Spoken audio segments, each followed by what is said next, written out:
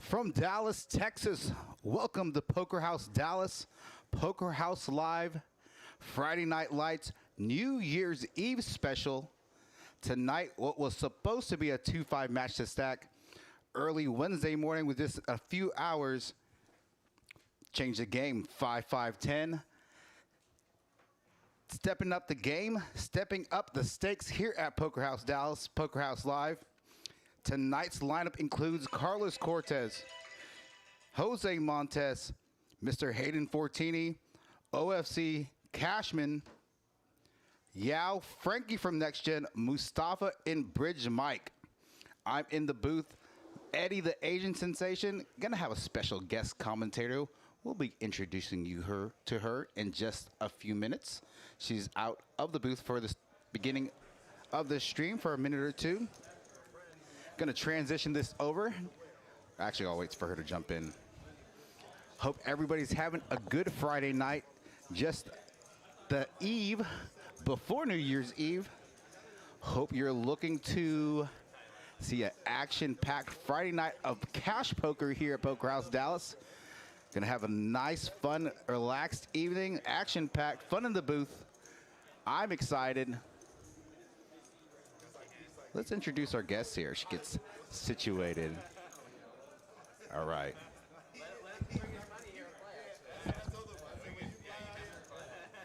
All right, no need for an introduction for this lady. Y'all know her in the chat. Yesterday's feature player for our 136 H-Town PLO.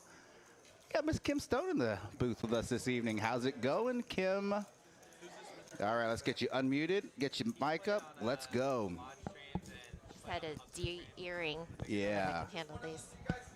So, Newbie problems. I'll be honest. Out of all the streams I've commentated in the past before, this is the one I'm the most excited about, and it's not because of who's playing the table and the stakes, because you're in the booth with me tonight. Oh wow! So we're gonna have some fun.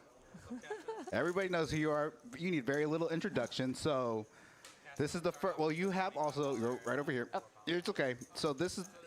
You've had an opportunity to be in the live stream booth before. Did it with the final table over down the street for the 500K mystery bounty down there. You weren't very familiar with those players at that final table. But here tonight, you know all of these players in some capacity. So you've played against them. What do you expect tonight? Oh, this should be a really great lineup. These guys are a great mix of professional poker players and action regulars, and I think that everyone's going to be ready to do battle tonight. So I'm very excited. Also, the 7 Deuce game is on for $25 if they win pre-flop and $50 ahead if they win after the flop. Okay. So I fully expect someone to really go for it. So. Yeah. Again, we're going to have an action-packed lineup. Like you said, a lineup full of some regs, a lineup of recreational players, but like to get in the mix a little bit. So it's going to be a fun night. As of right now, I think we're going to be starting 7-handed. We'll get going here. It looks like, oh, cards in the air. Going to transition back over to the live stream table. Going to get us out here, out of the booth. Here we go. First hand's going to be a bomb pot. Let's go. Now, I was just informed we were supposed to have Mustafa that he may not be playing this evening, so I'm going to have to work the phones over the next few minutes to get that seat filled. I do believe we do have a alternate, Dwayne Hicks, who's going to be in the building, so I'm going to go ahead and text him and let them know that he's could be available. OFC is currently, I think by the time this goes up, oh, I think now he's here, right? Right. Yeah, so in a few hands. Now, this is your first time, obviously, on the streams you've played before. You've watched the streams post-stream, kind of get an idea. What's it like, do you think, it be for you from this experience, watching it, quote-unquote, live with a 15-minute delay? I'm really excited. I have wanted to commentate before, but I'm a little nervous because I can ramble a lot. That's okay. So Ramble away. I think I'll tell you what. If the chat had a choice to somebody to listen to rambling about poker, they would rather have you ramble than me or Hayden. So I don't know about that. Hayden does a really good job of not rambling. He is very clear about his analysis, and he's enjoyable to listen to. I think everyone can agree, and I'm kind of chopped liver in that respect, but we'll see. nah, but I think you're definitely not chopped liver on the felt. I'm picking you over Hayden on the felt. I appreciate that. That's fine. But make sure don't let Hayden listen to that part of the stream. So we're about 19 minutes into the stream. Just make sure you skip over that 15, 20 seconds. We Okay? don't have the edit button? Yeah, we don't have the edit button. Unfortunately, we don't. But no, you're gonna do fine here in the booth. Both of y'all done really well in the booth over there. Yep. The last time that I did it, it was a tournament, so Right. a little bit different strategy conversations when I was in the booth, and we all love Derek, obviously. Yeah, and love him. He's such a great leader and guide Yep. in the booth, and so are you. So actually, I'm really excited to do this with you. We're such good friends, and we talk poker all the time, so I expect that it'll be pretty easy to converse about these people who are our friends, and you know, such great poker players. I think this should be pretty easy. Yeah, so you're already getting some love in the chat. Miss Tammy saying Kim, beautiful as always. Got also her saying Texas Kim is my hero, and Cup in the chat saying let's go Kim. So rest assured, you're gonna do great here in the booth with me. We're gonna have a good time. Oh, thank you guys. I love you guys. Thanks. Keep the flattery coming because I need it. You're gonna do great. So Wow, this is a pretty big bomb pot we got going on here. Double board PLO bomb pot. This is my jam. yeah, I know. Now being on this side, does it make you want to be out there? Yes, I actually was sweating the action for the first few hands since we didn't have anything to do. And, Yeah. and I was just like, look at those open seats. Are one of those for me? I'm just kidding. I could have rode solo. I could have rode solo. No. You know, in general, Hayden and I avoid playing on the same table just because it makes That's true.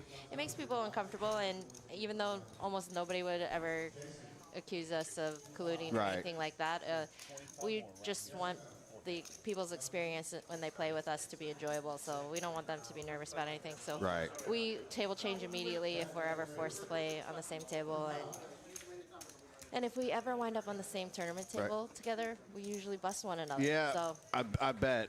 So then who gets bragging rights? Do you guys go at each other when you play in a tournament?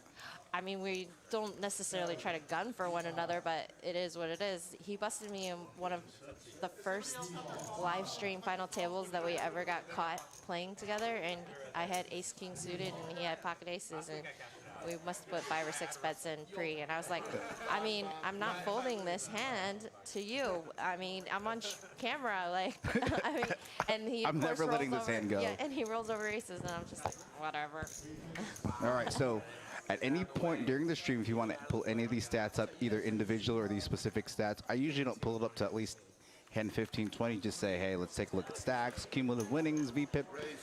So Cool. whenever you are ready for that. So 26 viewers in the chat. Usually start the stream off a little light. Probably going to get over 60, 65, 70 viewers like we did last night. So what do you think about that 136 H-Town PLO game? It was really a ridiculous game last night. Oh my gosh. It was 75K at the table last night. That was nuts. Insane. Like think- crazy action. It was. I couldn't win a hand, but that's fine. It happens sometimes. But what a fun game. Right. I mean, after Galoo tripled up in the first hand, everybody topped off Yeah. to 6K with the exception of Daryl. And I was actually playing at Daryl's table before we started getting ready for the live stream. He said, yeah, I didn't know what to expect last night. He's like, I'm going to probably build the bankroll a little bit and save some cash till, you know, I feel a little comfortable playing at the 6. And he had watched last week's stream, he told me. He's like, nothing like that happened last week. So that just goes to show how crazy it can go. All right, Well, look hand at number this 3. hand. We got Hayden with 7 deuce in the small blind. Let's see if he goes for it. Oh, and the 7 deuce game is on. He does. Hayden's going to get after it. After an open from Bridge Mike on the button. Hayden has a really great 3-betting spot, but Bridge Mike has an awesome hand to peel, so I don't really expect him to fold here unless he... Oh. Well, yeah, likes to do battle too, though. It's a little early in the stream, though. Do you want to get it? Oh, the 7-deuce game. Let's go!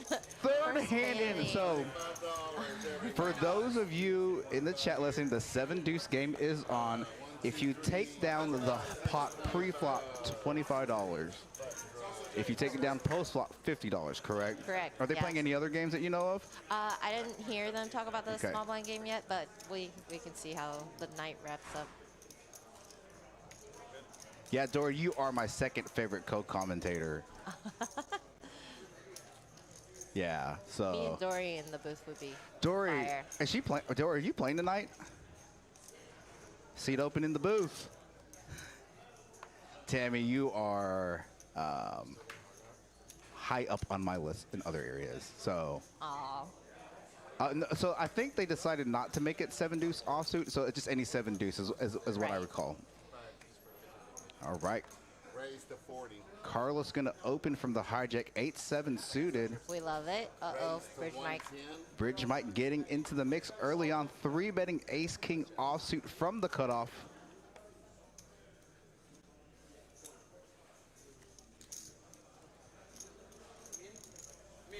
Gonna come back around, gonna make the call. Gonna go heads up to the flop here, hand 4.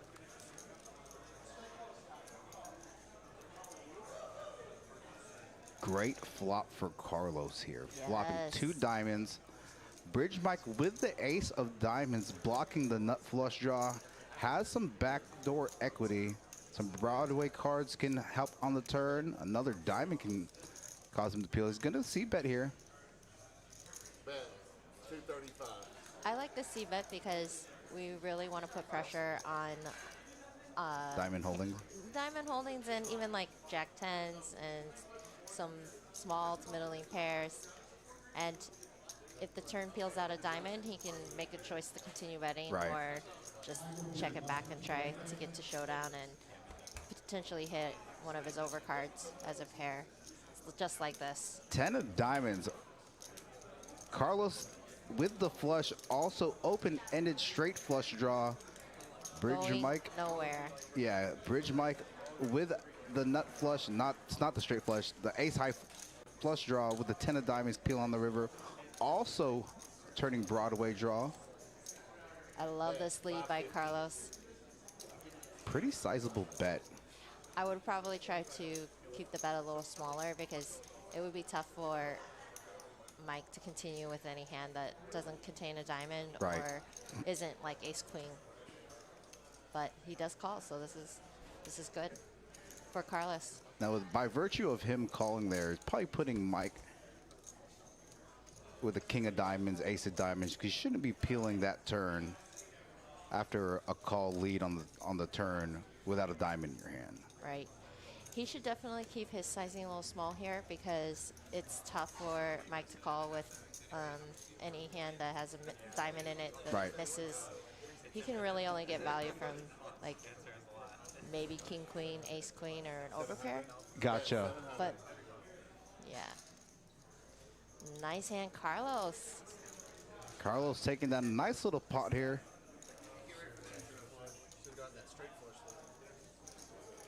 Flips it over. Thank you, sir. Appreciate that.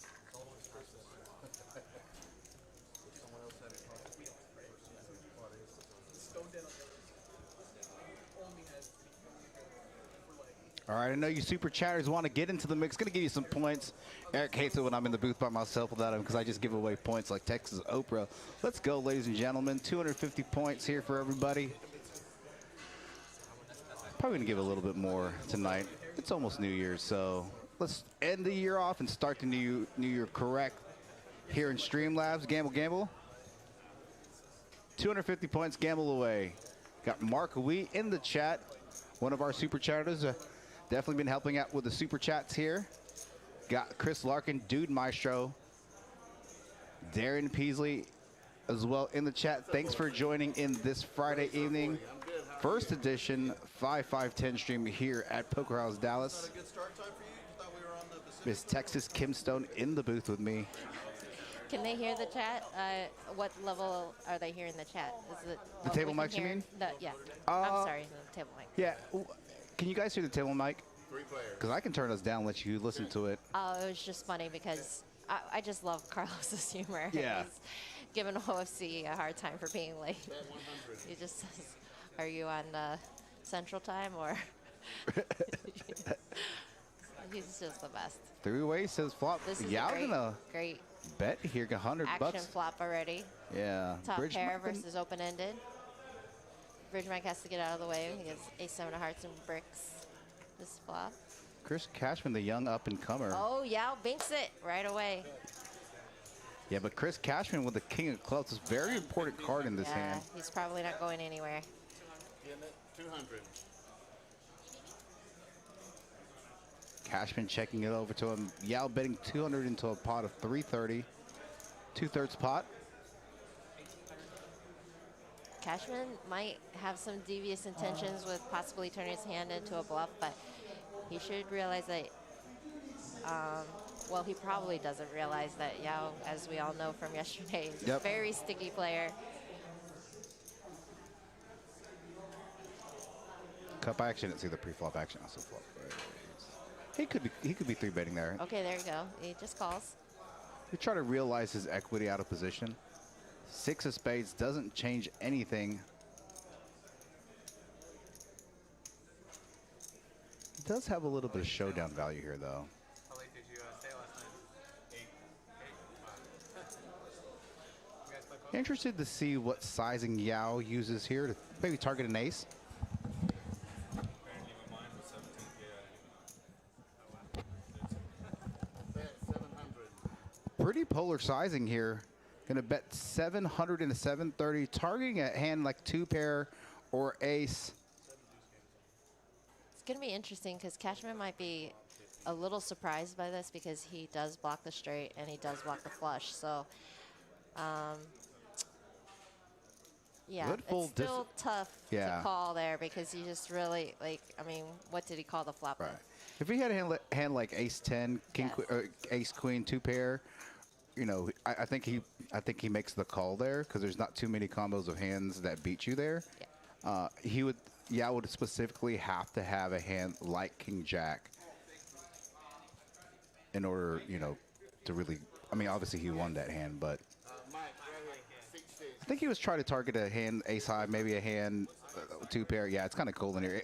That's what I was saying. The temperature fluctuates. Can't make up its mind. Yeah, it's rooms on, you know, menopause. Like it's high. Oh, gosh. Yeah. Don't talk about menopause. I'm getting old. Oh no, you're not. So, New Year's Eve. What are y'all's plans tomorrow? I know Rick and Jen are coming down with Zay. Yep. We might be playing some poker tournaments this weekend, or I will be. Hayden and Rick are on baby duty. yes, for tomorrow. Good for you guys. Letting the ladies play tomorrow. might be playing some tournament poker. All right. Hasn't been confirmed just yet, but you might see us either here or there. So, yeah, maybe here because Okay. all of our favorite people are here. Yeah. Well, we really appreciate all that you and Hayden have done to help us grow this live stream. It's so crazy. Even I was on the phone with Eric. And the reason I'm not commentating because nothing great is happening right now, but just in the past 3 weeks, just the quality of the live stream with him being here, the quality of the players you've helped bring in for the PLO game, for our Friday night game, you know, lends us a lot of credibility. I'll tell you a funny story when I went down to Austin, when I decided to go down there Monday. 7-7-6 board, bridge with bridge and Mike with a gutter to a straight. Also I think backdoor this was club. just the limped pot. so- Okay. I anticipate this being the smallest pot. Maybe, maybe not. 25 in the pot of 55. This is starting a lot milder than yesterday's stream, huh? Yeah, yesterday's Were stream. you guys ready for all that? We were not. That Well, it was was crazy because, you know, I do my usual intro, and then with Frankie and Hayden being in the booth, I'm like, okay, you boys, and I'm like watching the production side, blah blah blah blah blah, and then I can hear them like, oh my gosh, aces again. All right, let's get it a little closer to your mouth, and then I'm gonna turn you up because everybody wants to hear you over me. And yes, Poker Monkey, that is Kim in the booth with me. Cup. Let her know that. We'll turn up her. Hi, Poker Monkey. Hi, Cup. Can you hear me? Both of us. All right, let's get both of you guys. We'll turn this up. Like I said, this is the most excited I've been commentating in the booth. I love Eric, and we have fun. But I've always wanted to commentate with you in the booth because I thought we'd have a good time. I think we're going to have fun, but I'm still nervous. No, you're doing It's flattering that the chat's like, hey, can you turn her up? Because it's got to Turn be better Ed down. than some people that say, like, the haters be like, hey, can you turn that girl down? Yeah. Definitely going to turn it up for you. For sure, 100%. Going to be a relatively, definitely not starting this stream off the way we did yesterday. That's for sure.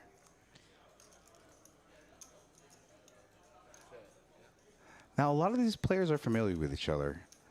So did Frankie limp the button with threes? I would imagine so. It's interesting. I like it. Especially if you think the players in the blinds are 3-bet heavy. You can kind of pot control. And be a little sneaky so you can have some other, trap limps. I don't think Frankie's played with a lot of these players. And I think he's commentated with them. I know he's probably played with them over there 2-5 maybe, but maybe not on the live stream. So I think he's taking a cautious approach to start the stream. Obviously, OFC, Hayden, Bridge Mike have some rapport with each other playing on the Wednesday stream over there. So yeah, it's definitely going to be an interesting game because half the players have played with each other and half of them have not. Like right. Even Jose, even though he's made some appearances recently on the streams, he's mostly a tournament grinder recently, and he's played a little bit with Carlos, a little bit. Actually, I don't think he played with Carlos. He just commentated versus Carlos. Right, that's right. He commentated last Friday. Did a great job on his live stream debut. So got a lot of positive reviews from him. So yeah, I think it's super cool that Poker House has been so supportive of having some guest commentary. I really wanted to encourage that by asking favors from friends and getting like really professional commentators in the booth. Yes, just like high level thinking players. No offense to you. No. I'm just meaning like based on their experiences and stuff. And it's really awesome that they've opened their doors and facilitated that. Yeah. So your better half opening +1 with 8-9 suited clubs. Yao going to defend the straddle with 8-9 of spades. And just takes it down. Yeah, it's a really good board for Hayden's opening range. He has a lot of the ace, king, king, queens, king, jack type hands. So going to take that pot down. Yao with not a ton of backdoor equity, going to lay it down even though they had the same hand. Yeah, we got Miss Tammy. We got Miss Tammy Venny in the chat with the super chat, $10. Thanks for all everyone has done to support the stream in 2022. Can't wait to see what 2023 is going to bring. We are very excited because I've been talking to Eric the past few days about some upgrades and stuff like that in the near future, and we may accelerate some of that stuff just based off some of the feedback and based off what other rooms in the state are doing as well with their live stream. So see, look, Mark says Kimmy always provides some great insight and advice for sure. So you're already a live stream chat favorite in the booth. That's awesome. I appreciate that, Mark. All right, so after the stream, we're going to bring somebody in. Let's take an early vote of who you guys want to bring in the booth. We had Carlos last week. OFC was second in terms of votes, and then Carlos joked that it's the only time he's ever been OFC at anything. So give us your thoughts, chat, of who we should have in the booth. I'm always going to be a little bit prejudiced towards Carlos. He's just hilarious. Yeah, when he made that. I do love OFC. I think he would be a lot of fun to hear from. Yeah. But we're gonna try to get him in the booth for one of these nights to commentate. So.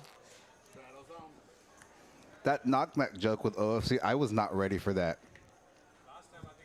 Okay, let's get you up a little bit more. See if I can get her mic adjusted. I'm going to turn her up a little bit.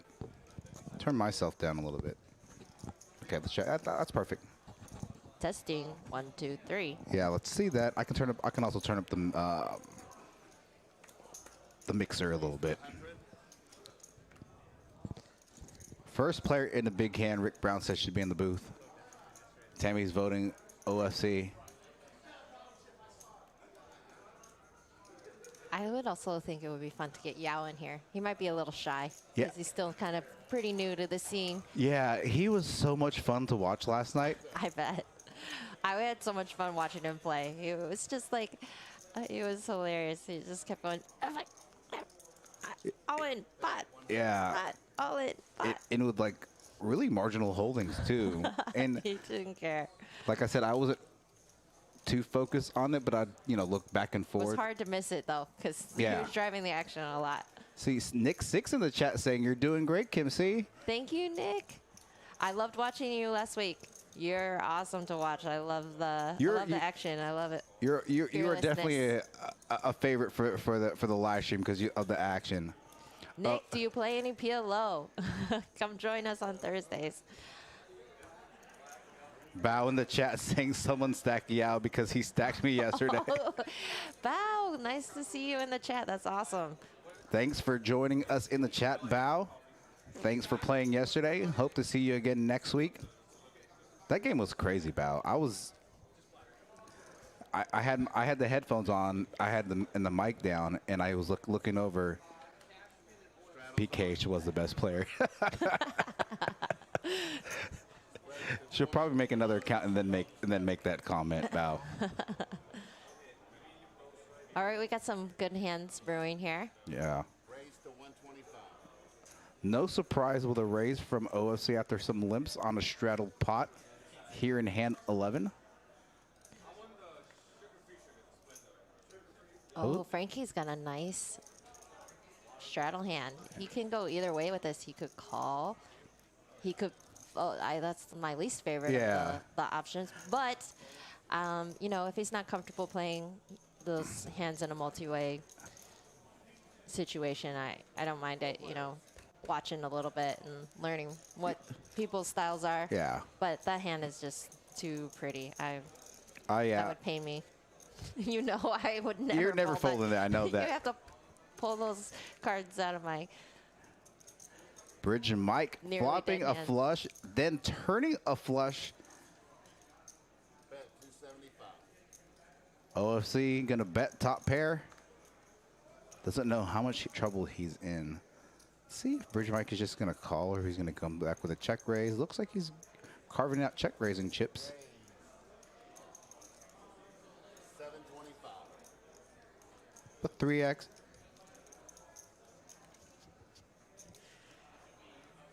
I think this raise is a little bit large. It's going to be tough for OC to continue with all of his strongest hands, like aces without a club, or Right. hands like this, king, queen without a club. He's just kind of telegraphing the strength of his hand. And, well, what do I know? OC must think that he might have some kind of a bluff here. Interesting call from OFC on the button. Ace of clubs He now. also might have some devious plans on a Right. river like this. Little blocker bet from Bridge Mike when the ace of clubs comes on the river. Gonna bet a 1/4 pot. Yeah, OFC, yeah, just can't make the call here. It's a bad run, bad turn, bad river. If they were deeper, I would be really concerned that OFC could turn a hand like this into a bluff, because he's really a high-level thinking player in the sense that he has a queen, so he knows that he blocks all the best full houses, and he can have all the best full houses. So it's a little dangerous to just donk this river. Gonna make the fold, the correct fold. Bridge Mike picking up a nice little pot. But I like the aggression from Mike, because Right. he's definitely going to need to, take some stands versus OC. Having him on his left like that, it's going to make his life fairly difficult in a lot of spots. So, yeah, this is interesting already. Already got some action hands. Yeah, it's gonna be a fun night. I think gonna start this. You know, Jose, like you said, Jose hasn't been playing a lot of these streams. There's rapport between Bridge Mike, OFC, Carlos, and Hayden. But with the 5 remaining players, or the 4 other remaining players, not a ton of rapport. And I know we're talking to Yao last night at the after party. He's a PLO guy, so a little surprised. Not that saying his Hold'em game is bad, or just surprised that he decided to jump into this Hold'em game. So, Oh, we got some more good hands. Carlos raises under the gun with ace king, and OFC has king queen suited, never folding this hand. now He this is three-bet- this is three-bets a to hand. 125. These 2 guys are now I know are going to go at it. So I think this is going to be a fun little hand. You ever come back and 4-bet? I was just about to Let's say say against a player like OFC. 100%. Yeah, going to make the call. I love the 4-bet. He could have even gone a little larger Yep. to try to punish OFC for all of his like suited connectors he's going to peel with. Yep. But Oh boy. oh my goodness, Carlos runs into it. Hopefully this isn't going to cost him too much post-flop. He doesn't have a ton of, you know, high equity runouts, but he should keep his c-bet small, because if he had ace queen, he wouldn't be blasting away. Right. He would try to keep him in. I actually love this sizing. Perfect. Gonna be easy call from OSC. Probably gonna see Carlos slow down on the turn unless Unless an it's an ace or a king. That's interesting. Now, with that being said, 2 pair on the board with an ace. He may think he has the best hand here. Gonna bet 700 on a 7 of spades on the turn. 700 and about 2K. Okay, so, you know, a little tidbit of wisdom here. Oh wait, is that 700? Okay. No, it looks like 12 something, or he's the dealer's matching the stack. That's any dealers listening. That's a no-no. Should not count chips like that, because it's confusing for audiences like us. Yeah, because I thought it was said a- 700 and then Yeah. I don't think OC stacked right. So Well, he did just lose that hand, so maybe Okay, it he- is correct. But that would be a weird size to bet on the turn. Oh no. All right, so just some helpful information on this hand. Carlos needs to be really careful when he continues betting on the turn there, because the reality is when he bets $700, OC can't continue with any of his jacks or hands. 10s. Yes, and so you're only going to get called by A better hands hand. that beat you. And when someone is flatting you on multiple streets, it's generally a huge warning sign. So, and also given Sean's stack, it's just difficult for him to have any like bad hands in his range, Right. because he's just obviously going with it. Like, I do caution new players when you're 1300 to seat 5. when you're thinking about betting or checking, you need to ask yourself, like, okay, how much does my opponent have, and is he capable of folding? You know, given that in this particular situation, ace king is a bluff there. Right. So if you are going to try to get him to fold there, I think you should just rip the turn. But the reality is that a player like Sean is never folding jacks, 10s, even 9s probably. on a double paired board. It would just be pretty unlikely. Yeah. But I just think that sometimes players have a tendency to bet just because they feel like they must continue. Right. To show strength. And the reality is sometimes the board or the runouts are just so bad, you have to check, give up. And I know that definitely sucks when you put a large amount of money in pre-flop or even after the flop, but that's for you, Carlos. Love you, dude. Run it back up. Let's go. All right, OFC flopping the best of it with a middle pair, but Carlos open-ended. Neither one with spades. Look for a check call, snap check call from Carlos.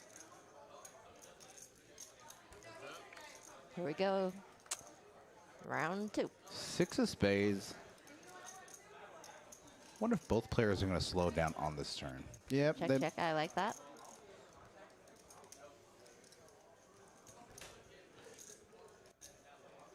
I wouldn't be surprised. Let's see if Carlos is going to turn his hand to a bluff. Just going to check it back. Going to take a cautious approach. Yeah, I don't mind that either. Another strategy that I like to put in play in my own game is that, like, you know, once you get caught bluffing in a hand, it's not a bad idea to stop bluffing for a little while. And I know that that sounds so simple, but the reality is that people are going to start calling you lighter if they see that you're capable of bluffing. So you need to, like, rebuild your credibility. So you definitely want to just, like, start to be a little bit more value heavy. That doesn't mean that if you find a good spot that you shouldn't take it, but I like Carlos just shutting it down there.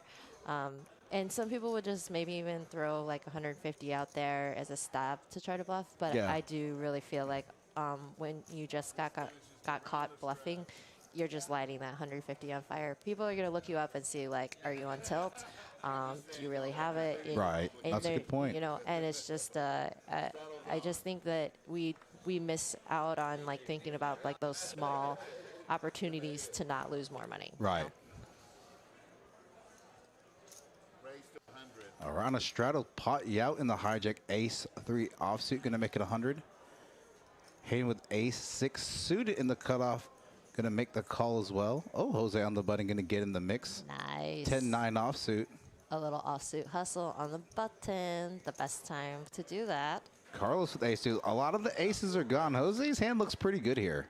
Yeah, but they definitely, all the suitedness of the hands are going to be interesting on who gets to leverage their position and betting power. All right, so Jose actually with the best hand, with the best equity in this hand, but Hayden currently with the best hand. Checks all the way around on the flop. See what the turn brings. 4 of spades now does give Hayden backdoor spade draw. Now he has the lion's share of the equity, 50%. He should definitely be betting this. I don't know what size he's going to use here. I don't think he has to even bet very large. It doesn't look like anyone's, you know, interested in this hand. So you should be betting this particular size, this 150, with the whole of your range. Like maybe you had like a queen 10 type check. Oh, wow. And Yao coming back with the check raise, sensing a little weakness from Hayden. I actually really like this play. Hayden's hand definitely looks like it should be weighted towards spades or like a weaker pair. Yeah. Unlikely to be a queen, given that he checked that flop. Right. So. Oh, Hayden snaps the flush on the river. Yeah. Yao needs to tread very carefully on this river. He can try to represent the spades, but it is very difficult given that the river puts out basically what we should expect Hayden to have a lot. Right. And even like some Jack 10 type hands get there. So. But this is a tough spot for Yao because he's basically representing something strong and he's trying to figure out like. Where he's at. Well, he's kind of saying that he has trip 8s or queens full or 4s full or something like that. And given that check raise on the flop, or I mean on the turn. But I do like that he checks here. I think that it would have been a very expensive option to bet anything. He could have put like a small blocker bet out there. Right. And then if Hayden had anything that he like maybe, I don't even know what Hayden would fold after calling the turn. I don't think he, you know, I think maybe pocket 4s is a hand that you can put him. With there being 8 out there, he doesn't have any, shouldn't have too many. And he doesn't have pocket queens. That was really, really good give up by Yao. Yeah. Given yesterday and how he like aggressive he was. Yeah, he just like pedaled to the metal. Didn't seem to really ever want to let up. It was pretty cool that he put on the brakes there. Did you end up getting that seat filled? I think so. Okay. Dwayne said he was on his way up here anyway. I felt bad because we had kind of reserved a seat, but I didn't have his contact information, so I needed to make sure I had the seats filled. And he literally, when I said get in contact with Eric, he literally called the front desk and they gave me his number. And I texted him throughout yesterday. I said, hey, you can be first alternate tomorrow, and then I can reserve a seat for you for next week. He's like, I'll be there tomorrow as first alternate. So I think he's going to get a seat here tonight. Hayden getting a little spicy, 7-8 suited. Good hand to open with, late position after folds. Yeah, I don't think it's really spicy. It's a must open Yeah. here. If you're not raising 7-8 suited in the hijack, you must be waiting for aces. Right. Just kidding. But I'm not. Hayden going to see bet here. Going to bet 50 until 140. OC, a non-believer. Going to make it 250. Going to check raise here. Hayden going to give up. Thank you for the compliment, Tiny. Yeah. I appreciate it. Tiny in the chat saying, Kim, you're doing a great job. Been listening while driving. I know it's not easy. He's commentated a couple of our 1-2 streams, and he does really well in the booth. So Nice.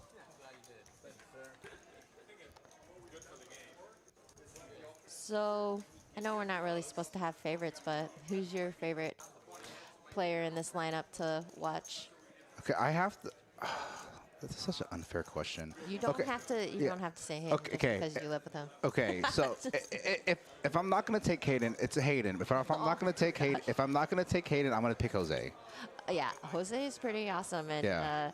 even though he might be a little on the tighter side and not quite as like entertaining splashy wise or anything like that, he's just a very smart player and Super fundamentally sound. yes, and he just has a really great table presence.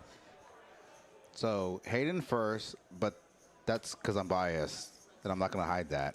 But then second, I'm definitely picking Carlos. Yeah. So I've liked the way he's played, seen him on the past PLO streams. Obviously, this is my first time watching him from a Holden perspective. I was very, very impressed with his PLO game, how he played. Oh, look at Yao. Gonna get a little spicy here. 3-betting 4 deuce offsuit. Heads up with OFC.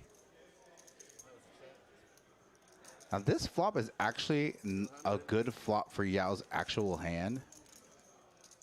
Not a really good board for his 3-betting range. Yeah, flop the little gutter, some backdoor spade draw. Gonna get OFC to fold ace high. Shows a deuce. Shows the Nice deuce of spades. Oh, they should be playing the show one card game. That's always a fun game. Oh, we can. Bao saying he's gonna start playing tight. I highly doubt that. Based off the last 2 weeks, Bao, you're fun to watch though. I'll tell you, you're definitely a fan favorite in the live stream chat. For sure, Bao. We love your fearlessness. We love your style, and hood rich for life, man. That sweater is dope. For the record. He has multiples of Oh, them. really? Yeah. 20 to play.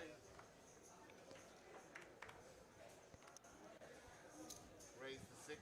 Okay, straddle pot. Definitely going to see some fire here. Jose under the gun with ace-4 suited, and Frankie can go either way. Yeah. I like a call. Oh. Oh, man. Oh, just a flat. Carlos does like to play his suited ace-kings quietly, and Yao has pocket fives. And then OFC 3-betting with the worst hand. That's funny. Yeah. Ace jack suited though. He may think he's good there. Yeah. I wouldn't be surprised. Let's see. There's been a lot of action. Oh, he's gonna make the call. Gonna look to set mine maybe. Oh no. Okay. Thought about it. I feel like Yao is capable of doing anything. Right. Here. Probably the least likely would be folding, but I don't know. He's not super deep at this point, so maybe he finds a fold. Yeah. Gonna make That's the call. Yao that I figured. And a This player could like get really spicy. Everyone could try to like get in here. If someone wants to put in a 4-bet, that will be interesting. we're gonna go 5 ways to this flop.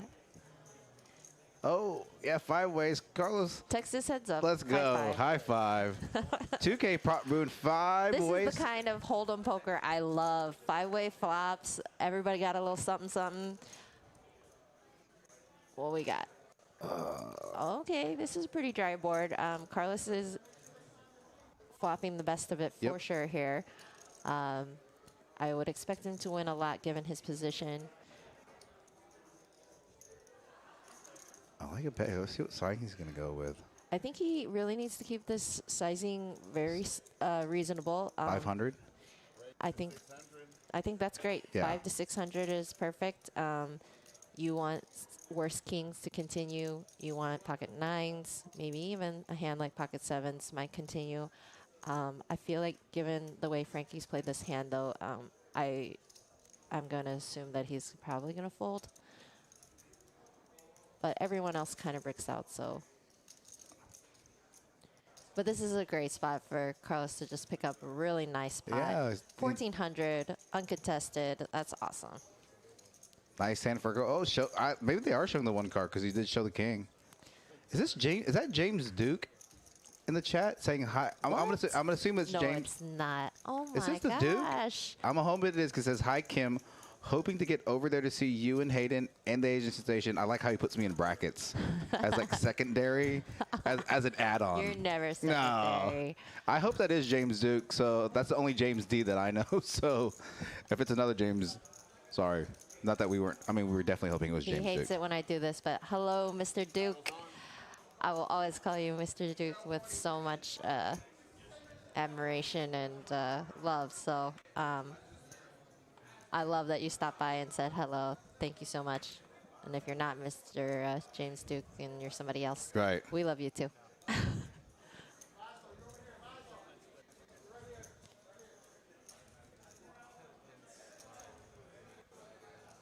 All right, I feel like we're picking up some steam. People getting in the mix and some multi-way hands. Oh, wow. Hello. I don't see this $20. Yeah, this is not going to be a $20 pot anymore. I don't think this $20 is going to get through. Now, with it coming back to him in the straddle, it could look like he's trying to squeeze here. For sure.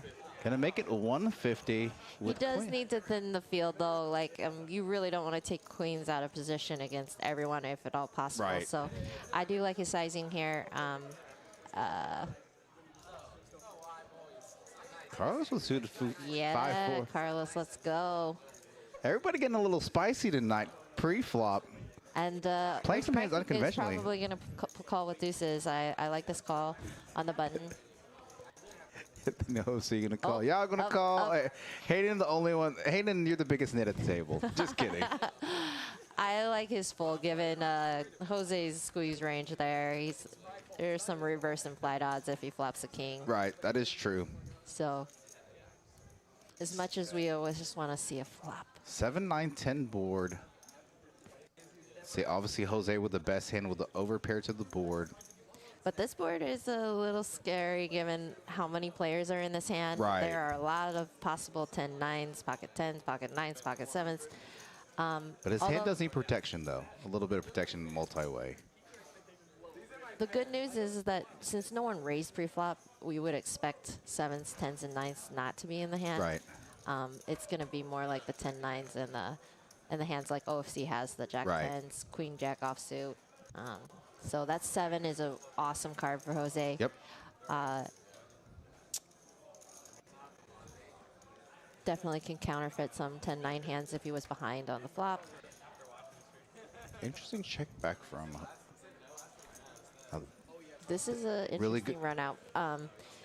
It might make OFC have a sense of having like a really strong hand. Yeah.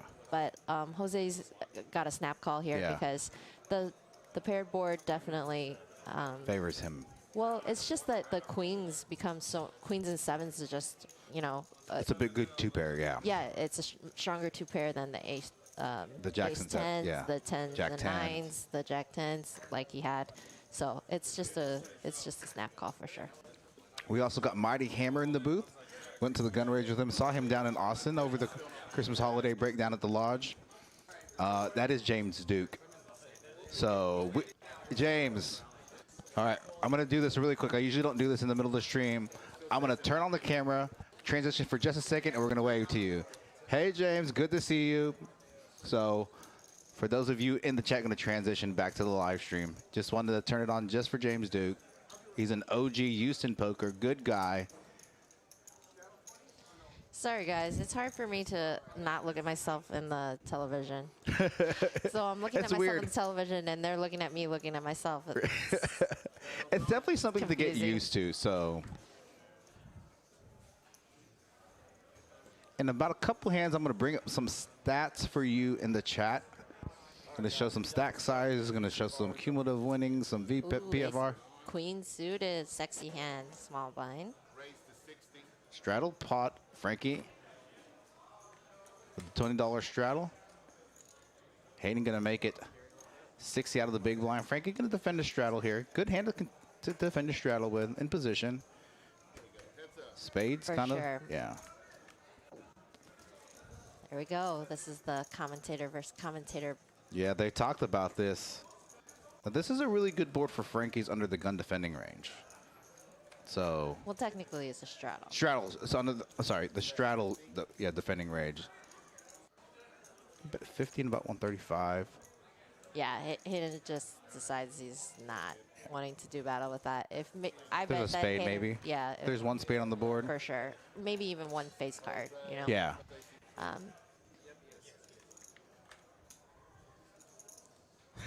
Posted the dude in the booth looks like a bozo in the suit. Thank you. I got James Duke saying, hi, Eddie, looking good. And Kim always looks good. So, Oh, thank you guys. I appreciate it. James, we got to get you up if you want to play on a live stream here. I can lock up. I know a guy that can lock up a seat for you. So, For sure. thanks for tuning in. If you haven't subscribed yet to our YouTube channel, go ahead and smash that subscribe button, YouTube. Poker House Live. Growing our live stream on a week, but I would say even a day-to-day basis. Again, this stream was originally slated to be a 2-5 match the stack stream. Wednesday morning, within 2 hours, bumped up the stakes to 5-5-10 upon player request. So this is our biggest stream we've done here from a Hold'em perspective. I mean, this is incredible given that, I don't know, it was what, 3 months ago you were asking about doing a 5-10 and a quarter game, and you know, we talked about it, and We're like, we're not anywhere ready for it, which I and agree. and we were just like talking about it from a strategy perspective. We didn't want to like be bringing out all these, you know, Bigger prestigious players, these high rollers that, you know, would actually support the stream, and then like, you know, just kind of offer a subpar product. Right. So you guys worked so hard to get it to where this is incredible. Wow, Yao here, flopping the nut flush here. OC gonna lead out on the flop. 9-6. He has like one club in his hand, so he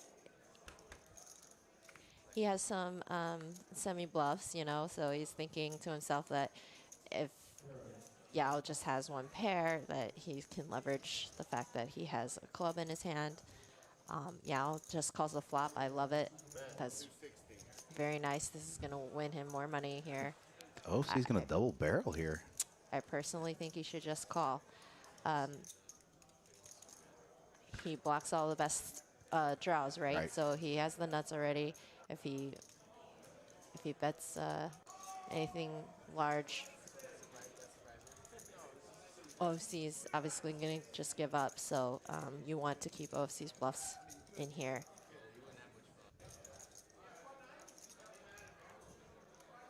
Just gonna make the call.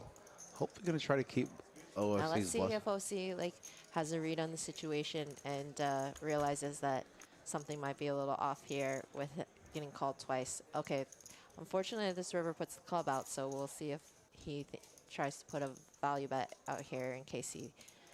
He may want to check call mode. Yes, that's possible too. Nice little size, bet. value size. Only a queen or an ace beats you here. Oh, and OFC asking Yao if he had already had it. See? OC does that thing, you Yeah. know. He has a good read. He has the Daniel Negreanu type, like, oh, I know you got they're it, talking but to I each might other. call. And then he calls.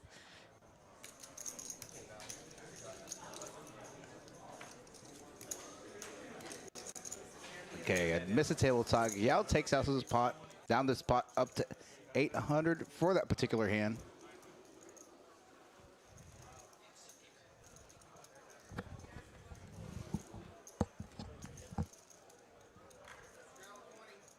We got Mike Leonard in the chat back from Houston, Texas. I mean, I know he's in Vegas now, so good to see Mike in the chat. We got Doug R in the chat, so I think he's asking us about the meetup game. No, we don't offer like a deal in terms of, but from what I've been told, we can play in the private room or reserve that room for you guys, so have that blocked off for the meetup game. But, you know, it's daily membership's $10, hourly's $13 an hour, and then if you buy in a block of 5, so 55 for 5, and then 20 hours for 200. So that's some of the offerings we have here at Poker House. So Oh, that's great. yeah, what we're gonna do here next hand. We got some pretty cards brewing here.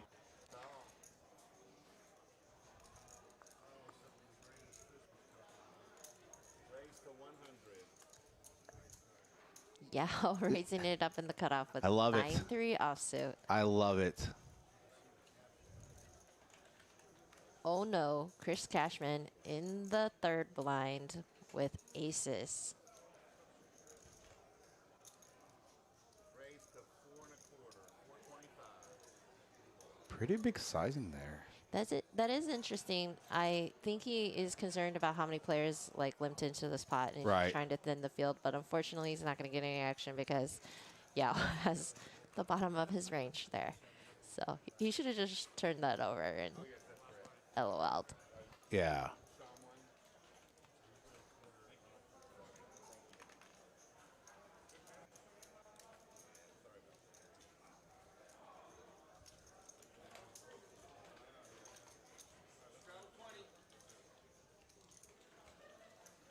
Straddle, restraddle. Oh, here we go. We got a multiple straddle hand. Restraddle, straddle, restraddle. Oh, Hayden just added the 160. Oh, are we at the 160? Yeah, Hayden Let's just put the go. 160 on. This is gonna be a fun little pot. Gonna make this nice little New Year's special for you guys in the chat.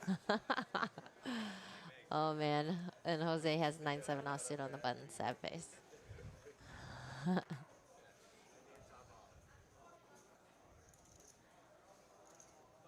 The 160 straddle is on this hand, hand 22.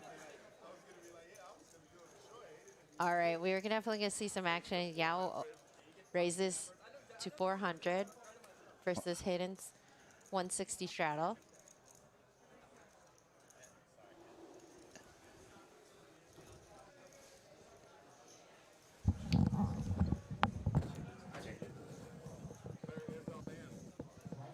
Hayden just rips it all in versus Yao's opening range. I definitely think this is a great play because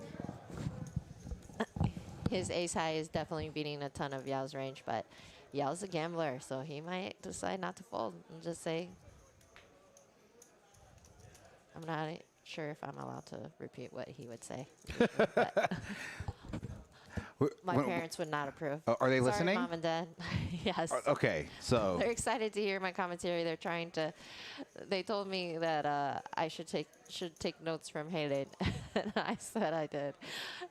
Val, let me check if there's a seat open. I don't know if Dwayne's here or not.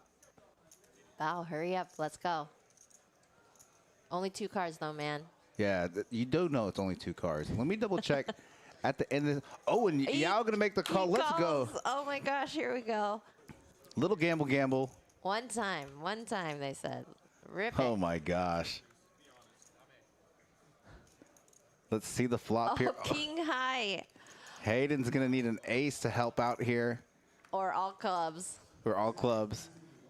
Oh, there we go. We got Give me a some club out. first. Chop out. I guess so you can get a 7 for a straight, too. Oh, yeah, he's got some outs. Gal making the nice little call there, flopping. King high there. And you know, obviously when you have the straddle on that deep, you know, it decreases and shortens your big blind stack depth. So Yeah. with a hand like ace nine here, you know, a rip is not a horrible move. So just got unlucky there, and the flop was ahead pre-flop.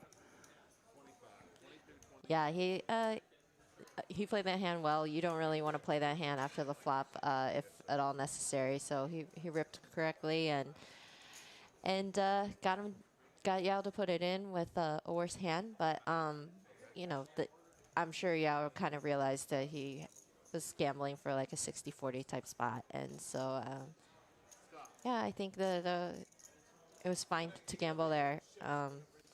It just didn't work out for Hayden, but good job, Yao. Look for Hayden to add on. Oh, he's reaching over for the add-on chips. No surprise there. Yeah.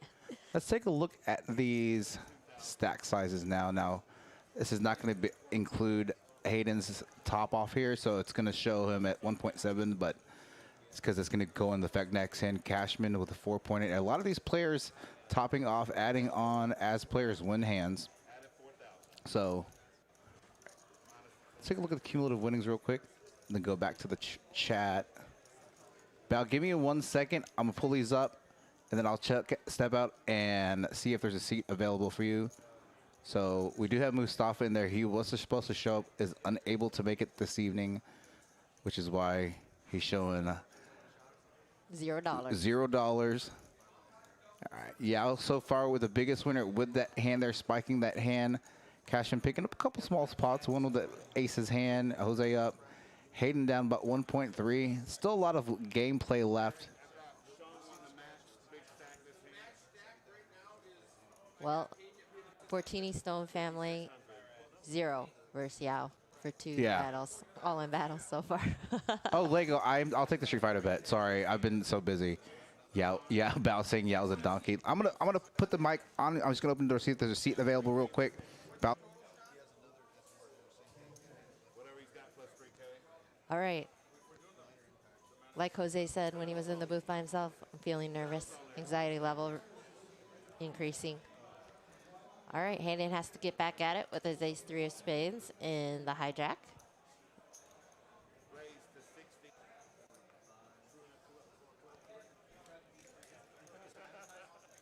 Carlos with pocket eights defends his big blind. And of course, OFC's not going to give up his straddle for only 40 more. We're going to see a flop.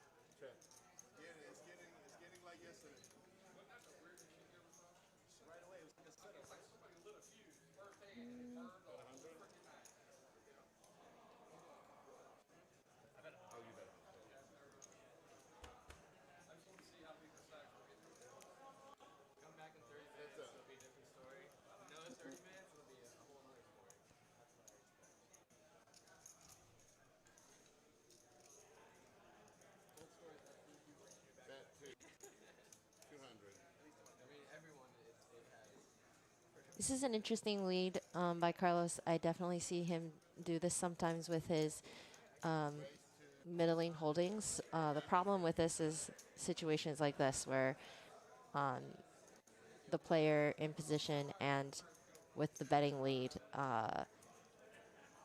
can put pressure on this turn donk. But we'll see if Carlos decides to continue or... Yeah, nice play by Hayden. He recognized that Carlos was kind of blocker betting his hand on the turn, given that he decided not to check raise or let Hayden take another shot at betting. And that's really the mark of a good player who just loses an all-in situation when he was ahead and immediately goes to battle with the very next hand. A lot of players would just give up that ace-3 suited when Carlos puts 200 out and be like, forget it, never mind. Things aren't working out, you know, bad run out, whatever. But Hayden saw an opportunity to take a strong line and not give up on a pot that he had built himself. So Yeah. that's awesome. I'm proud of him. Yeah. No, and that's the thing. That was one of the games, one of the part of my games that I've focused on. It's definitely translated to tournament poker. Hayden's probably one of the most patient tournament guys I know, and picks his spots, wait for his spots, doesn't get, when he's down to 10, 12 big blinds, a lot of players kind of freak out, For sure. shove marginal hands, call down a little, oh, here we go. Oh my goodness. Look at these hands. This is just like action dream special. All right. Jose opens to 60 with a very nice hand. Queen 10 suited, and Frankie in the cutoff has pocket aces. He 3-bets to 200. Oh, wow. LFC. Oh, I wonder if he's going to come in with a 4-bet. Oh, he's just going to call. And I think against Frankie, he's been playing pretty tight this evening.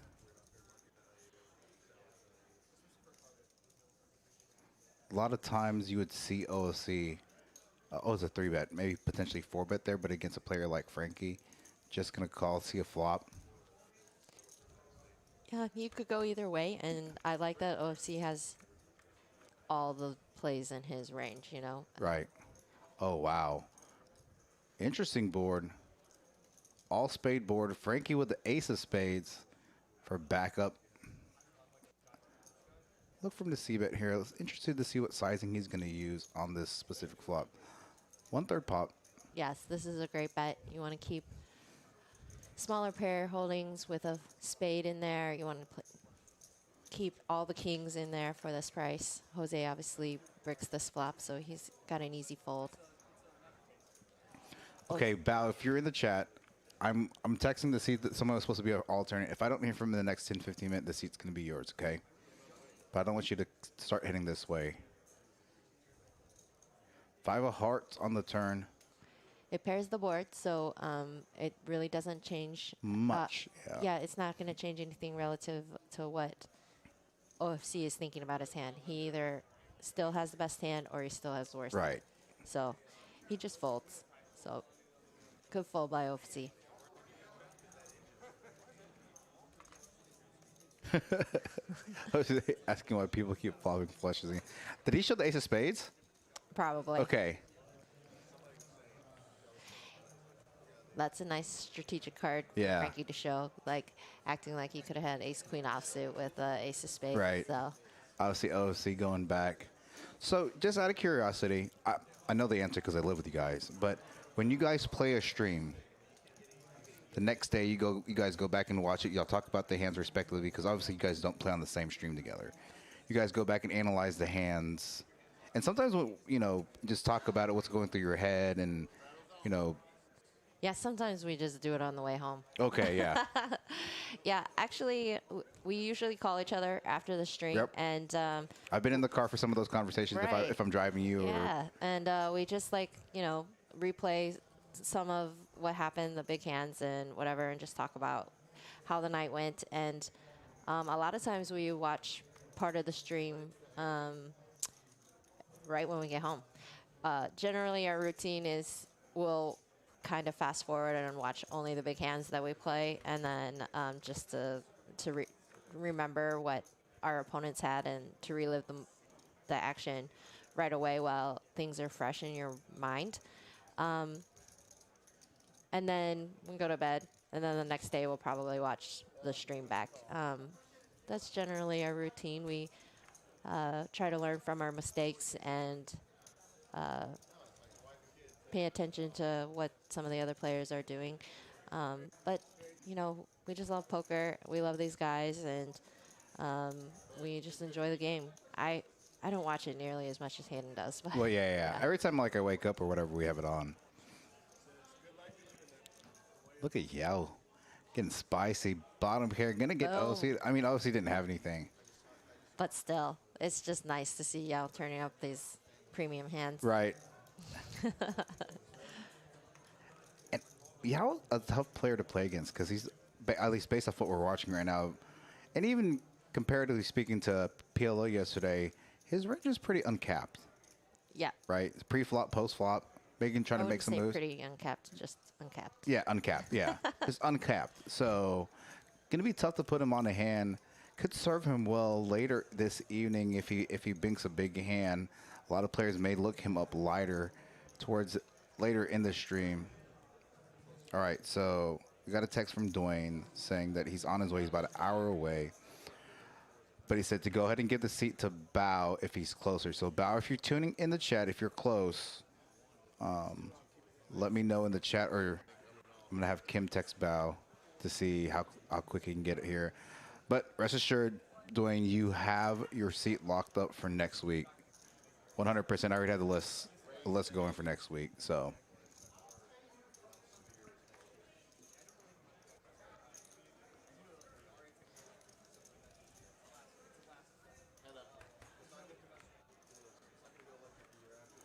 Been a little bit action-packed so far. Just an hour, a little over an hour into the stream. Yeah, open ender here. Yeah, he's probably going to win. OC doesn't have enough, but I love the continuous aggression from Yao. He's just fun to watch, and it's tough to play against him because you just like don't know whether he has a strong draw, whether he has a strong hand, or whether he has complete garbage. So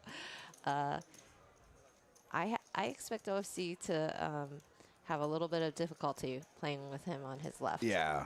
And that's not a player you want on your left. No, nobody really wants that. But I know OC has, you know, he tends to be very stubborn versus aggressive players on his left. So he's definitely going to have to really dial in to be disciplined and go with his reads and not get too out of line, because you can get really punished by players like that. Because yeah, it was definitely going to be pretty sticky. Cashman with 8s under the gun opens to 50. Got RV Phil in the chat, Kim. Hello, Phil. Phil, does Kim have you have RV Phil's number? For hey, sure. if you want into this game at some point in the future, would love to have you in this game. 5-5-10, biggest game here at Poker House Dallas.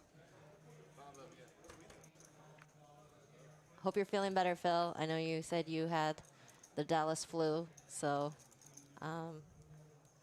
Happy New Year to you, and I'm sure we'll see you soon on the felt. All right, OFC flops Two pair share of this with Jackson 5s on the button. Frankie with Ace of Hearts. I wonder if he can use that card later down the road, if he's gonna. Okay. Yeah, I was gonna call it 7-3. Got a little gutty to a straight. A 4 would be a very sneaky card. Yeah. These two look like they can go to battle tonight. It's going to be a fun night between these two players. 6 of clubs. That does counterfeit OFC's hand, but he does have top pair still, so yeah. Which card did he show? Camera's kind of rotated a little quick before it. I am not sure. Yeah. So OFC taking that hand down with 2 pair.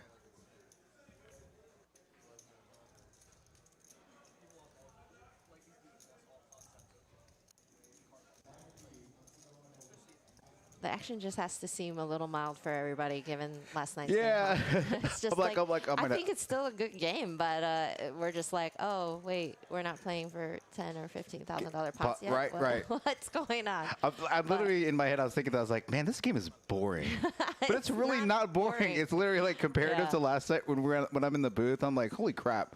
Like, I think 3 or 4 hands in a row to start. Somebody had kings and aces, so Yeah.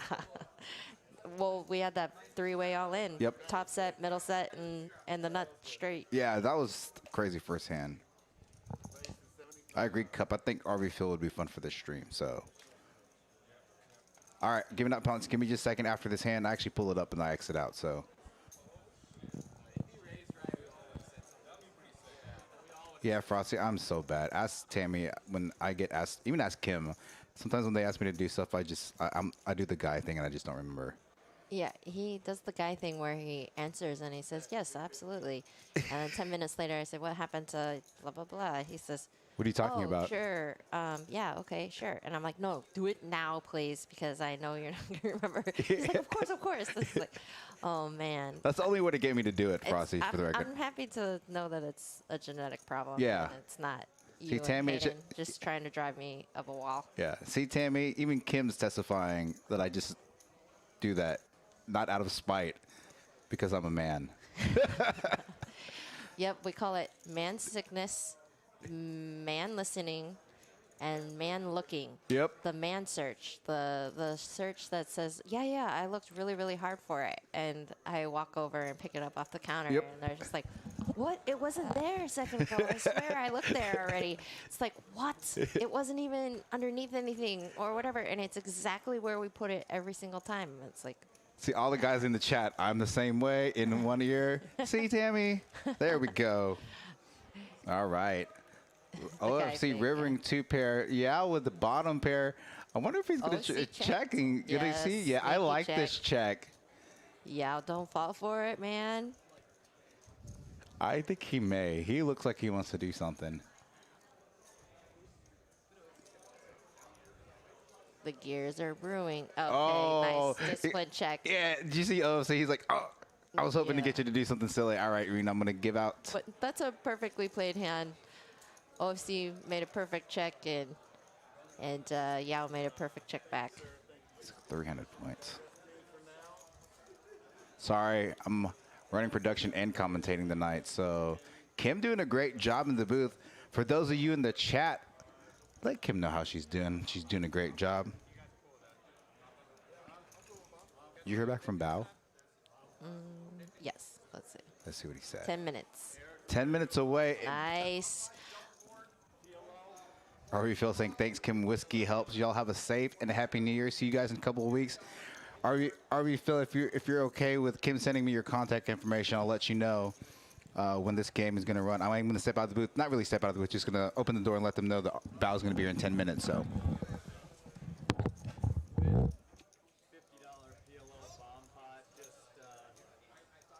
All right, we're doing a dealer change right now, so looks like they're going to do another double board bomb pot. Is it $50 double board bomb pot? That sounds very expensive. Wow, that's an expensive double board bomb pot, $50. They are doing a $50 double board bomb pot. So, on the dealer change. Interesting. Yeah, thanks, Jim. I was wondering why Eric, because usually Eric doesn't ever, when I'm running the production site, he doesn't usually like come in here, mess around with the computer, and it's like, oh, what's going on? And then I saw exactly what he's doing. It made total sense. So that will be permanent going forward. That is really smart because that was driving me bonkers yesterday. Yeah, because it was covering up the top hand on the didn't left even, side. Yeah, it didn't even. Like, Gosh, think Eric about is it. so good at his job. Well done, Eric. Oh, yeah, here, pocket aces. So what's the board?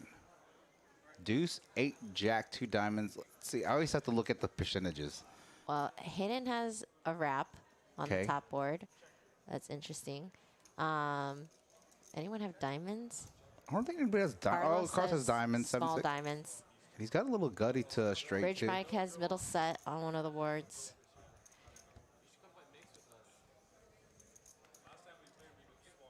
I would just say we should never have a double board bomb pot commentary team because Yeah. I'm definitely not going to volunteer for that. Yeah, I'll tell This you is what. hard. It's super hard with 2 boards and equities. We're just gonna let you know who wins the hand. Yep. Yep. So Jose has trip jacks. I see that.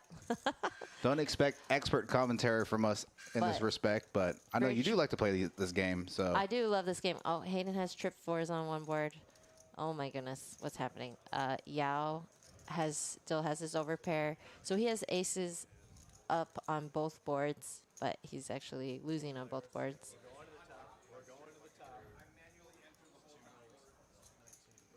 All right. okay, so it shows that Bridge and Mike and Jose chop the pot. Bridge and Mike with bottom set at the bottom. Oh, full house. 8's full of jacks, and then Jose with trip 4s. Oh, no, Hayden has strip fours. No, but Jose has jacks, fours full of jacks. Oh, my gosh, you're right. See, this is why it's so hard to analyze. Yeah. Yeah, I'm like, There's no analyzing. There's just us trying to sift through the mess. Nice fold by Hayden, though. Danny Marx with the $10 super chat saying, just woke up from nap. Wish I could be there with you all tonight. Great lineup. Danny, you're always welcome on the felt and in the booth. Tonight it was actually supposed to be myself, Danny, and Kim. Hung out with Danny this morning for breakfast, and wasn't feeling all that great with some prior issues with his shoulder, so just resting it up, getting ready for Choctaw. So get some rest. We'll see you soon. We'll have you in the booth and or on the felt, hopefully over the next week or two. Get better, bub. Yeah, sorry about that, Tammy. It's so hard to read the boards and read the cards.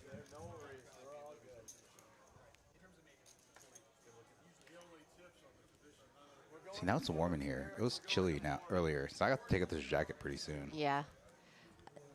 You have bipolar weather in the booth. So it's like we're the only place that has, in the whole building, that has a dedicated vent. So if it's hot out there, it's cold in here. If it's cold out there, it's hot in here. Wait, did I say that right? It's the opposite of whatever's out there. Gotcha. So they're freezing? Yeah, they're probably, because now there's more people, so they're going to turn it down out there. It's really, really weird. Wait, so OC limps the hijack for 40? What happened? That can't be right.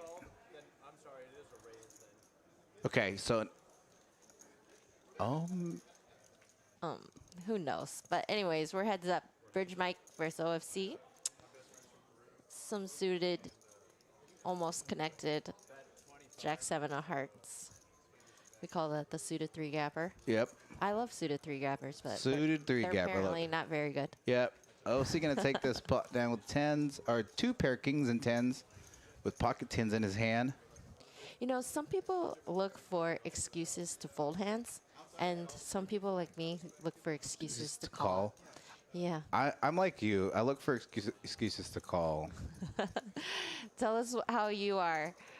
We know Danny is Danny's a nit. he's not a snit, He's so to speak. below 10% VPIP. I'm just trolling him because he's not here, and because he's not here, I'm just going to give him a hard time. Yeah. The nittiest player on the live stream chat. His VPIP in the commentary booth is really low. Yeah, 0%. Yeah. He was supposed to be helping me out. I know. Unbelievable. My friends. No invite for Danny Marx in the future on the stream or on the felt. Just get better. This is a good stream though. It's a good lineup. So, like we said at the beginning, it's a good mix of right, professional poker players doing professional-esque things and recreational fearless players doing recreational fearless things. Right. Thanks, Nick. That is really flattering. He says Kim is a natural. See, I told you would do good. Everybody's enjoying this. All right, let's see what we got going on here. Carlos turning open-ender OFC with King High. Yeah, okay, King High, still the best hand.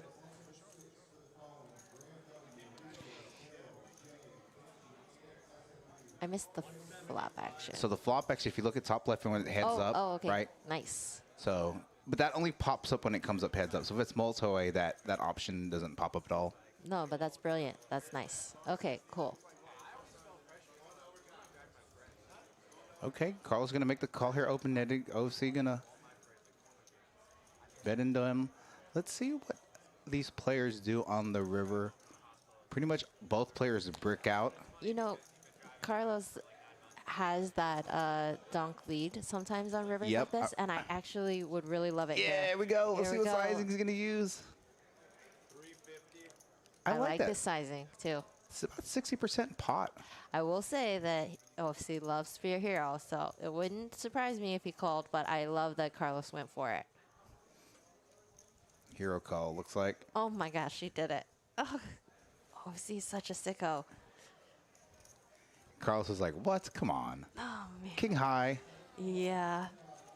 Nice little call there by OFC. But Carlos, I love the heart. Yep. I think that is a must bluff there. If you don't have bluffs in that spot, then you're never going to get paid when you actually have it. Yeah, So- don't try that at 1-2 though, for the record, because you're always gonna get called. So. Even Knock says he's in the chat saying you're doing great in the booth, Kim and Eddie. So thanks, Knock. Whenever you're wanting to play this game, again, this game just turned crazy. Like everybody was texting me and, can you make it 5-5-10? I was like, I can't make that call without Eric. Eric's in Minnesota. He's getting ready to drive from Bemidji to Minneapolis. Blah, blah, blah, blah. So in just a few minutes, well, I think he's going to be here soon. So in about half an hour on your end, going to see another action player, Bao from last night's PLO stream, on his way. Oh, so the 7-deuce game is on, ladies and gentlemen. Do not forget that, okay? So Carlos with 7-deuce here now, does not have the best hand, obviously. Frankie with top pair here.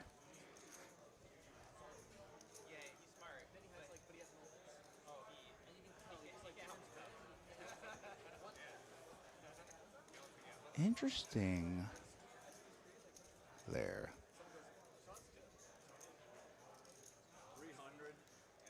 Gonna bet nearly pot on the turn with the 5 of hearts.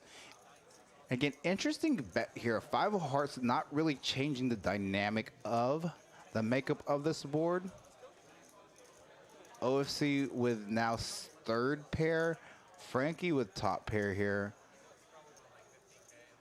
Yeah, and with Frankie behind after making the call, right? Oh, so it goes 7 or deuce would be really bad. Let's see what Carlos does here. If he's gonna give up against Frankie, if he's gonna barrel here. So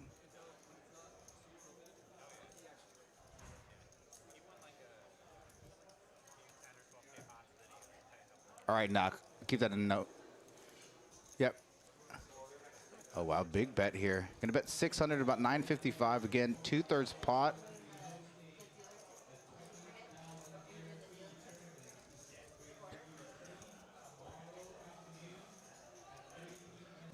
All right, Kim, as you get your headphone on, Carlos with the 7-deuce, gonna try to blow Frankie off a king. Gonna be tough to get him to fold here. Yeah, mate's really bet 600 in the 1K, 60% pot. Yeah, Frankie's just gonna have to make the call here with top pair. Tried to get it through, like the heart. Yeah, this is one of those examples, though, of like you just got caught in a bluff. Yep. You do need to be careful. I love going for it, Carlos. Don't ever be afraid to go for it. I know he's not, but I definitely realize, though, that like until your credibility gets earned back, right, you know, people are just going to look you up lighter and lighter. I was just informed that they're playing the show 1 game. So okay, so they are showing okay.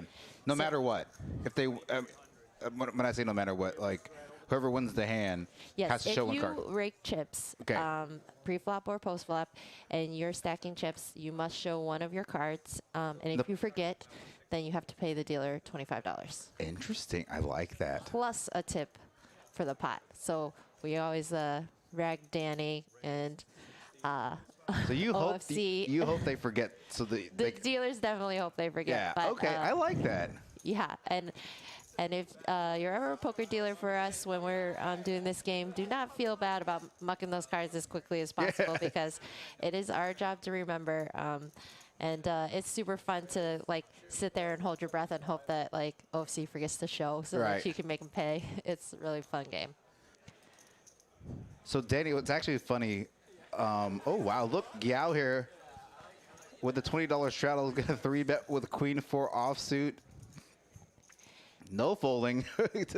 Everyone called, but this is a great flop for his 3-betting range. So that's a nice bet too. I like the sizing there because it just looks like straight value. OFC going nowhere with bottom pair though for 1 straight. 10 of hearts brings in a secondary backdoor heart draw. Oh yeah, don't check. Oh man, that check is going to be difficult to bluff this river.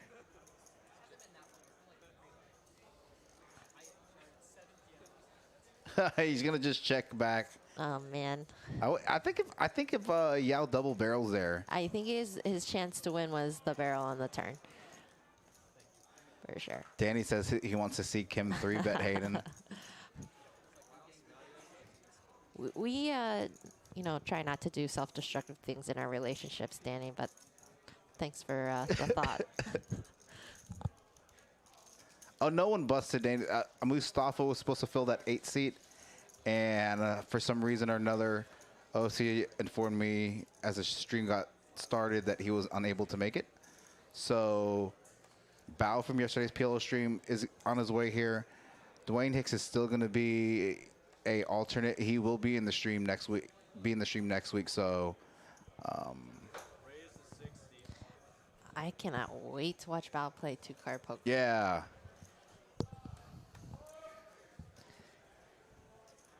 Frankie with aces again. Okay, Frankie. Now this- Oh, we got an interesting one here. Interesting flop here. And also Frankie with the ace of clubs.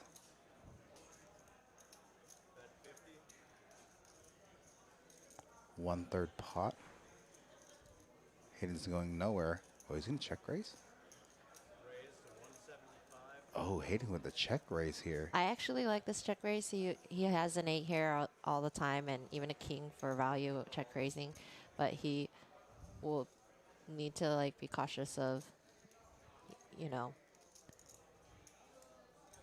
inflating this pot out of position on a paired board. But he definitely has a lot of strong hands here. So Gonna check back after Frankie calls his check raise. Gonna realize that 5 of spades. Hayden with some we're in a little showdown value, but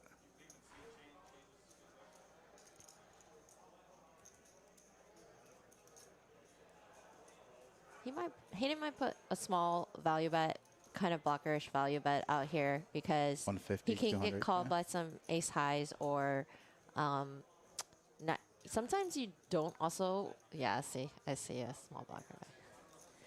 that's a little black 1/10 pot. That's a tournament bet right there. I like it. And Frankie though, he has the ability to raise this bet because it does look like a blocker bet, and Right. he does beat a lot of these like small blocker bet value bets. So I don't mind this raise at all. Making it really big to make it look like It's polar sizing, Yeah, so like- that's nice. Hayden is a heroic folder, so he definitely is thinking about calling here because, you know, because of his blockerish sizing, he knows that Frankie knows that he could be, you know, Right. how many levels am I going? Am I going too many levels? no, you're But he knows that Frankie knows that that blocker bet does not have to be value. So, or strong value anyways. Oh, I think he owes $25. I think he forgot to. Oh, did they show not a call him card. down? No, I don't think he showed his card. So I think he owed the dealer $25 tip. I like that because It forces you not to forget. Right. Like if the show won, and also like sometimes you don't really want to show, so it's easy to just like pretend to forget, Right. you know.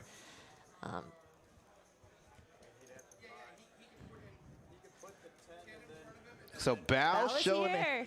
he is here by request. Bao showing up in the 8 seat. I think they're trying to figure out because like where the button is and blinds are. If he can Yeah. come in, blah blah blah blah blah. So the way that works is he can post the biggest blind. So if they like have a mandatory straddle, he has to post that. Oh, okay. And that is live in front of him. And then all the money he's missed so far, so like a big blind and a second big blind, if he missed those, then he has to pay those, and those are dead in the center. Got it. So he's just probably gonna wait till it's after. So it's like buying the button or Right. buying the small blind or buying the big blind. Right. You know? So, no, he definitely bought it. And look, he bought it. He's in. no, didn't- not yet. Bao doesn't even have a shift. yeah. Sorry. Yeah. Bao and Yao next to each other again, just to confuse us. And Right. Bao Yao next to each other, 8 and 9 seat respectively.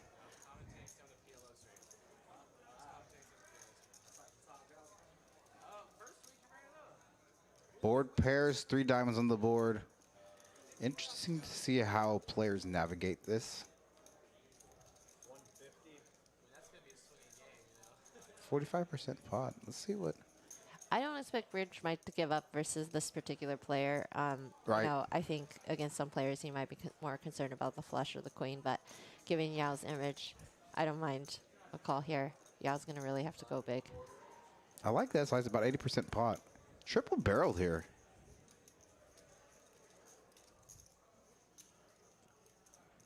This will be interesting. This is great pressure, though, for Mike because, yes, he knows that Yao is loose, but the run out is not great for him. Straights are there, flushes are there, and given Yao's uncapped range, he can have all those hands. And he calls. I like this call, though, because until Yao... He didn't like it, though. He didn't like making it. Yeah. I love the heart, but I'm seeing a lot of attempts to bluff right now, and this is just one thing that I do want to encourage you guys is growing poker players is like you really need to earn your credibility at the table before you start bluffing. Right. Like when you start to realize that people are calling you really light, like I see a lot of people start freaking out and they want one of their big bluffs to get Right. through, so they just keep trying and trying and trying. And the reality is when you get caught bluffing and they realize you don't have it, then someone else notices that, and then they're going to call you light, and you just need to like show up with it a few times before Right. you start going for it. All right, here we go. A 7 deuce finally. We haven't had Oh. that in a while. All right, Cashman. This is a credible. I mean, he's repping a credible hand, right? He hasn't played too many hands this evening. Yeah, and he's under the gun, and Yep. he's using the exact same sizing he used with all of his under the gun opens. So, Yep. All right. Now this is an interesting spot because OFC sizing is really large. So if he's gonna go for it with his 7 deuce bluff, it's gonna cost a lot. And yeah, see, it's sometimes like the cost effectiveness of chasing that bounty, Right, right. you Is realize at that- it's not not quite, worth it. Yeah. Well, this is also one of the reasons why when I suggest the 7 deuce game, I always make it $100 to $200 a bounty. That's so sick. Because if you're gonna go for it, like make it worth it, right? Right. Like you need to offset the cost of trying to go for it with like an actual, real, sizable jackpot. You know? I think you're going to be in the lineup next Friday then, based off that. Yeah. A lot of people don't like it because it does, you know, influence action. But I really do believe that if you're gonna play the 7 deuce game, you need to make it worth a pretty penny. You know? Because otherwise, like, that exact scenario happens. Like, he opens with it, gets a large 3-bet, and he just gives up. Because what would it be? $250, $350. Yep. And not even that if you win pre-flop. So it doesn't really even grant you a return or a Right. discount on the cost of trying to do it. If the bounty was 200, then he might even peel the flop Right. and then try to win post flop for the extra $200. You know, a person is like $1,800. No, I like that. Val, Whoa, first a hand lot of in. really good hands here. Gonna open from the cutoff 75. Gonna get a call from Jose in the big line with Jack 10. Oh wow, Chris Cashman gonna come in with the 3-bet to 450. Out of the straddle. And Val's never folding a pocket pair pre-flop. I wonder if Cashman has seen Bao at all on the TCH floor or in the PLO streams, because it would be interesting to see how he decides to tread after the flop if he just completely bricks. I would say this is not a brick flop for him. This is great for his 3-bet range out of the straddle, so he might win it with a C-bet here. But Bao does tend to be sticky, so. Nice little sizing C-bet in here. Not to be deterred, Bao's going to peel at least one street. Yep, I think that's the proper call here. Now, Bao could have hands like ace jack, ace jack, ace something like that, ace queen. Now, obviously, Cashman having king queen suited because Bao was the original opener. It's gonna go check from Chris on the turn after 10 of hearts. All right, Bao gonna, after getting checked, he makes it 1,000. Gonna take down the pot. Nicely done, Yeah. Bao. Welcome to the game. First hand in, taking that down, already plus. Let's take a look at some of these stats as we're nearing hand 40 this evening. V Pippin, well, Bao doesn't really count because he just played one hand. So, but Yeah, but he might be up there anyways. right, he's gonna be pretty close. But OFC 71%, not surprising. Yao 50%, Carlos about 30%, Bridge Mike 30, both of them at 30%. Jose, remaining players under 30%. So pretty. Oh, look who's in the chat. Wow, VIP chatter there.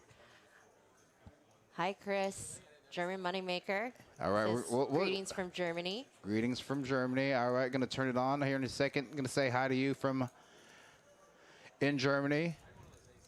You're in different countries. We'll turn it on. Okay, so Jose out of the small, gonna make it 130. I think pretty much all the pots have been straddled. So Bao not gonna fold the suited queen in position. Wow, Bao flopping 2 pair. Nice. This is great for Bao's image because everyone knows he's going to be loose aggressive, but he's making hands already. So definitely plan on seeing him That's an interesting turn card, though. getting paid later. Right. Yeah. So this is a love-hate card because it does make Jose's hand, but it can also make all the flush draws. Same with Bao. He has his 2 pair, but His hand's again, just too strong to fold here. He's just he's never folding for sure. But King on the river, that'd be kind of interesting card. Oh my gosh, spades. Wow. What is going that's a This is that's going a on gross here? Run out for Bao. I think this is going to go just check, check. Yeah. Unless And Bao, actually, I think he has a, I don't know. Let's see if he's going to turn his hand. Okay. okay, yeah. best check. He was just thinking that it's possible he still has the best hand and could bet and All right. try to get a little bit of thin value. Yeah. All right, Moneymaker. We're going to turn on the camera here in the booth. Going to say hi to you. Hey. Hey, it's Eddie, Kim in the booth. Making her cash live stream debut. Yes. In the booth, doing a great job. Everybody in the chat, again, letting her know she's doing a phenomenal job here.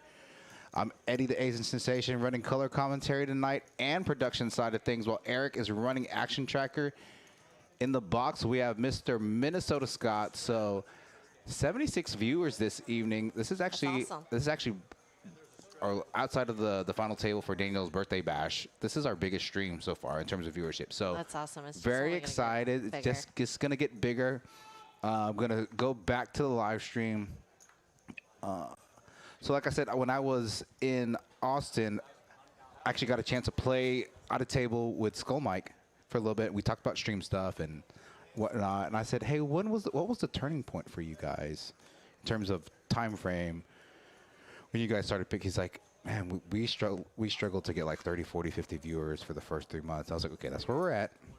He's like, we really didn't start getting 100 till month 6, and then it just snowballed from there. So after that, You felt encouraged. felt super encouraged. He's you're actually on the right path. Yeah, so German Mucking Maker saying great job. Have a nice little hand developing here pre-flop. Hand 39. Oh wow, all 9s on the board.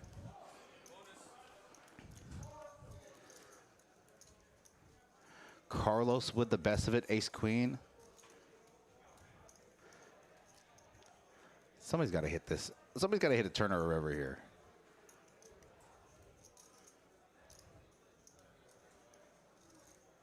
I think the majority of the viewers in the chat are here for you, Kim. Definitely not for me. Oh, well, you know Or what? this game. No. It doesn't hurt my feelings. I'm glad they're here. See, see, of course. Worst hand coming in hot. Yep. Yeah, I think it's just awesome that you guys have grown as quickly as you have, but you've done all the right things here at Poker House.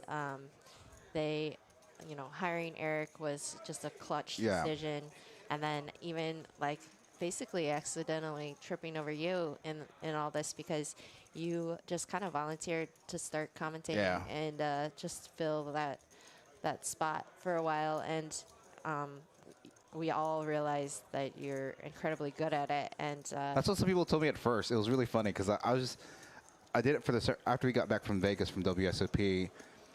I did not want to fire a tournament. I did not want to fire a tournament for a while. So they're like, hey, we have dealers rotating, like dealers at work here rotating in the booth. I was like, hey, let me give it a shot. I'm not going to play the tournament. And so then I got a lot of positive feedback. And now I'm helping run production. Got you sitting here next to me, playing high stakes, not high stakes poker, but high stakes for us here at Poker House. Again, our biggest game here in the last 3 or 4 months. So very proud of what we've done here at Poker House. Again, Kim and Hayden and Eric have had a lot to do with that. So thank you guys in the booth and on the felt and in the chat for getting us to where we are. Good way to end 2022. 2023 going to be better things to come. OC has the 7 deuce. Oh, you know. Yeah, and you know he's not shy. It's going to be like 500. I think he's going to make it 450, 500. I'm not going to lie, I bet you're probably right. Oh, he's just going to call. Maybe he's going to have some devious plans post-flop. You know, it's worth more after the flop, so. That's true. Min Win with the $1.99 super chat saying looks and sounds great. Kim is killing. See, everybody loves you. Look at this flop for. I mean, there's clubs out there for Yao, but he does flop top and bottom pair. Yes, but when you have 7 deuce and you flop 7s and deuces in the 7 deuce game, you're pretty freaking happy about it. And Bao has top pair, so this pot could definitely inflate pretty quickly.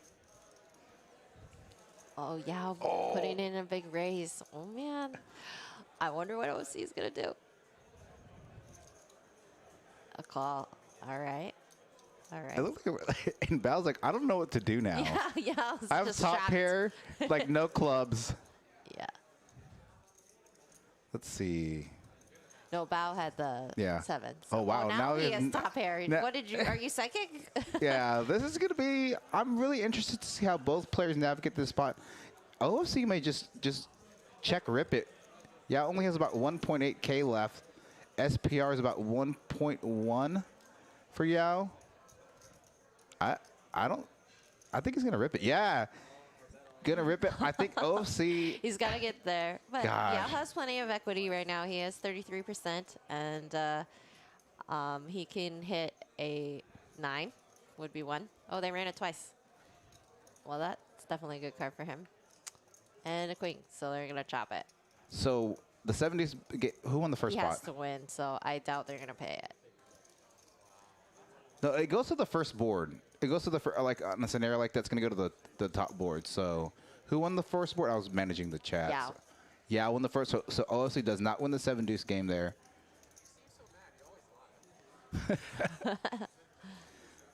Oh, look at all these comments coming here saying James Duke saying the commentary is so professional. Great job, Eddie and Kim. I'm here for you too, Eddie.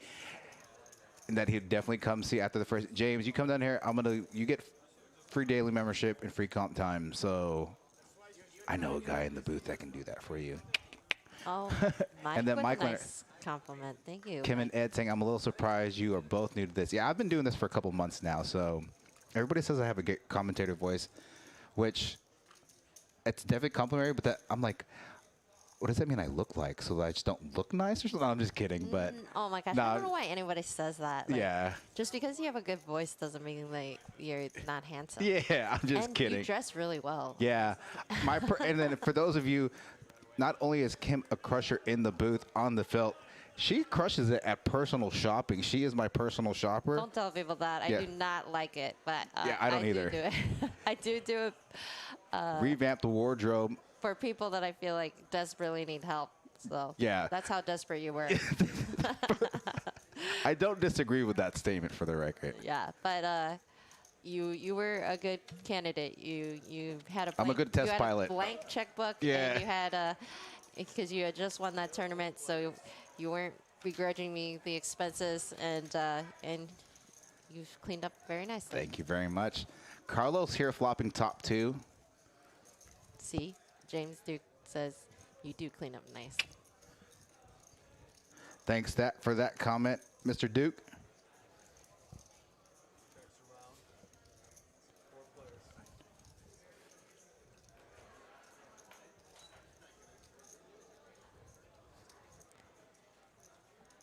Jose gonna what's going on? We see what the action is real Well, quick. we got a lot of stuff going on here. Okay. Carlos has top 2 pair. Bao has a straight draw and a flush draw. I highly doubt he's going to get out of this hand anytime soon. And Jose probably had the betting lead at some point with the ace-king. He's probably going to wind up getting out because he just has overs and a gutter. Oh, Bao turning some equity here. Oh, and it looks like he got there, but he didn't. yeah. So Carlos has a couple options. He Jose could would've lead gotten there. small for value. Oh, yeah, Jose would have rivered the nuts. Again, when we're making bets on the river like this, we really need to like think about what hand we're trying to get to pay To target, us. right, to target. Sizing is definitely the hardest thing in poker to get to, do well. Right. So I think that's just the biggest thing. Like, just think about what you expect your opponent to have Yep. and what we are trying to get paid by, and then make your bets accordingly for value, but also with your bluffs. Like, all right, so I think he might have like middle pair, and I'm trying to get him to fold. So I'm trying to get him to fold. How much do I think he'd be willing to call with middle Right. pair? And then you need to stretch your bet, your bluff, to an amount that will make him fold that particular hand. So it's definitely something that I think that a lot of new players are not really considering. Carlos hasn't been playing poker for very long. Yeah, so I think about a year or so, right? right? I don't even think it's been that long. But Okay. close, but less than a year. And so I know he's like a really smart man, and I know he's learning and watching himself play, and he's always such a Yeah. big fan of the streams and supports all the games.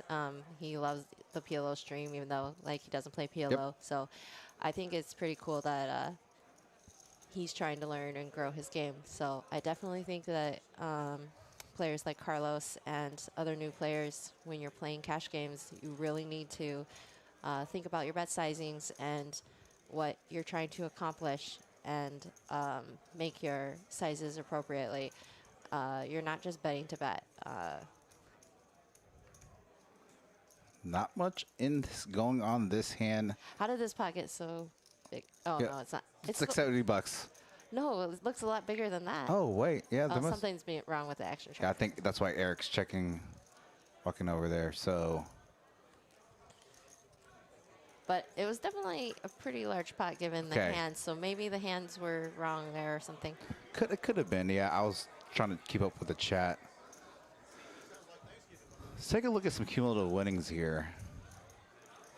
Frankie and OFC, the biggest winners. Both players about 1.5K. Hayden and Carlos, the biggest players in the red. Hayden about 1.6. Carlos trying to bluff some hands, not getting those bluffs through against a few of these players, down about 3K. Hayden's been like you last night. Hayden's been pretty spot dead tonight, so hopefully that will turn around this back half of the stream. We're about 2 hours into the stream. Another 2 hours left for you viewers in the chat. Over 70 viewers here this evening. Thank you for tuning in. This is awesome. 73 viewers at Yeah, middle of the stream. That's great. Yeah, so between like last Thursday, Friday, we've consistently had 70. That's so So it's cool. it's good to see that. And remember when the system crashed last night with the double board PLO bomb pot issue? I got nervous because a lot of times when that's happened in the past, we lost over 50% of our viewers. We actually got them all back plus like 3 or 4 at some That's point. awesome. So that was very, very encouraging. So Hayden taking down the pot with top and bottom pair. Nobody really had anything. Yeah. So guys in the chat, Hayden mentioned that little crash, and there's like, they had black screens and they couldn't see anything, but they said the chat was still going. Yeah. And that they realized that they had just had dead airtime to talk about Yeah, stuff. about 10, 15 minutes they had. But they said that they had good conversation, Yeah. and I just was wondering if the chat enjoyed that and if you guys learned a lot. I didn't even know what they talked about because I wasn't even in the booth when that happened because I was out. Eric was in here. I was out there trying to wrangle the players out. So yeah, I'm not quite sure. He did mention a few things. Just they were talking about poker goals for the year and stuff like that. But they're just two brilliant young men. Like, even if I can say so myself about Hayden, like just both so driven. They love the game. They're well studied. They're well spoken. And I think the two of them are going to do big things together this year. I think they work really well together. They seem to like jive really well in the booth. So, and I know Hayden told me personally that he really likes Frankie a lot, and I do too. We had fun when we went to the gun range that one day, so that was always a fun thing. So yeah, I support the Next Gen group fund or whatever it is on the Patreon, and I'm in the Discord chat because I just really think it's awesome what they're doing. They work really hard to put content out there for everyone to enjoy, and it's a tough gig. Like you know that Hayden and I have looked into it, and I'm just intimidated by how much work goes into it, and I'm just not motivated to do that much. Yeah. And the fact that they work so hard at it and they're producing great content on, regularly, and still having great interactions at the table, and building their fan base is really impressive. So. yeah, getting spicy. 3-betting ace deuce offsuit, ace deuce suited out of the big blind to open from OFC on the button. Yao flopping the nut flush draw. OFC. Now this is interesting because, if Yao gets there on the Turner River, I think he may get paid by OFC unless it's a really, really, really bad run out. And yes, to your question, German Moneymaker, we will at some point be, after the new year, streaming a bigger game. And Pokernomics in the chat saying what up. He really wants to call you Pokernomics. I that's what I was telling them yesterday. When, like before the stream, I asked him the origin behind his name, and I was like, Pokernomics makes way more sense than Pokernomics. So. Oh, you're welcome.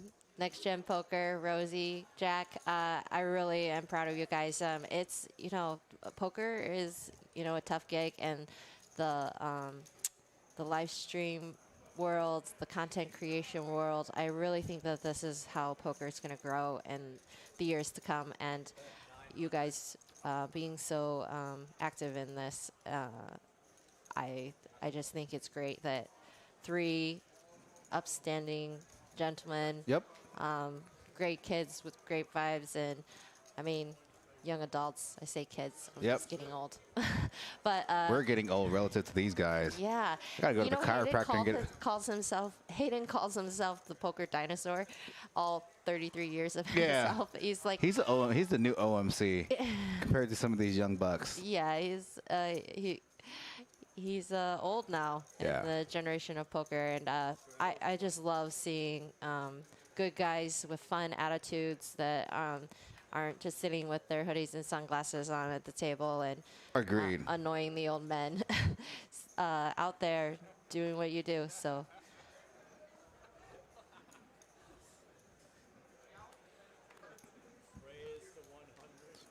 Bao taking a gangster line that last hand. I'm sorry we missed that, but yeah. Not much. He didn't have anything for the record. It's not. It's to be expected though from Bao, and he is a sicko in his own world.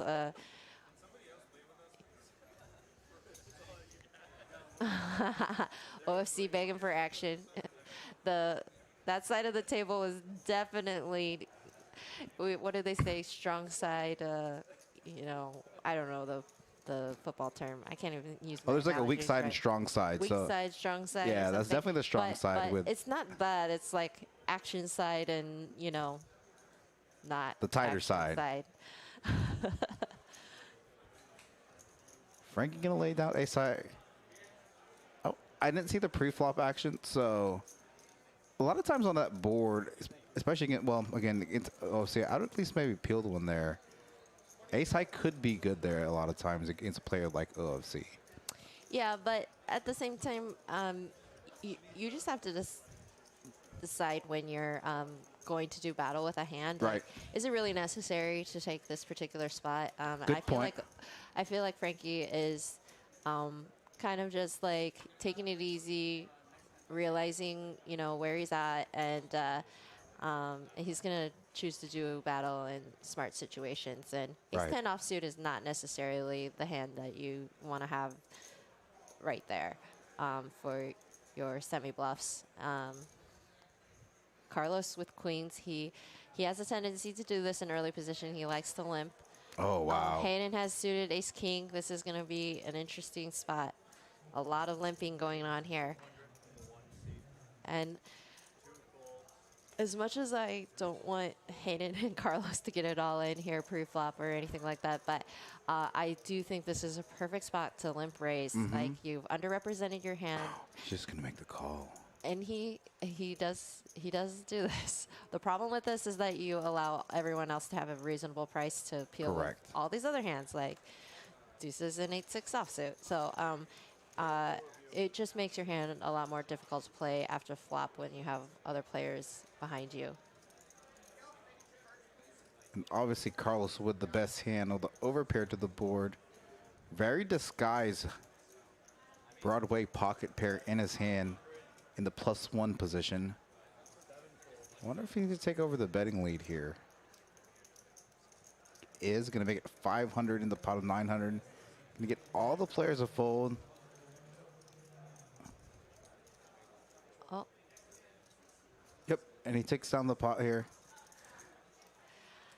yeah. Hayden knows how Carlos plays his big pairs like that, so I think it's really smart that he decided to just check that, fold that flop. Again, I think that if there was one face card and potentially a club, he might have taken a c-bet line, but that would have been really dangerous given that there were three players to act after him. So Right. I think he lost the minimum there, honestly. And again, for those of you in the chat, this is our biggest live stream cash game here at Poker House, Dallas Poker House Live. What was supposed to be a 2-5 match to stack live stream all of a sudden turned into 5-5-10 kind of last minute. So have a lot of players there, a lot of big stacks. Friday night lights, New Year's Eve special here at Poker House Live. Thank you for tuning in. And see, now Yao has a real hand, raising to 100 in the cutoff, and Frankie has an interesting spot. Like, a lot of players have ace-5 suited in their mandatory 3-betting range, but I really like Frankie's just call here. He knows that it's kind of dangerous to inflate this pot out of position versus A player like Bao or Yao, yeah. and now he gets to play kind of a above average holding versus a lot of uncapped ranges here Yep. for $100. But Yao flopping the best of it with his ace-queen. And again, this is why he can get paid by hands like maybe Carlos is with the pair of sixes, because we just have seen Yao not have it so many times. Right. That's what I'm saying. Him bluffing early on, I mean, it's obviously cost him some money, but it can cause him to get paid Absolutely. when he binks a big one. Yeah, he and- could potentially barrel 3 times and get paid, just given how wide his barrel range has been. Right. But it's interesting. Sometimes you see aggressive players like wind up playing some of their hands, their value hands, differently, a little bit like more passively, but not here. He's definitely making perfect sizings. I love this. Half size, half pot. All right. Carlos going to give up here. All right, next gen poker, whether it's Jack or Rose. I'll show you cumulative winnings so far. OFC Frankie up over 1,000. Going all the way down to currently, again, halfway through this live stream here, 1.7K down for Hayden, 2.6 for Carlos. So, again, still lots of poker left, about 2 hours left in this stream. Gonna bring it back to the action. Hand 48 or 49, I think it's gonna be 49 next hand. So 40. We're going to 40. hope you all are enjoying this live stream. Having fun. Again, there's been a lot of new viewers in the chat since the beginning. Now, I've been doing a lot of the commentary here at Poker House. You know, the small games, the bigger games is obviously the biggest game. This is the most excited I've been to be in the booth because I finally get to commentate with Kim in the booth. So it's been fun so far. Kim's doing a phenomenal job in the booth. All right. Oh, here we go. Hayden waking up with a nice little hand, pocket tens in the cutoff.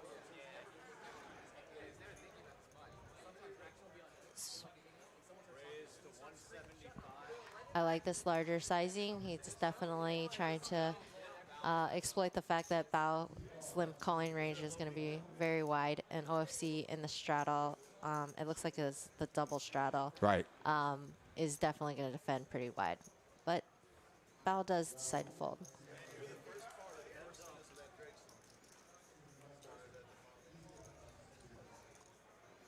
All right, here. King of 5-6, 2 diamond flop. OC checking over to Hayden.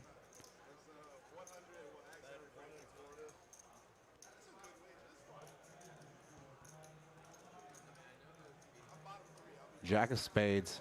Now 2 overcards to Hayden's pocket tens. Probably going to slow down here. Maybe going to check.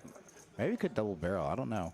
No, I definitely think that barreling here would be a mistake. Right. You just really can't get called by worse. And Right. if you get called, you're just behind. Right. So now you're bloating a pot with a hand that definitely could be beat. And Right. if he keeps the pot small, if OC decides to bluff the river, then he has a price that's affordable. Right. If he bets there and OC decides to check raise, he just can never call, and Right. he actually did have the best hand.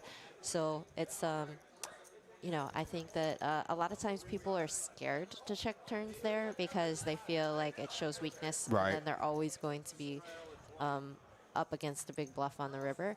But guess what? Who cares? Sometimes you call the big bluff and you make more money than you should. Agreed. So don't be scared to make some checks and not bloat pots unnecessarily just because you're trying to show more strength than you actually have. So Listen to that, ladies and gentlemen, in the chat if you're trying to step up your cash game. So free advice on the chat. Remember you told Hayden and I don't give out too much strategy. I've been very good about that lately. So no, I'm just kidding. That's good general advice anyway. So Frankie on the button, ace 5 suited. love it, love it. Oh, wow. OC with a big 3-bet with his offsuited ace 5. I don't necessarily mind this big 3-bet because you can just never continue if someone ever 4-bets you, and you do block anyone from having an ace. But Frankie does have one, and he has a perfectly good hand to continue with Yes. from the button. But I will be interested to see how Frankie deals with the fact that OFC is extremely aggressive after the flop. So he's going to have to do battle post-flop. You know, can't really plan on having a post-flop fit or fold strategy versus OFC because he would just punish you. Right. He's definitely a good enough player to exploit that. Yeah, and he's done it to me many, many times, so I know what he's capable of. But Frankie is a very smart player, and he's not scared, so I know he's thinking the wheels are turning. He's thinking about all his options, like, should I just fold here and give up? Can I raise here and have some credible hands? Can I continue and float this turn? And then he's also thinking, like, what kind of turns are good for my hand? And because he obviously, to make a hand, he needs more than one card. So I think he's definitely, and that card's just going to be super annoying for. Yeah, he's going to show the 5. Super annoying for Frankie to see. Obviously, when he goes back, he's going to see there. And that wasn't a horrible fold based off the given action and his actual hand holding with the flop being as it was. So 2 hours into the stream, hand 50. So Tiny Poker, I appreciate that. Sounds like flattery right there. do you Says say? What do you say? trying to watch the hockey game, this and the Orange Bowl at the same time. Nice. That's You pretty. know, we're ranking up Yeah, there that's with good. hockey Okay. and Orange Bowl. I'll take that. That's sick. And Mark makes a good point. Checking the turn at higher stakes, you know, doesn't show as much weakness as it does in like 1-2. Well, the same thing that I want to say to you guys, and add. Well, let's revisit that. Yeah. Mark, if you can help me remember to come back at that statement, checking the turn in higher stakes doesn't show as much weakness as it does in 1-2. I do have some thoughts on that. That might help you guys. All right, so what do we got?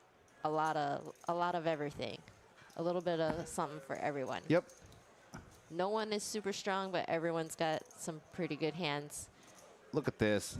OFC flopping middle pair. Only club in the hand. In his, Yeah. and this is an annoying flop for Cashman. And Yao. Yao has top pair. Cashman, you know, has overs. And he's probably definitely going to be giving up here.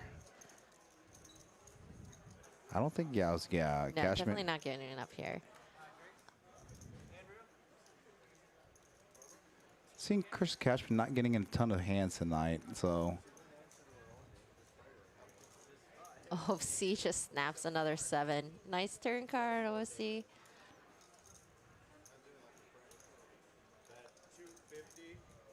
Half pot. That's an interesting sizing because he is basically saying that he has super strong value here. He must believe that his Jack of Clubs is just a really strong extra card.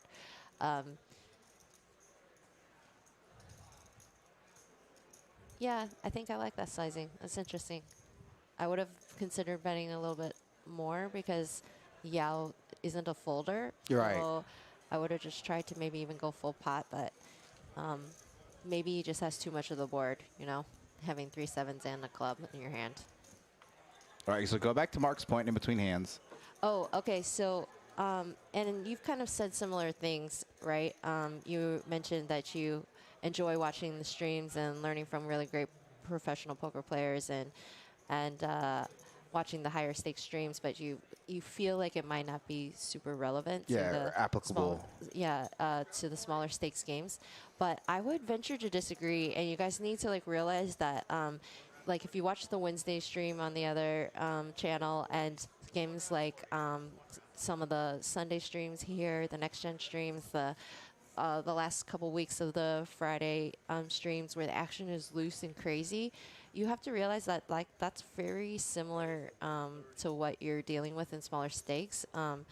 And the situations are such that if you watch the good players and how they navigate against the really loose aggressive or the loose passive players, they change their style based on the individual opponents and the lineup that you're playing.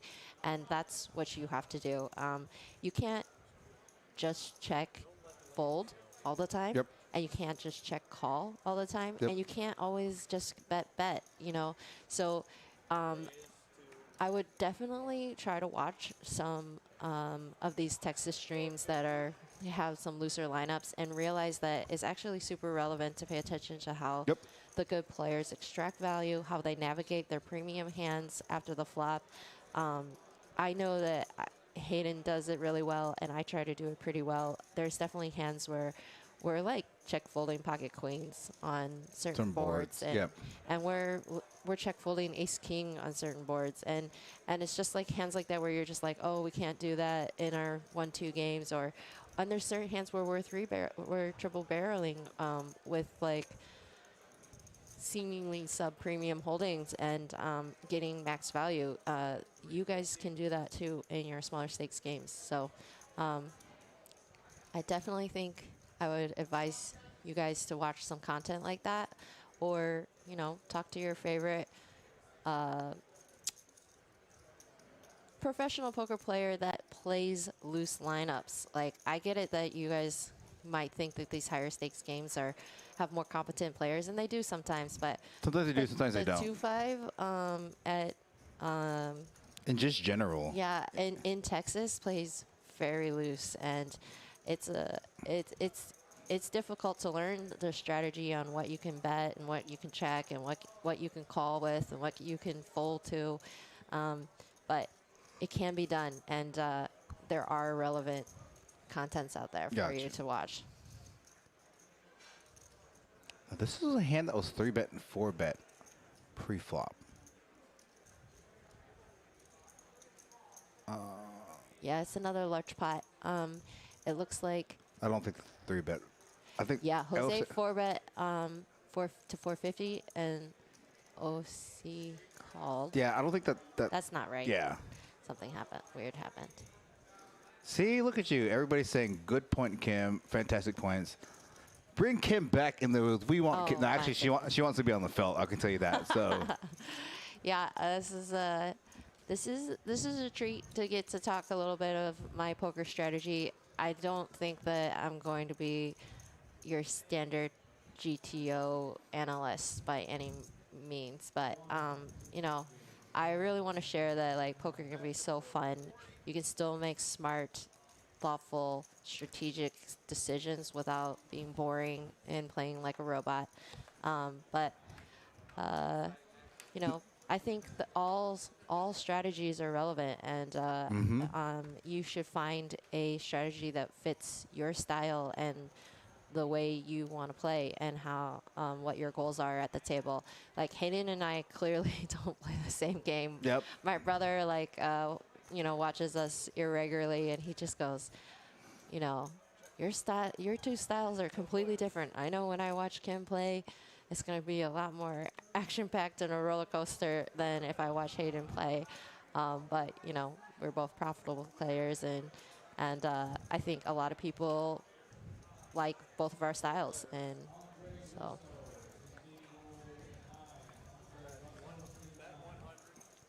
all right. So Jose turning top pair after bow flopping top pair. Carlos with pocket four is going to lay it down. It's going to go heads up to the river. 5 of clubs doesn't really change the dynamics of this board.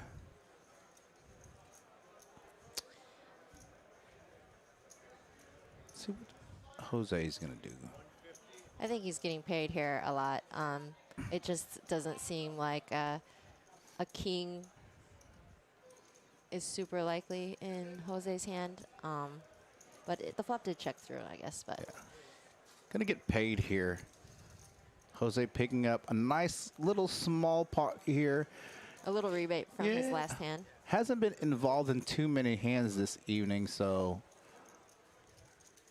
Mark, we saying 100% agree. I love hearing her and Hayden analyze hands and situations. So you guys are getting, you know, Kim says it's a treat for her to talk. You guys are in for a treat getting to hear Kim and Hayden back-to-back days. So Texas power couple, not even the Texas power poker couple. You know, if we're going to put power poker couples in a category like across the nation, you guys. We rank. Well, I'm always gonna say you guys.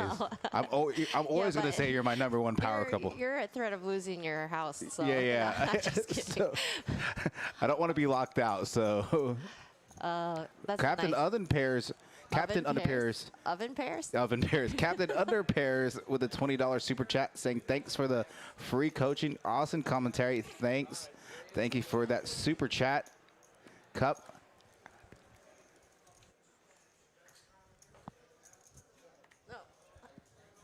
Oh, he just bolted suddenly. I thought there was something wrong. Did he turn me off? Can you guys still hear me?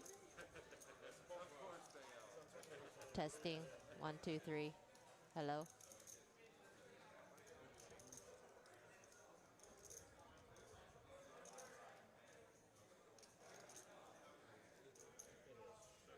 All right, I'm going to talk like you can hear me and just hope that someone confirms that they can hear me. Because I can't hear myself in my ears anymore. But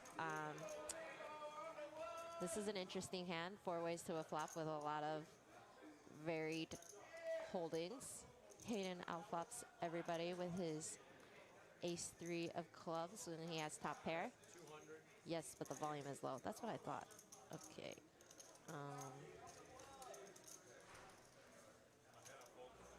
How's now? Oh gosh, I should not do this.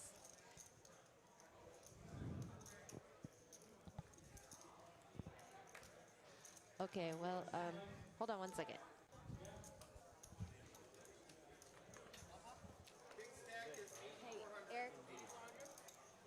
He turned me down when he left. Yep. Thank you.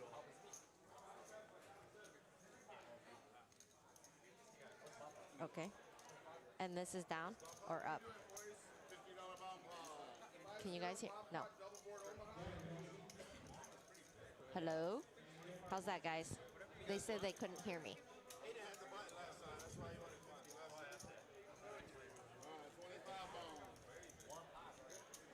Yeah. No, I don't. I think they say they might be hearing me through Eddie's mic. No. Okay. All right. Yeah, I think Ed must have turned the wrong microphone off or something. Can you guys hear me now?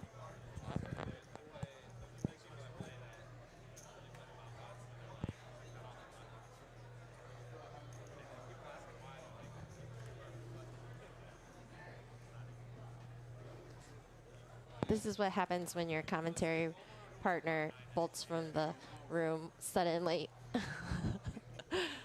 Okay, everybody can hear me now. Thank you.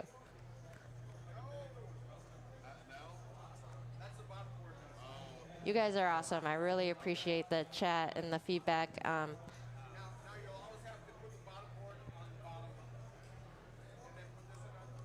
Oh, I think they're doing a double board bomb pot. I'm actually just going to ignore this hand. Hopefully nobody goes felt in it.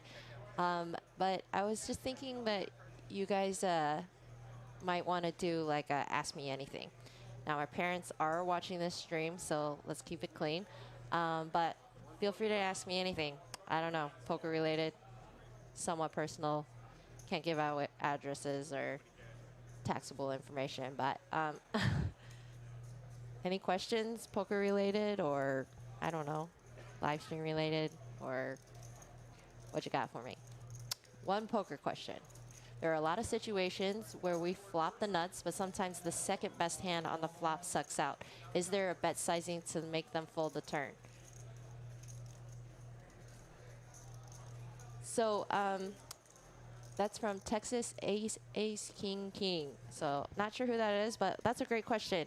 So I actually think that the way you're asking the question kind of answers itself. Like the reality is when you flop the best hand or the nuts or anything, you don't care that they have the second best hand. You want them to continue, you know, calling and paying you off. When they outturn you, now, if we're talking about contextually, like you're talking about you have one pair and they hit two pair, those kinds of things are just like going to happen.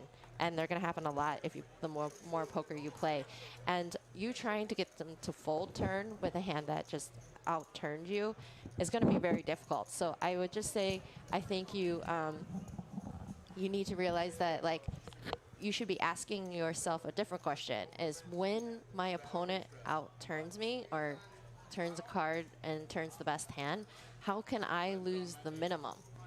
So figure out a way to lose the minimum. So that's a really tough question to ask, like to answer, you know, quickly, but you would need to figure out where you are in the hand based on like still betting for value, and then if they check raise you, you should evaluate whether you still have the best hand. And if you figure out that your opponent is not the kind of player that has check raise bluffs on the turn, then you should be folding and just losing the minimum. You should not be trying to get them to fold a better hand. You should be trying to lose the minimum when you take a bad beat or when someone gets lucky on you. I hope that was helpful. Great advice from Kim here. You left me and you messed up the mics, and so like they couldn't hear me. My bad. I think you turned me down or Oh, off I or turned something. the wrong one down? Okay, Yes. that could have been because... Yeah, so are we good on all the volume things? We're good on volume now. Everything's good to go. And now that you did that, I have to run and go pee. Okay. BRB. BRB. Kim's going to step out, use the restroom. I'm going to... You guys are stuck with me for a hand or two. All right, let's see what we have developing here at this hand. Bridge mic with top pair. So many players in this hand. I just look for the biggest equity, so it is him. Cashman with middle pair. Backdoor straight draw, backdoor heart draw as well. OFC bottom pair, backdoor diamond draw as well. Bow with the gutter to a straight.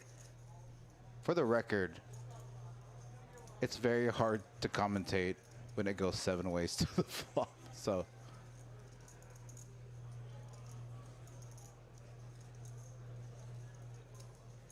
Scallogs, I'm going to tell you right now, Kim's not going to answer that question because she has beat me up from commentating on some tells I see, and I've pointed them out. She's texted me in the middle of a stream, and she's like, don't say that. So I don't ask her to answer that. I mean, she may, but I wouldn't count on her answering that question. Now, I will say out of all the players that I know and played with, Kim has the best live tell reads. And that's where my game has improved significantly. I actually called out a couple hands earlier today based off this and that, and I literally called out the exact hands that these players had, and they're like, that's so gross. How did you know that? I was like, just trust me, bro. I got it.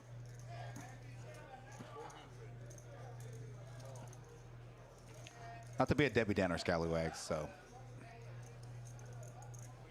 Sign the chat. Thank you for that, saying Kim. Now, Kim stepped out of the booth for a second. So show her. I want her to show you guys to show her some love in the chat. So when she comes back, she was very nervous and a little anxious to be in the booth. And I said, hey, look. Think of it just us talking. So she's done very well in the booth. Everybody's very, very happy that you're in here. Get that other guy out of the booth. Now, okay, in between hands, I meant to do this because I thought they were going to be out there playing the tournament. They're not. Kim and I have 2 very dear friends of ours, Jim and Dory Coyle. As of today, both of them are 100% retired. And so congratulations to Jim. Again, they're 2 of our very near dear friends here in Dallas. So I think they're in the chat because they've been texting us saying this and that and the other. But congratulations to both Jim and Dory. Happy retirement. Good way to end the 22-year. Let's go. All right, so I got some questions. I see that. Well, that was a one-time deal, and TX, Texas Ace King got his question in first. But real quickly, addressing the live tell questions that I see in here, there are a lot of live tells, and there are a lot of obvious ones. For the record, unfortunately, I would never, ever talk about live tells because publicly, because I think that is a very expensive thing to be telling everyone what not to do. Yeah. That's a major way how I make my money. And so I will not be doing any live tell courses at this time. I said, when you stepped out, I was like, don't count on her to do that. Oh, did you tell them? Yeah, and I said one time, one time I did that on the stream, and you texted me, and you're like, what the hell are you doing? And I was like, okay. And I have never done that ever since. So I was so mad. She was so mad at me, and I did it one time. You know that it's important. Yeah, and I've never done it ever since. Dwayne Hicks, so you're here. I know, sorry. You were the alternate, but you weren't here in the way, and then trying to fill a seat. Last minute get, 100% your seat is locked up for next week. So I actually have the list going already for next week. So Dwayne, I can't wait to see you battle it out on the felt. Yeah, you'll get to meet Miss Kim after this. I'm assuming you're going to try and stay and hope for somebody to bust. So if you want to say hi to Kim, you don't need to meet me. I'm nobody important. Everybody wants to meet and talk to Kim. Jim and Dory both. I figured they would both be in the chat. So Jim saying thank you for the shout out. Dory said something earlier just a second ago. Oh, thanks you guys. I was like, I thought I saw it in there. I will say that I will be interested to see a hand, and apparently the next 15 minutes I saw Hayden playing a big pot. Hi, yeah. Yeah. Potential spoiler alert. Yeah, there was a big bet on the turn. It looked like I tried not to look because I want to see it fresh, but right. I saw 4 purple chips in the pot. Okay. Yeah. We'll have to sweat that one out together, guys. Okay. Because I didn't want to sweat the results. I was like, let's go in. Got it. So, But so you don't have a spoiler alert for that particular hand no spoilers. Okay. I just that there's a big pot coming. in the next 15 minutes. Yes. 12 to 13 minutes. So mark your timers. No, but I think that we should start doing that. Like, ask me anything. Like. I like that. So I Ask told the them guest they had- commentator? Yeah, you can ask them anything, and they have to put together an answer. And I think that's just a great way for the chat to learn something cool. That's actually really good. We could do that. So whoever our guest commentator is going to be, say, hey, post a question in the Facebook or whatever social media platform. We'll pick a few questions from a few. Oh, that's a good idea too. Yeah, So yeah. that they're in advance, so that hopefully they. You can prepare an answer. So that the fastest typer doesn't always win. Yeah. And that'll kind of get, because you have a big social media platform, as do some other players. That's one of the. You've helped me put together some of these lineups for these games, and obviously you have the PLO one. But it's tough to put lineups together sometimes because you want to try to balance with some regs, with some action, with some, fun dynamics. Because you don't want a dud. And when I say a dud, that could mean a bunch of different things. That could be like, super nitty. It could be boring, mean. Yeah. You want to have players that are fun. Right. You just want to protect the audience from Right. being forced to watch something less than pleasant, That's why this lineup is great. It is a little bit weird that all the pros drew cards all on 1 the through same 4. side of the table. And the rec players all got the other side. But it actually makes for an interesting dynamic. And that's the thing that I think you guys all need to realize as newer players or when you're learning the game. Like, the dynamic of the table changes dramatically based on any individual change. So you should not really play the same style every time because, it's going to be different based on how good the players are, how bad the players are, how loose the players are, how tight the players are, who's on your left, who's on your right, whether they're in a good mood, whether they're in a bad mood, whether they're losing, whether they're winning. There are so many factors that affect how you play based on how they're playing. So just really practice that, like being really aware at the table. This is part 3 of my life coaching, poker mindset coaching course, but you really need to be aware of the mood and the dynamics at the table, and the way this table is stacked with pros heavily on one side and the recreational and the looser, more aggressive players on the other side, you definitely will see a different dynamic than if they were same lineup and seated differently. So I think that it's important to realize that, the good players are going to adjust accordingly, and the players that are just not really putting a whole lot of thought into how they're playing are not going to really be cognizant of that. So A potential big hand brewing here. We'll get to some of your questions. I like Poker Monkey's question the best, though. oh, okay. It's a fun question. Look at these hands we have going so far. A lot of little bit. That's what I say. They got a lot of a little bit. Did Bell just fold 3s? Oh, it's 400 now. Holy moly. 500, 500. yeah. Oh, that Against makes Cashman. complete Yeah. sense. I was like, he's not folding for $100.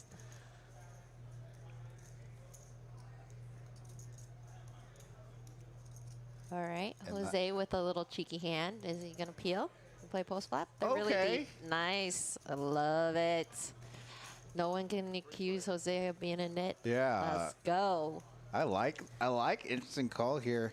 The Bronx coming. Shug, right? Yeah. Shug, Shug, not Like shug. sugar. Shug. Okay, that makes sense. like sugar. I got you. Shug. I got permission from last Friday to use that. Yeah, he says Okay. that that's not. He doesn't. It seems like he doesn't want that to be a Texas thing, but it's on his Twitter handle, and it's all his close friends and relations. His poker handle from before. Maybe Cashman picking up nice little pot, 1.1K.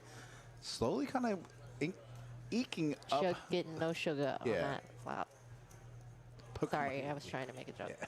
You didn't laugh though. No, I thought it was fun. Sorry, I was actually looking at the chat. So you can choose whether or not to answer these questions. Okay, what happened? I'm going to read both these questions to you. Okay. Poker question, what are tips from Scallywags? What tips do you have for maximizing profits and minimizing losses? And then Sai with a more specific question, if you have an unpaired hand with a backdoor flush draw, so do you heavily consider betting if you have the betting initiative?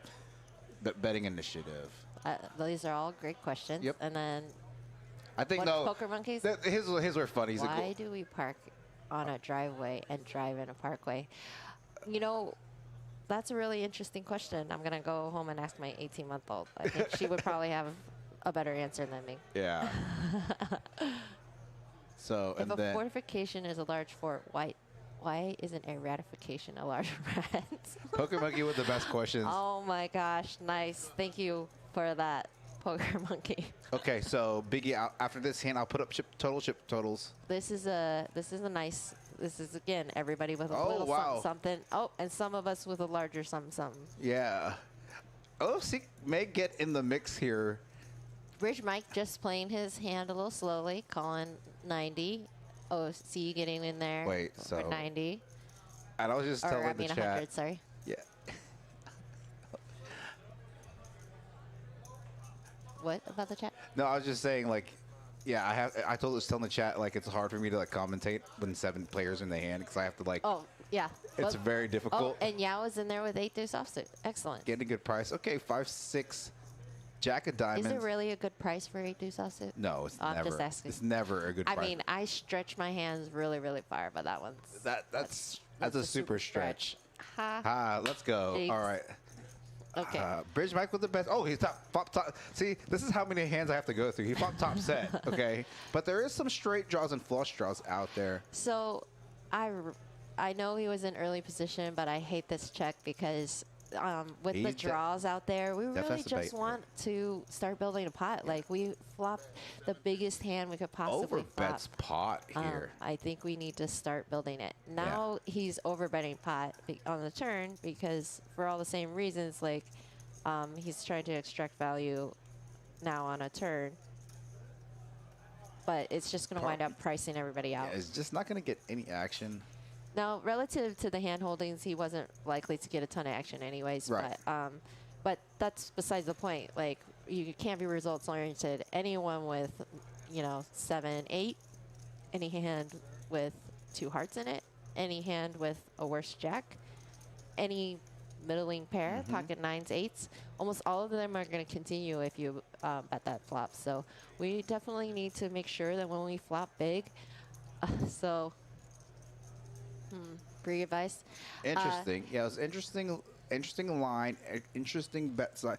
Interesting line pre-flop, flop, and then interesting bet size on the turn. So Yeah, we just a free advice. I do see a lot of people trying to slow play Big huge hands like that, and the reality is they come so few and so far between that you really just want to try to win the max. And if it checks through, then you're just not going to win the max.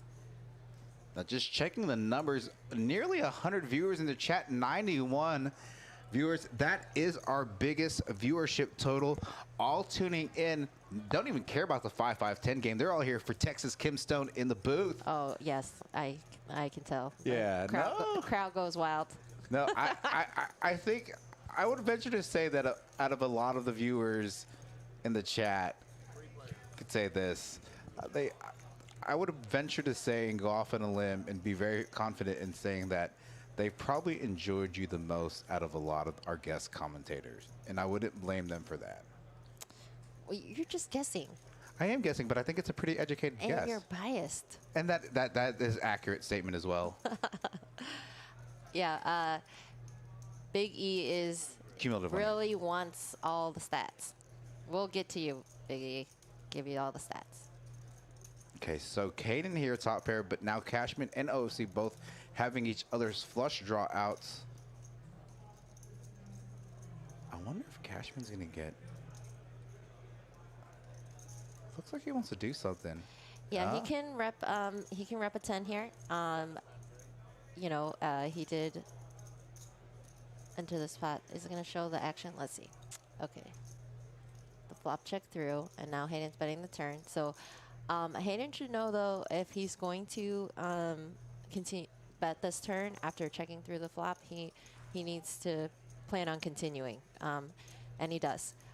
So this is an important thing for you guys to pay attention to. Like, Hayden knew that if he bets this turn, he opens himself to check raises, and a lot of the check raises.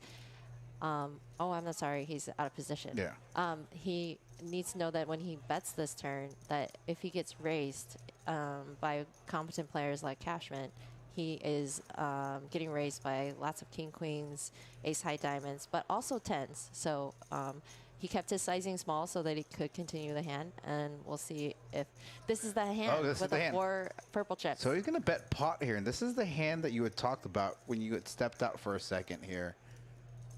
2K in the pot after the turn going to the river. Now I'm really sweating this because this is a pretty well played hand by Hayden so far, but the only devastating part would be if he decides to fold here. But he does know that Cashman has some king queens for a semi bluff on the turn and ace high diamonds, any diamonds really, and so we'll see if he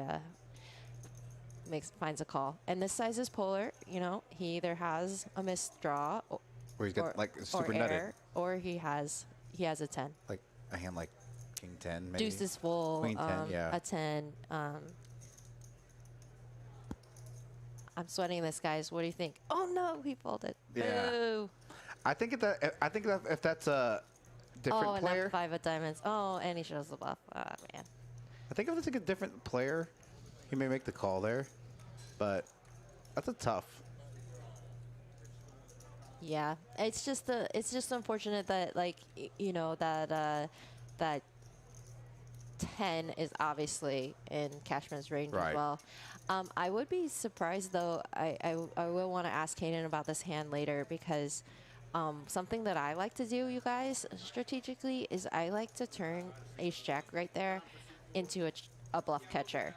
So if it checked through on the flop for whatever reason, I really understand why no one bet that flop, but if it checks through on that flop and then the turn is a 10, I love to turn that hand into a bluff catcher, because we have top pair and we can plan on like keeping the pot small, and people with diamonds are going to continue betting. Someone with a 10, you kind of want to minimize your losses versus the 10, and you allow a player to potentially barrel twice there with diamonds and then ultimately a bluff on the river. Right. So that's one way that I try to minimize my losses. Okay. So I'm losing the minimum versus a 10, and then I'm winning the maximum versus players that are capable of bluffing there. Gotcha.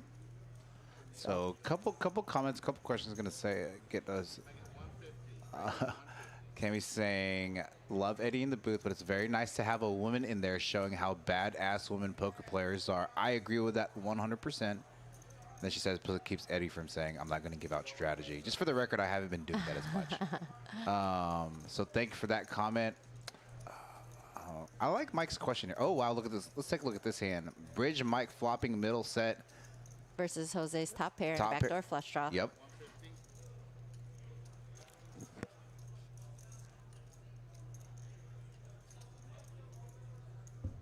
So it looks like Jose must have squeezed out of the straddle. Okay, yep. And then Bridge Mike had limps with floors. So Oh, wow. what a great turn card for Jose. He can either choose to bet here, continue betting here for value, or he could. He's going to check call. Oh, it looks like he's going to lead the turn. Okay, see. So he barreled the flop. So sorry, guys. I'm going back between commentating, production, and chat. So going to continue the betting lead here on the turn, turning a flush draw as well. Bridge Mike with a set of fours.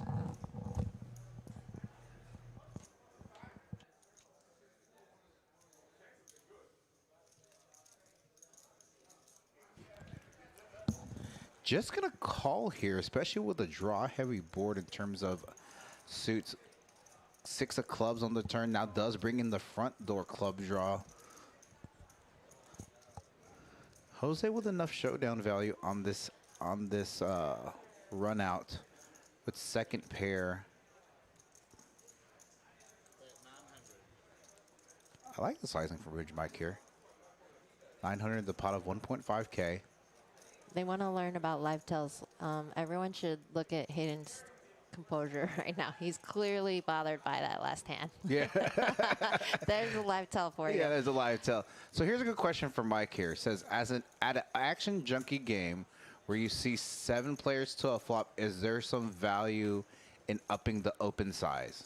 I like that question. There's always value, but you must be careful of 2 things. One, you need to pay attention to stack sizes. So if the game is really loose and you are creating like a way for people to easily just like be ripping post flop because their stacks are too short, the larger you bloat the pot pre-flop, the more correctly short stacks can play post flop versus you. So you just need to be aware of like other people's stack sizes for that. And then, but yes, if you are all deep and players are very loose and stationy and you're comfortable playing bloated pots in position, out of position, whatever position you're in, then yes, making your sizings bigger is 100% what you should do.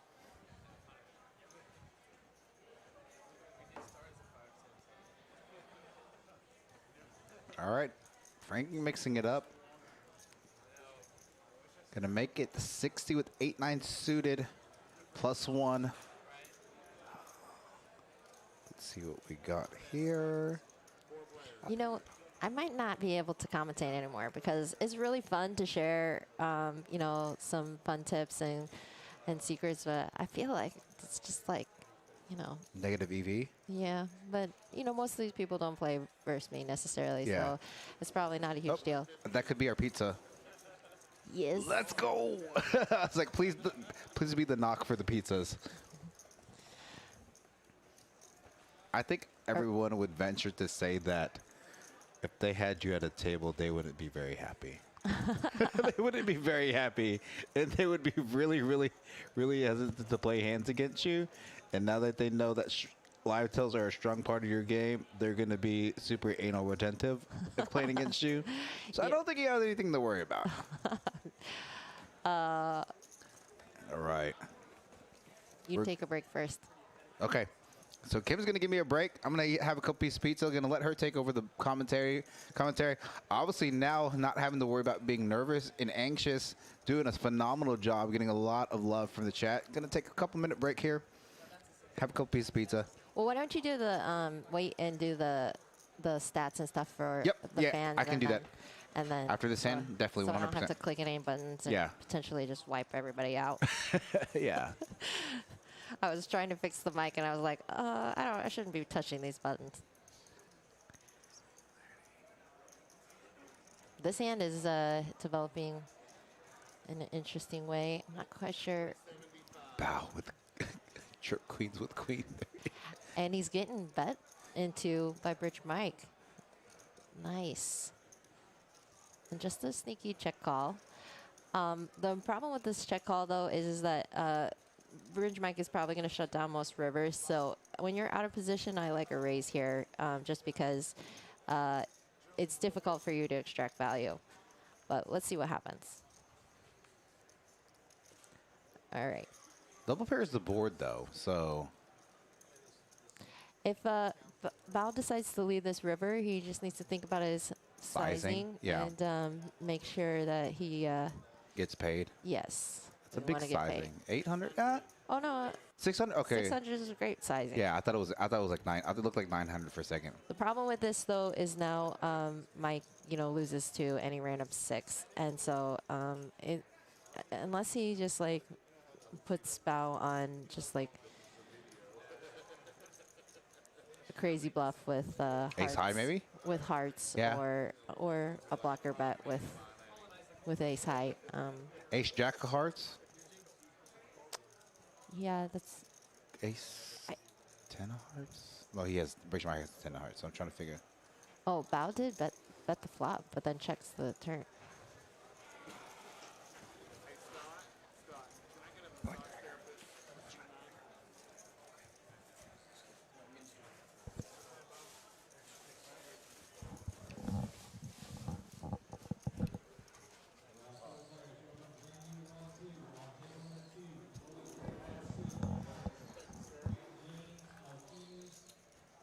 Okay, so what happened? Did he get paid? He got distracted. Yeah, we did get distracted for half a second by Eric. Okay, What so happened? Did he win, guys? I'm not gonna lie, I don't know because we both were distracted by Eric. I mean, he did win, but I mean, did he get paid $600? I don't know. Okay, show the stats. Quick. Okay, all right. So let's go stack sizes real quick, and we'll switch over to winning. Cashman so far with the biggest chip stack, 9K. OFC over 8K as well. A lot of players right around the 5.5K Oh, mark. Renee says Mike did call. Okay, so Mike did call, okay. Jose, Carlos, Frankie, all at sub 5K, but nothing too bad. So let's take a look. Cumulative winnings. Very deep game. Yeah, very deep game. No one like super big winner yet, right? So again, OFC Cashman, both the only players over 2K. And even though Hayden's losing right now, he's playing very well. Yep. And I just want to point out that like he's lost more money, more pots, I would say, but still is like winning enough pots to. You're turning me down again.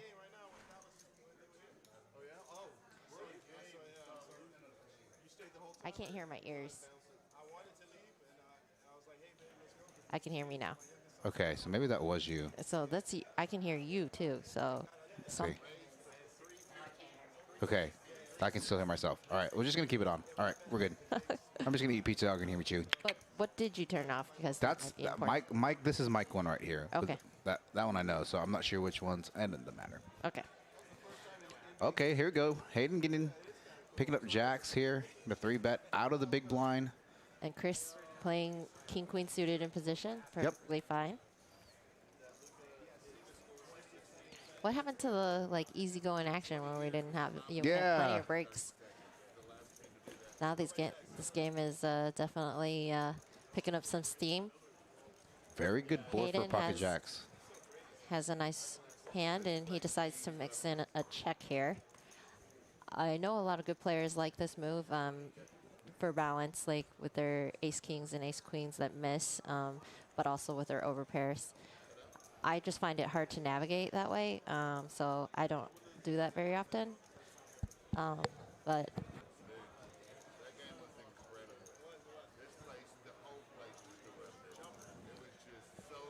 all right, Hayden gets a little rebate from Cashman.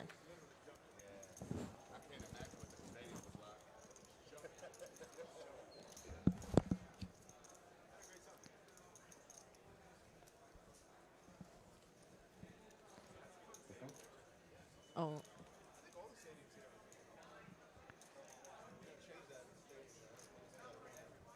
Okay, here's some V-pip stats. OFC V-pipping high, as he usually does. Bow, also, Yao. Carlos in the middle. Jose, Hayden in the middle-ish. Everyone else around 30 to 21%. Yeah, this is pretty much what I would expect out of everyone.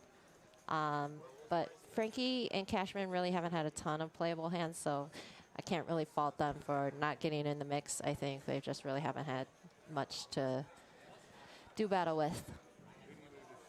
Not a lot of 7 deuces today. It seems like, yeah, but it just seems like sometimes I get 7 deuce like 5 times in a night, you know, and it's like, it's crazy. You put the 7 deuce game on and nobody gets it. All right, Hayden with pocket 4s for a limp. Pocket 3s are in there. Nice little multi-way pot with a lot of hot garbage. Carlos with the best of it, kind of.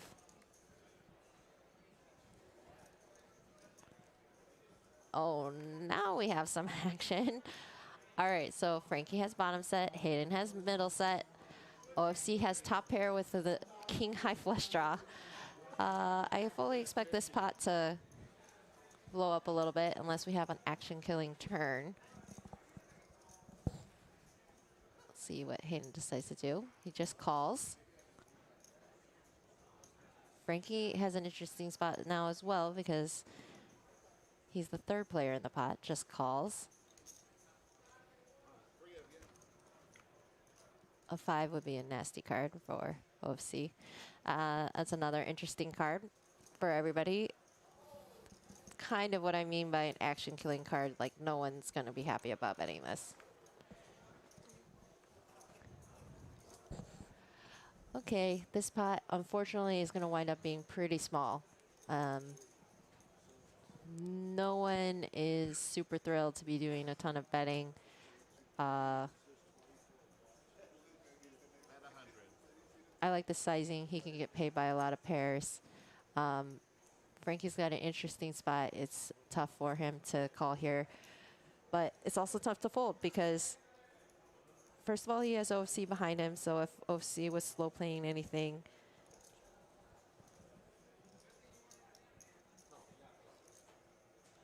all right, so Hayden makes a little bit of money with his hand. That 6 was a really action-killing card. It's a case of a little bit of run bad with a good hand. We all face that sometimes, and it definitely sucks because you're just like, oh, I flopped a huge hand in a great spot, but unfortunately the turn card just collapsed the action. Thank you, Nick, for saying that. Nick says she has a lot of poker knowledge, and it's great to hear it.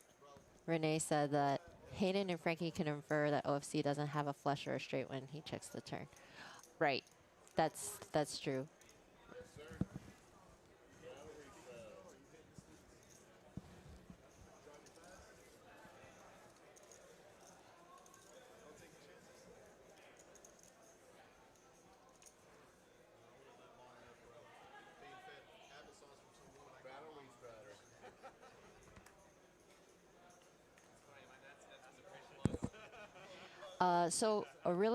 Someone asked earlier what kind of advice I had for minimizing losses and maximizing profit. For the minimizing losses side, part of my mindset coaching thoughts are that when you are losing, you need to really tighten up. When things are going badly, you want to tighten up your pre-flop ranges. You want to tighten up your loose calls after the flop, or your loose continuation bets, or whatever your normal strategy is. You just even want to tighten up a little bit better, a little bit tighter, because it's definitely easy to tilt and get yourself in situations where your brain isn't as sharp as it was before you lost a bunch of hands or before you took that bad beat.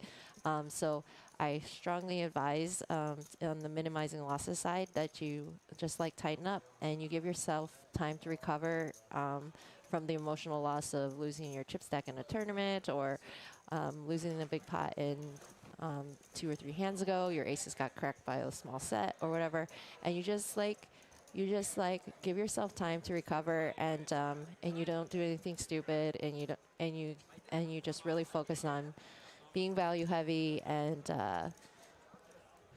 not spewing. So it's my strategy when things aren't going well. I just tighten up, and give myself some time. Once I get my feet back under me, then I make my chips go to work again. So I'll say this. One of the things that I admire the most about you and Hayden on the felt, obviously I've watched a lot of y'all's live streams. When you guys don't run well or you get bad runouts, your attitude is the same, win or lose. And that's, that's something, part of my game that I'm working on. It's, I've had I've had viewers in the chat make that comment before. For you to still stay laser focused and not tilt and not make, you could have made an incorrect fold or incorrect call or whatever, or get a bad run out where someone just kind of sucks out on you, but your attitude and your mental focus and your acumen still stays the same, irrespective of the highs or the low of the game when you're playing on the felt. I think that's a trait that most poker players don't have. So it's definitely not an easy thing to do. For sure. I don't want to say that this advice is something that you can just easily apply. It's just that the more and more you think about it, you're going to realize that there's truth in what I said. When things are going poorly, you just want to put yourself in the minimum amount of situations to make mistakes.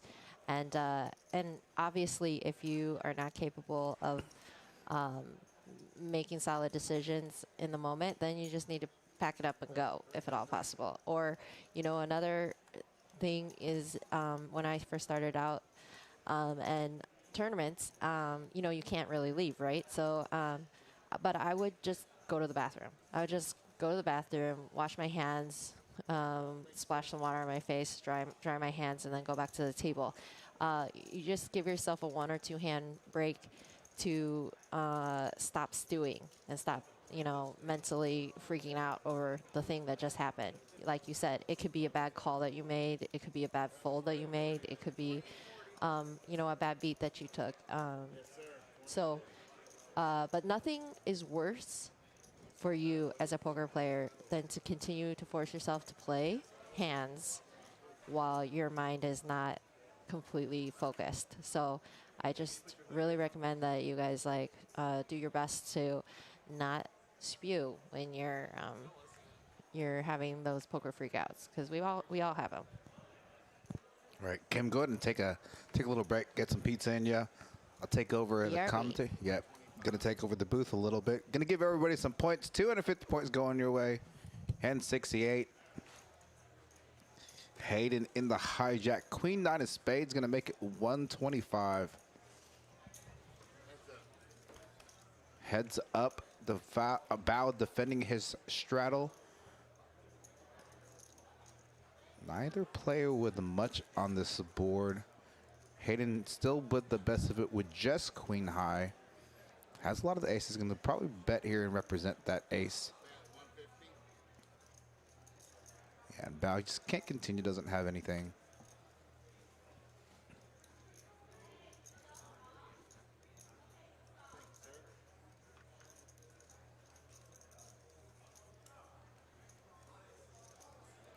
And for those of you in the chat, thank you for tuning in. The biggest live stream cash game here from a no limit perspective that we've had. Great lineup of players. Lots of action, lots of chips at the table. New Year's Eve special. Oh, don't forget tomorrow here at Poker House starting at 3 p.m. Excuse me. We have a $365 buy-in tournament. 20K guarantee tournament. That is our biggest one-day guarantee here at Poker House. Now, we'll hopefully ring in the new year with some poker. Not sure if we're going to have some bubbly, but I'm pretty sure there'll be some bubbly here. So I don't know if that's going to be provided by Poker House themselves or whether or not you just have to bring your own. But come ring in the new year with us here at Poker House. Cash games, tournaments. I may fire in that tournament. Now, there are some bounties on the Next Gen boys. I know Frankie's playing in it, and Rosie or Jack are late registering, and they do have a bounty on their head as well.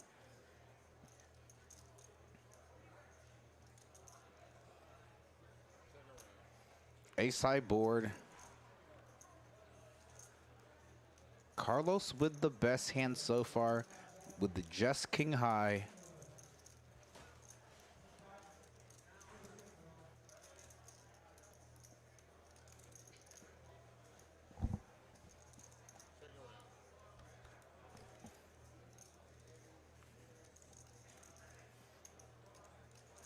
Deuce on the river. Bow getting there on the river with a pair of twos.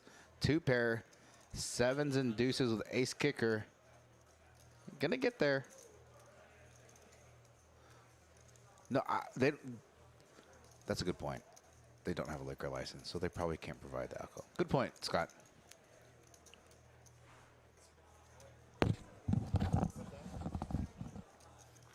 That didn't even cross my mind.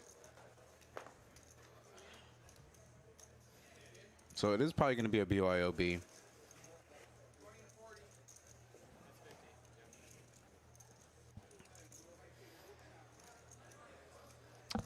Ryan, I'll get that for you again. Who said the Asian Sensation was going to provide champagne? I don't remember that being in the. I don't remember that being in the logo in the send out. 40 to play. So after this hand, Ryan Get your cumulative winnings. Have about an hour left in this live stream. Again, thank you for tuning in this Friday night. Friday Night Lights, 5/5/10 cash game here at Poker House Dallas, Poker House Live. Great lineup tonight. Great commentary in the booth by none other than Miss Texas Kim Stone, offering some free advice. Bow getting spicy 7-deuce. First time we've seen 7-deuce here. Now let's see if he gets after it. Okay, gonna check. Checks around on the flop. Turn deuce. Not 5. Doesn't really change too much, although it does bring, you know, wheel draw for Bow. Gonna make it 150 into a pot of 460. Oh, here it goes. Table talk. Turn the mic. So it's $50. Oh, did he know the 7-deuce game was on? I think he had to, because he's not gonna. Yeah. I'll tell you what. If there's 2 players that didn't know if the 7-deuce game was on, and would play without the 7-deuce game going on, it'd probably be Bow and Yao.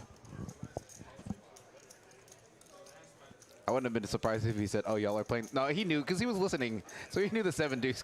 He was listening before. All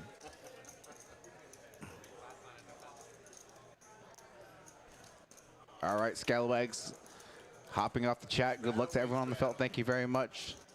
And again, the biggest viewership so far here. We've had at points anywhere between 75 and 90 viewers in the chat. We really appreciate you supporting Poker House Dallas, Poker House Live. Like and subscribe to our YouTube channel. Also sign up to get notifications when we go live. Now, one of the things we've been doing, the Next Gen boys have been helping us with, is putting out consistent shorts, because we know a lot of these players, a lot of attention span of people on social media. So, been putting those out every few days. Those are scheduled to go out once every couple days or so. Raised to 175. Oh, let's see what's going on here. Okay. I really like this raise from Jose with 7-6 suited after the straddle. Now, can make the argument that with all this loose action behind, it's going to be tough to get those players to fold. But a hand like 7-6 suited functions very well as a raise or a 3-bet because it won't interact with a lot of players' ranges. So, I mean, does flop bottom pair. There is a flush draw out there, so even with it being an all-spade board, Jose does have the best hand currently and the most equity, slightly ahead of OFC with the only spade in his hand, albeit being a 3 of spades. He's going to take down this hand. Oh, wait, James, you're here? Holy smokes. So, James, Kim just stepped out of the booth. Go give her a hug. I didn't know you were here. I didn't know you were still in Dallas. I didn't know if you went back. All right, soon come here. I'm going to come in there. I'm going to give you a hug. I'm really glad you're here. And if I know you were coming here, I would have told him to comp your stuff for today. So, hi,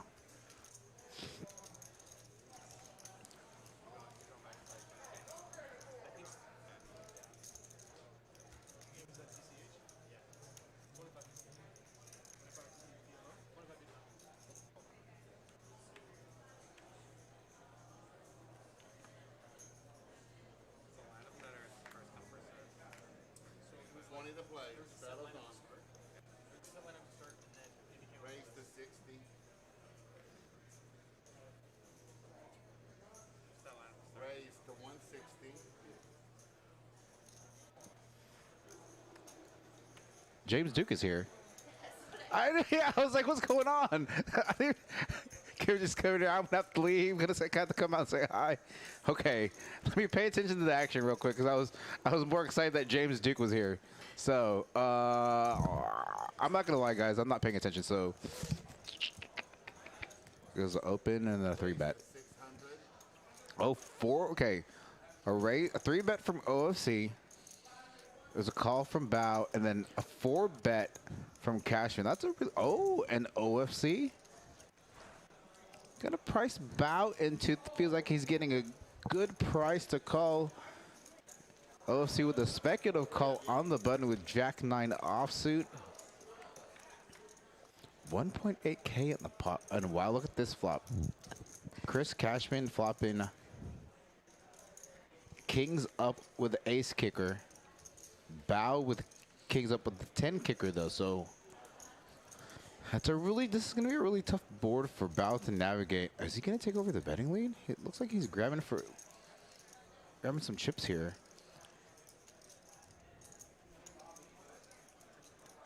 Okay, he's gonna check back. That's a good check, Bao. Really I don't think leading here does a lot for us. It just Okay. makes things difficult. Cashman's check there is really interesting, but OFC is going to meet.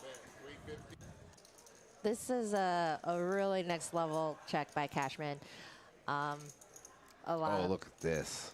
players would be very tempted to just continuation bet this hand. But Right. it's interesting just call. I don't really know how likely OFC is going to continue barreling the turn after getting 2 callers.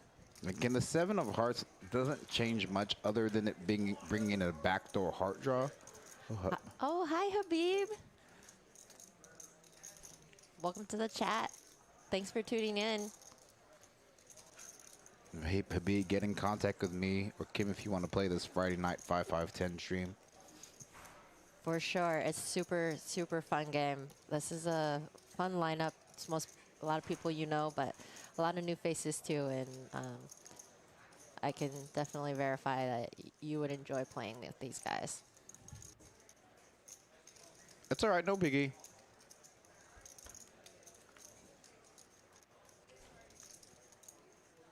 Oh, wow. Okay, so let's see what... That's actually not a very good card for Cashman. No, it's definitely going to kill a lot of his action. Bao can now get away from his hand. Unless he thinks that maybe he chops with other kings. Thank you so much. All right, He says he's in next week. all right. Nice. I have to start keeping these lineups. I don't even know what the date is for next week. All right. You can commentate on the action. I'll take notes on my phone for next week. So January 6th. All right, Cashman bet 1.5 into about 3K. So about half pot. Now Bao's got to decide whether he's chopping with a king or whether that ace beat him on the river. We all could see that he was always beat, but it's definitely a rough spot. But I think Bao can find a fold here. I think that ace is a really great card to help him win or lose the minimum here.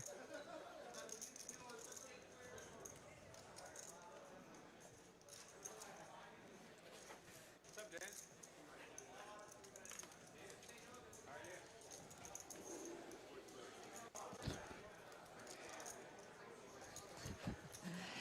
I wish there was a sneak attack cam where I could just suddenly press a button so you could see all the commotion that's going on in the booth right now. Pizza is gone over the top of my head 3 times. We got people coming in the booth to sneak in pizza. That's why it's gotten quiet. Pizza's literally I almost got 3 pepperoni slices in my hair. Yeah, I'm like, what's going on? When that door opens, a lot of times I assume something's wrong with the stream. No, we just want pizza and cheese sticks. I was Yeah. like, fair enough. Bao really in the tank here, trying to figure out what to do. But we don't beat a lot, and we're only potentially chopping and calling 1,500 to potentially chop. It's just not great. I know it's tough, you guys, whenever you get involved in a hand and you put a decent amount of money in and you get in these spots where kind of the best case scenario is you chop. it's just you guys need to start finding some faults. I definitely spent a ton of money calling for chops Yeah. and realizing that they had quads every time or they had whatever, and it's just these. Oh, don't do it! Oh gosh, she threw the chip in. It's just definitely an expensive lesson to continuously learn that calling for potential chops it's going to be very expensive in the long run. All right, so Woodley, There's been a couple reasonable. I mean, every pot has been several $1,000s. yeah. I mean, most of them. so like Woodley, this is going to be you played this when it was a 2-5. This all of a sudden turned into a 5-5-10 game very quickly. I mean, before the stream, so a lot of the players wanted to bump up the stakes. So All right, we got a dealer change and probably some form of a bomb pot or a flip. So one more shot at Ask Me Anything. all right, so if you have a question for Fastest typer wins. Yep. Go. If you have a question for Ms. Kim, go ahead and get in as quick as you can. Everybody's like slamming the keyboard there. No live talk questions, as we already discussed. I will be doing none She of will that. never do that. I already knew the answer for the record. I was like, Skellig, you are never going to get an answer from her. Can you turn the background down? Yeah. Table mic? Yeah. Yep, for sure. A little loud in my ear. And as you answer this, I'm going to go step out to use the restroom. I'm going to say hi to Mr. Duke. I'm going to give him a hug. I'm going to get myself a drink. Do you need anything? Okay, you got it. You good? Good. Okay. Thank you. And I'm not going to mute it so we don't have any issues with the volume, so. Nothing? Nothing? Nobody had like a cut and paste question that they had prepared? Come on, guys. You're letting me down. How am I supposed to fill these empty voids of silence?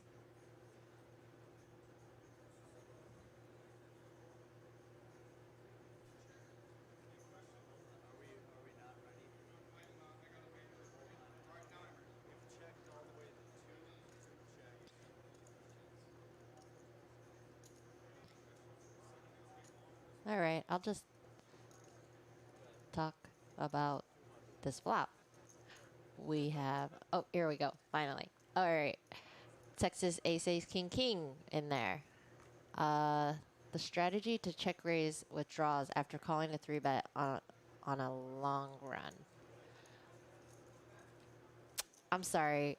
So I don't do a ton of studying online or anything like that. So that might be like too much of a professional question for me. I need a simplified question. Ace, King, King. So try to reword that, and I'll try to answer it later. Doug says, Kim, how long did it take you to learn to deal calmly with variance? You know, honestly, I don't know too many people that handle variance as well as I do. Hayden compliments me on that regularly. The fact that I can play PLO and handle these massive swings. Not a lot of people can handle it.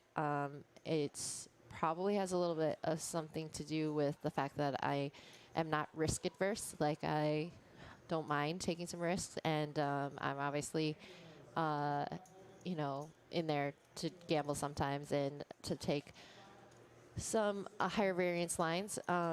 And not a lot of people play that way. So I think it's just practice, and I've definitely been playing a long time. So we're going on 17 years. But I think it is mainly just about mindset, and it's also about like having a good base at home, like having hidden support. We've been together over 8 years now. Having his constant support and his knowledge and his patience, and the fact that I know that he believes in me helps a lot. You know, it just keeps me calm, and he keeps me from like having those meltdowns where I feel like maybe I'm playing bad, or maybe I'm you know, running too bad, or you just like tend to lose focus, and he keeps me steady. So I think having someone, whether it be your significant other or another poker player, that is able to talk you off a bridge when things aren't going well, and and help you identify whether you're running bad or whether you're playing bad. I think that that's the biggest thing. Just being really, really aware and honest with yourself about whether you are playing well and just running poorly, or whether you're really need to work on something in your game. I think that that's a big thing too. Variance is definitely a real thing, but sometimes the variance in your game might be you not playing your best. So you really just need to be self-aware and have a great support system. I hope that wasn't too rambly. I'm sorry. No, actually, I love. So I had a really good. So I was in Austin. I had a really good day session, but I was kind of tired, so I went back and took a nap. And I went back, and I wasn't feeling it, and I lost kind of a big pot. And in the past, I would just fire, and I was just like, you know, I knew if I was like, if I felt it, if I was feeling it, that I could probably get it back, but I just wasn't. I really didn't want to be there, so I just cut my losses short. I was like, I'm gonna go back to the hotel, just take a nap, go back to bed. So. So one other suggestion that I have relative to what we were just talking about is another way to handle variance and to just handle just the poker lifestyle is to just take breaks. I know it's crazy to say that, like we should all just know that. But one thing that I've always done really well is I have always just like known when I should play poker and when I shouldn't. And it doesn't mean that every day I wake up and I'm just so pumped to go play. Sometimes playing poker is a job and it's a chore. But I show up and I do it, and I can do it well in those moments. But if I show up to a card room and I'm not feeling super sharp, or I'm just not in the mood to handle variance, I'm not in the mood to be nice to anyone or whatever it is, I've actually driven up to the Texas Card House Poker parking lot and turned around and gone home. And not a lot of people are willing to do that. A lot of people will Just fire. We'll just be there and they're like, well, I'm here. Why wouldn't I play? Well, why wouldn't you play? You wouldn't play if you're not feeling your absolute best. Right. If you wouldn't play if you didn't think you could make smart decisions. So I definitely think that I want to tell you guys to just really be aware of whether you're capable of being sharp and on your game. And if you're not, then just take a break. It's like I said, it sounds so simple, but I don't know too many people who actually follow through with that. Yeah. I've taken some breaks, so. Yeah, but remember that one time I told you to just really lock it down? And I was really impressed that one time you took, you said, I'm taking 30 days off no matter what, and you, I think you made it to 29. Yeah, I was really close. I made it 29 days. But I studied, and I definitely, I had some personal stuff going on, too. And so for the record, Bridge Mike limp back raised aces. So definitely going to take it down, that hand. So, yeah, I went down to Houston, and we had a phone call when I was down in Houston. I had a come to Jesus talk with you, and you said, hey, you got some personal stuff you got to deal with. And I was like, you know what, you're right. Let me start working on that. And you even told me I'd gone over a couple of hands, and you had said, literally said, these are the words, you're playing sloppy. And I said, damn, you're right. Let me take some time off. Let me get some things squared away. And then I said I wasn't going to play for 30 days, and I made it 29 days. I gave myself, but there was it doesn't matter. But I made it 29 days, which is pretty good for me, by the way. That's going 29 days without playing. That's a long time for me. And yeah, but you got your stuff together, and you were able to come back and really play your game well. And you did study. You did have some poker conversations with us, and I think that's really really admirable. So. All right. So Laura Lett in the chat saying, "Great commentating, Kim." You have a lot of fans in the chat here. I appreciate that, guys. I really like that we're holding steady between the 79 and 83, 84 marks. That must mean that we're, keeping them entertained. The action's good. Definitely action's good, and definitely you're definitely a draw to any stream. So whether you're playing or I think a lot of these players have. Oh, sorry, I was just reading that comment. a lot of players already have seen you on the felt, so it's, you know, they definitely obviously like that. But I think for them to come hear it from this perspective, hear your analysis, hear your, oh wow, obviously getting there on the river here, rivering straight, but But so is the out. The out that has the dummy end. oh yeah, so He actually has the longest straight possible. value bet snap call, I think. Yeah. Yeah. So Wow, these players are playing very deep. There's a lot of deep stacks on this yeah, I'm table. gonna run the math real quick.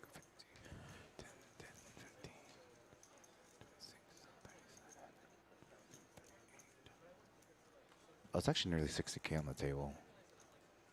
62 and some change. So, oh, Laura saying, by the way, you don't need a liquor license unless you're going to sell alcohol, which that I thought, so you can give the champagne away tomorrow night. I don't know if they're doing that.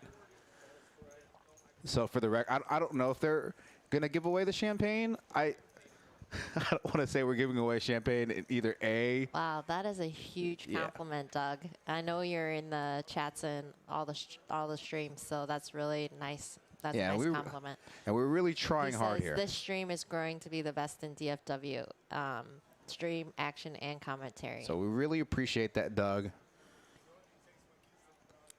Sassy. So Sassy and Mighty Hammer had bounced between Montana, Dallas, and Austin.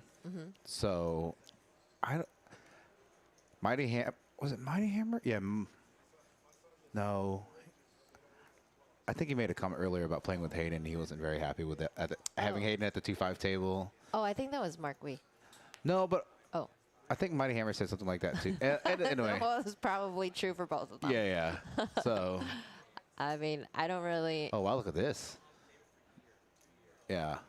enjoy playing with him either, in the sense that, like, he just, you know, he's just a really solid player, and I try to pick my battles wiser or wisely. Yeah.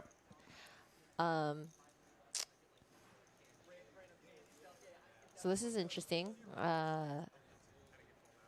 I have seen this matchup, Carlos versus OFC, with same hand, and Carlos did not enjoy the fact he wound up having to fold and got shown the same hand, and so I really hope he doesn't find a fold here, but a spade on the river could be interesting. Oh, I don't think either of them will be Yep. folding. No one's folding right now.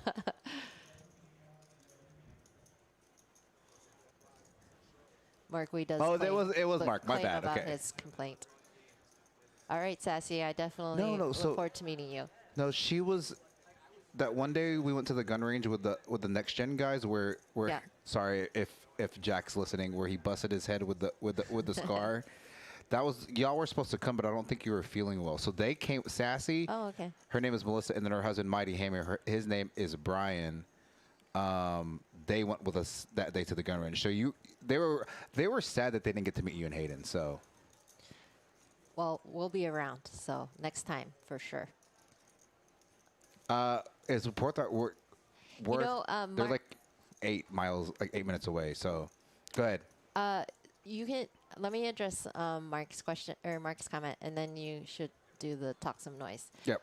Mark, I definitely want to encourage you and other players too. When you have a chance to play with like a really great player that you Do it. admire and that you fear a little bit, I would recommend two things. One, you ask for a seat change button immediately and make sure that you hold on to it in case you need to move to a more appropriate seating arrangement, if that will help you.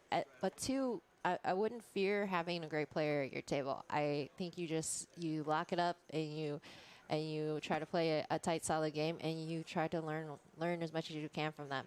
Also, just engaging in conversations with someone like Hayden. He loves to talk. He's actually, he's obviously not the big talker out of the two of us, but he's very engaging to talk to, and he loves talking about poker. So if you, I'm not sure he's going to give away a ton of poker strategy at the table, but you should definitely try to talk a little bit with him and get him going, because he has a lot to say when spoken to. So don't be shy, and definitely realize that when you have a chance to sit with your poker idols, like I really just love playing with certain players, not because I plan on doing any kind of battle with them, but just I want to watch and learn.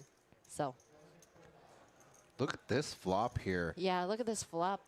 And talk some noise. I'll get back to you after this hand. Yeah, Hayden with and a. the chat is blowing up. I love it, though. I love that everybody's engaging in conversations. And It's even harder now to run production in the chat because there's so many more people that it's like. yeah, the chat, this so is awesome. It's a good problem to have, so I'm Yeah, definitely for not sure. complaining. The worst is when you have a dead chat. Yeah. All right, so let's see here. Carlos still with the best hand, but Hayden turning second pair with a straight flush redraw. Actually, he flopped the straight flush. Got shut straight flush draw. Yeah. And Oh, man, and a total brick. yeah, a total brick. It's Brick, so brick. funny when you, like, flop a hand like that and you turn out and then you basically get a chance to get there for free or the minimum, and then the river comes out like this. And you just brick. You feel like you took a bad beat. Yeah. You're just like, what? And you really didn't take a bad beat. You kind of get lucky that you didn't have to put a ton of chips in this pot, but yeah. All right, so I'm going to go back to Talk Some Noise. Said, made the trip to TCH Dallas for the first time this week. I'm not sure where you're coming from, but so I'm going to answer this just in a general perspective. Thought about Poker House on the third day, but went back to TCH. Is Poker House worth the trip during the week? So, I mean, For the deep stack. For the deep stack, tournament. What day was that? I don't know what the third day was on the third day. It depends what deep stack you're talking. If you're talking about the Saturday deep stack or the Thursday deep stack. So I don't know the answer to that question. So give me a little more context on that. What day you were thinking about coming here? Yeah, I didn't read the last part, so. Mark saying, I will say he was super nice, though, as he was taking your money. I'm just kidding. I'm just kidding. For sure. Hayden, though, being a little card dead tonight, kind of like you last night. So that's part of variance, though, in poker. So, but both, again, one of the things I admire about both of y'all's play, said that already once in the booth tonight, was that I admire your resiliency on the table. All right, now that I know what your question is. So.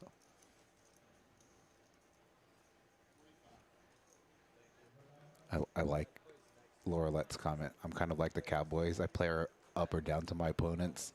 Boom, boom. I'm not a Dallas Cowboys fan, but I don't dislike the Cowboys, but I don't necessarily like the Cowboys because I'm not even from Dallas. So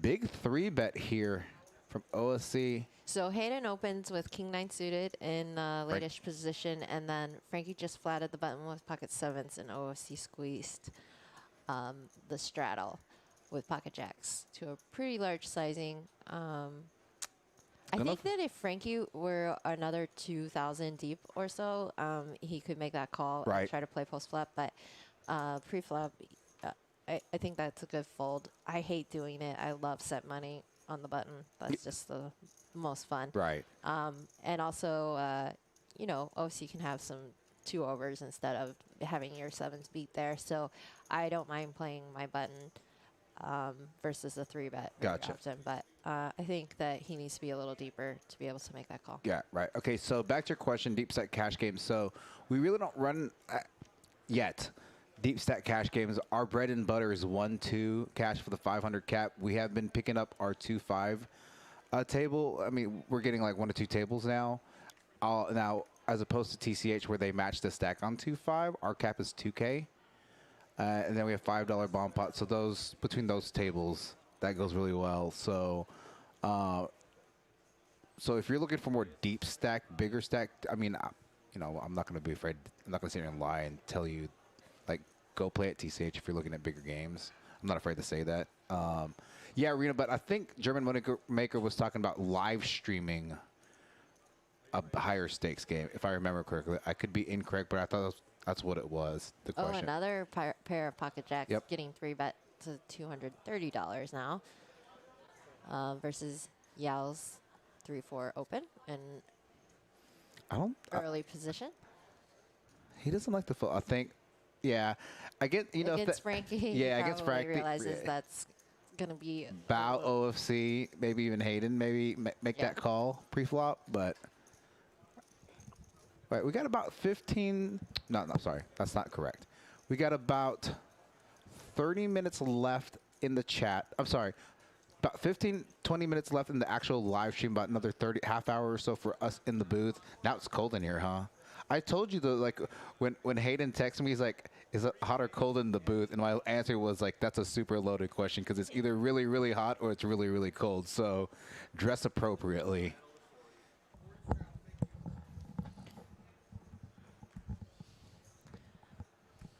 All right, let's vote for who we want in the booth post stream. Last week was Carlos. So with the players we have Hayden, Jose, Frankie, Chris Cashman, Carlos, Bridge Mike, OFC, Bao, and Yao. So you guys vote who you want in the booth. Again, they will be in here for the final 15 minutes. They'll be able to see the last handful of hands. So.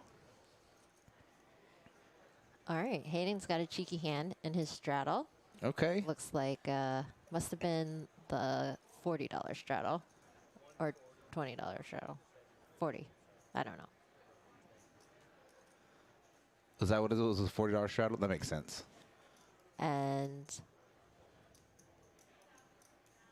Bao leading with open-ended, and Hayden has an obvious call with his flush draw and an overcard.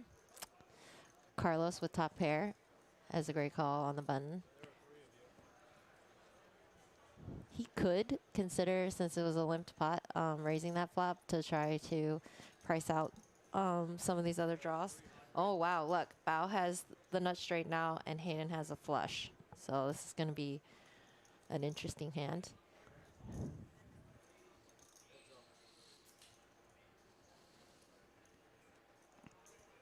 Very good card for him. Yes, Hayden's hand is underrepresented, so we'll see what Bao decides to do. I don't even mind Bao. Check calling. Yeah, I wouldn't even have minded if Bao made a bet, a small value bet, because he could definitely get called by some two pairs and worse straights. But check call is I love the perfectly size. fine too. 700 into 1200. And Bao doesn't like this. Yeah, it's interesting that he's hesitating. It seems like it, Yeah, it okay. would be a pretty quick call here. Can I see the bad news? Hayden on the comeback trail.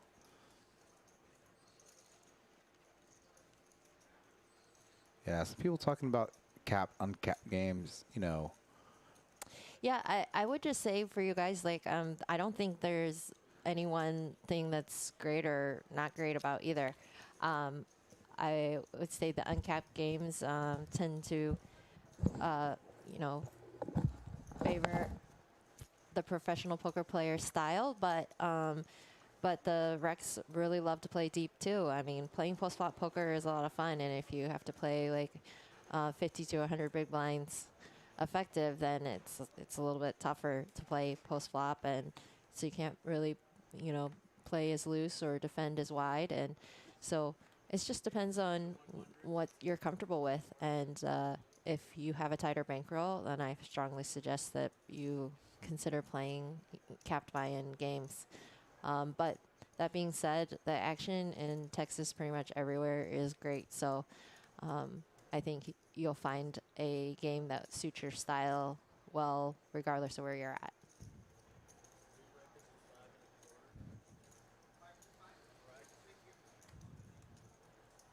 Wow, there's a lot of good hands in this pot. However, Yao, so Jose opened under the gun with pocket jacks. Yao 3-bet. There was a lot of cold calling. Carlos called. Well, you guys saw it. Let me just get us to the flop here. This is where I need my fearless leader who just abandoned me again. But I like this. Carlos has position. I don't mind his call with the 5-6 suited. And we'll see how we play after the flop. This is going to be kind of an action killer. Jose is probably pretty aware that Yao doesn't necessarily 3-bet a ton. And when he has 3-bet, it has been some ace-heavy holdings. I think this size is a little bit too big. I think we can't get called by all the middling pairs, and if we do get called, we're in pretty big trouble. So, yeah, I would suggest you reconsider that size. But I didn't even see. I obviously didn't see the hand. So you were talking about the hand. Yeah. Okay, that makes sense. I was just trying to go. So I just stepped out to tell Eric to let Sean know. We're gonna get overseas. Yeah. Well, I said let him know if he doesn't want to come in, but I think he's going to be willing to come in. So I'd asked him to guest commentate in the future at some point on our Friday stream. And he said, yeah, as long as Hayden's in there, because if I screw up, he can make me sound better. That's pretty much what he said when I stepped out to call him. Was it when was it that we went? That was yesterday when we went out to eat, right? Before? Yep. We actually played The OFC. days are blending together, Yeah. though, for sure. Oh, Bridge Mike mixing his limps and with Ace King suited. OFC going to make it 55 on the button with 5-3 offsuit. That's a weird sizing. Everyone's probably a little bit confused. All right. Oh, this is definitely going to get some action because Jose 3-bet to 255 out of the big blind or the straddle. And Bridge Mike is definitely going to call with his suited ace. OFC's never folding. Snap call. Let's see if Bao and Yao get in. Okay, Bao folds. Yao does not. Nearly 900 to this flop. Yao and No, OFC. 1.1 thousand. Oh, okay. Then and it didn't count for the last one. Okay. So four players to the flop, ranging from 5-3 offsuit to 10-8 offsuit, pocket tens, and ace king. So a little bit of everything. And now really this good. flop is good. great for Sean. OFC's Oh my gosh. little button hustle that he has going on. Interesting. I want to see if he's going to get there. Yeah. Half pot bet here from Jose.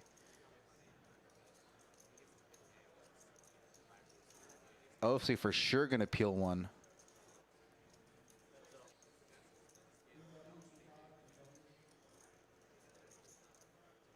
Jack of Hearts doesn't really change the dynamics of this board unless Jose's putting OFC on a hand like maybe with the jack gets like ace jack or something like that. Yeah, I don't see him slowing down though, just with one overcard. Let's see what size is there. 925. If you notice, this size is this is about half pot, right? I was slightly under half pot, like 45% pot.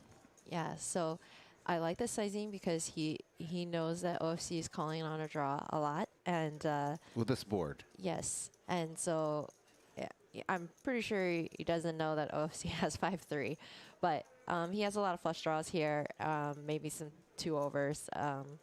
And a single club holding or something like that. So he really wants to make this river card as expensive as possible while still getting value from some of the hands that can and should continue. So this is Even like excellent sizing. even like 6s through 9s, you know, opening the button, then calling the bigger 3-bet from out of position. Oh, gonna show He it. just shows his 5-3. He doesn't give a shit.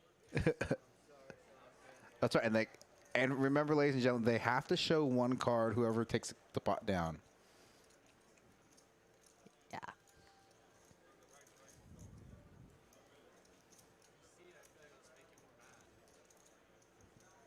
We'll know in a few minutes when the door opens up. So what we'll do when we get OSC in here, we'll give them your headset, I'll give you my headset, and I'll go to the directional mic. All right, let's see some VPIT stats. Let's and go get see 'em. How everybody's playing today. All right. I'm gonna go with right side, strong side. Right. Bao and OVC up there, and Yao, of course, Carlos, Hayden, and Jose in the middle. Bridge Mike, Cashman, and Frankie. Yeah. But again, we've seen the cards. I don't necessarily think anyone's like overfolding in this game. So, been an overall fun game to watch. Everyone's playing like their own style and doing their thing and doing battle with each other, and I like it. So what do you think about your first experience doing a cash live stream in the booth? I think it's definitely fun. I think it's like a trap because just like I'm comfortable with you, and Yeah. and it's nice, and might be giving away too many secrets. Yeah. I don't know. No, I don't think you're giving. Like I think there was a commentator. I think it was Renee. He plays here often. He said, you don't necessarily have to worry about giving out so much strategy because most of the time a lot of players are still not going to implement it. Which that's true to a certain extent. Yeah, I definitely understand that. I think it's just one of those things you just have to offer a careful balance Yep. of like. I do know some of these people in here I will play with or will see in the future, so you just have to be careful. But I'm not afraid to do battle with anybody. Yeah. So, you already get to see my cards. You already get to see how I play. Right. So I'm sure it's not- none of this stuff is really all that surprising. But and I just really love poker. So if I can get you to the listeners and the chatters and everybody to spread the love of the game and motivation to keep playing it and to help other people grow and get in the game, that's pretty much all I care about. Right.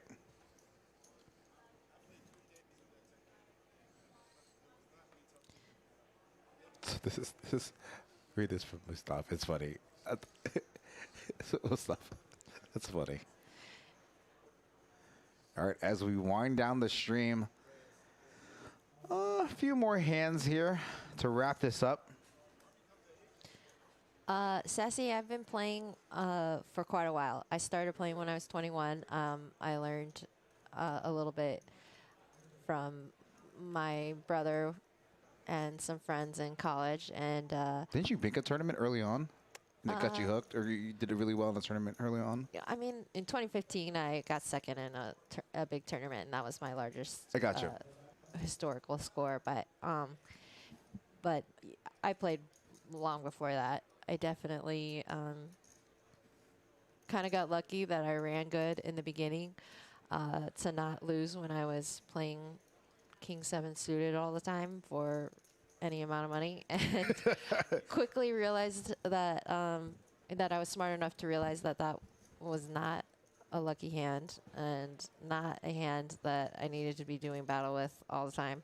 So, but you know, it worked out that I won right away and was able to afford to continue to play. And I watched and I learned, and that's really all I can say. Is like, you guys take every opportunity when you're playing to try to learn something about yourselves, learn something. I always try to figure out who the best player is at the table, and I try to avoid doing battle with them and just watch whenever I'm not in a hand what they do and try to figure out if I like how they play or if I don't like how they play, what I would do differently, and just try to learn. So your best poker lessons are your own experiences. Oh, 100, I agree with that 100%. That's probably a really good thing. I think it's also important to note that you and Hayden have run tournament series before in the past. You used to deal some high stakes games. Was it the Aria or the Venetian? Well, I've dealt for both. so, Okay, fair yeah. enough. So not only is But the high stakes games that I dealt were mostly at the Aria. yeah, okay, that's what I thought. So, I mean, that obviously helps your game improve as well when you're seeing these high stakes players play. You know, playing is one thing, watching is another thing. So, I'm assuming that probably helped your game from as well as it developed and grew throughout your poker career. For sure. and for those of you that do deal poker, the day that I learned to start taking advantage of the fact that I was in the box and basically able to get free poker lessons from my favorite poker players, that was a really, that was the beginning of becoming a better player.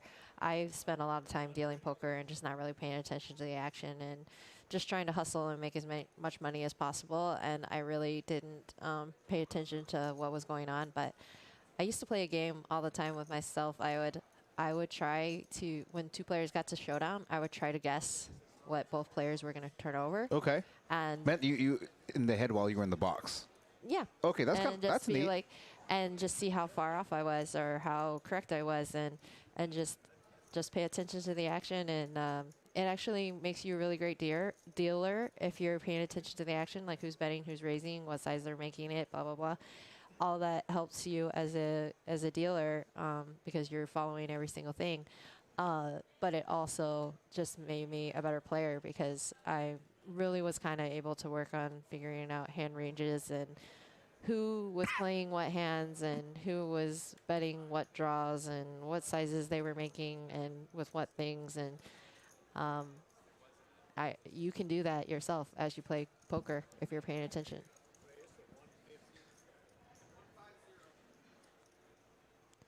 One of the things that I've implemented, again, playing just a little over 2 years, when I'm playing, let me rephrase that. When I'm not in a hand, still paying attention to the action, right? I think that's very important because a lot of times, a lot of players, when they're not in the hand, they're going to talk, they're going to play on their phone, they're going to eat or whatever it is. And obviously, if you got to eat, or whatever it is. But paying attention to the action all the way around, even when you're not in the hand, gives you kind of a feel for how the table's playing, how certain players are playing, their bet sizing, things of that nature.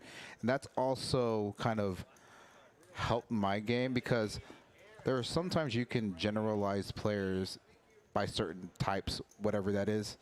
And you can say, okay, I've seen this before where, a guy bets small on the river, but he's weak, and I've seen that 3 or 4 times. And that's sometimes now a spot where, like, I may not have anything, but I'm just gonna go 5x on you because I know you have bottom pair or second bottom pair. But just things like that.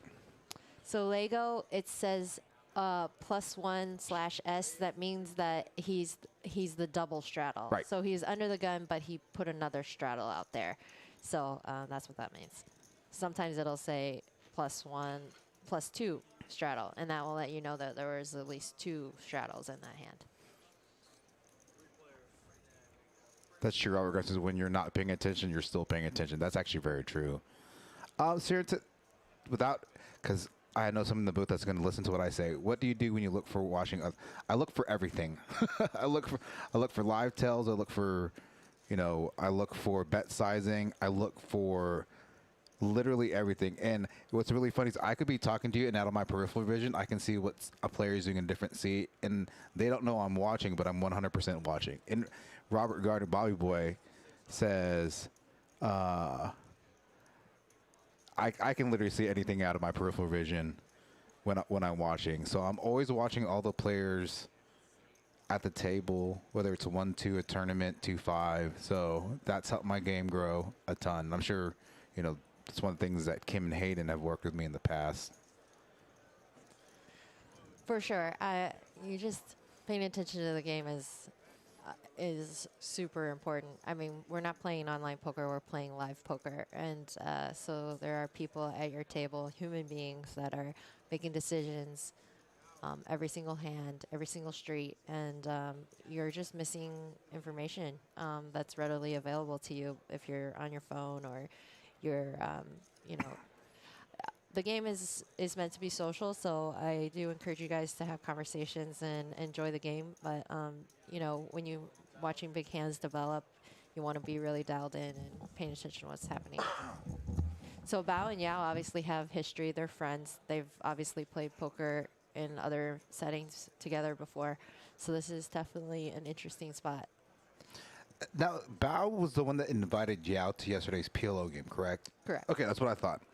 Yeah, and he told me that I have a friend who loves to play poker and is super good action, is a great tipper, and is a lot of fun. And You're like, he said, and I said, I listed like a few things that that were requirements. He goes, oh yeah, he'll be fine. And then he definitely over promised, over delivered. Yeah, And, so he was great. Yeah, it was has an open invitation to any game that I have any influence on.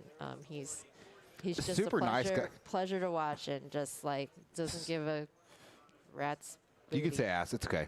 Okay. You can say ass. You just can't say the F word. No, I'm not gonna be saying any of those words. Oh, your My- parents are watching still, right? Well, my New Year's resolution is to clean up my language because that's a my tough one. 18-month-old is That's a good point. is copying relentlessly. So definitely is a good time. All right, to my start that. you know what my New Year's resolution is. So mine is to quit smoking. So Come on, guys, in the chat, let's give him props for the fact that Yeah. he has promised me he is going to quit smoking. This is really important that we support him because it is a tough habit to break, and I know you guys play poker with him a lot and you socialize You with have to him a call me lot, out. so definitely be like, oh, hey, I thought you were quitting smoking. Yep. If you see him. yeah, call me out for sure. So Cerium. Okay, hold on. I'll get to your question after this. Yout flopping open ender, but Bow with the best hand with top pair. Both of these players going back at it again towards the tail end of the stream.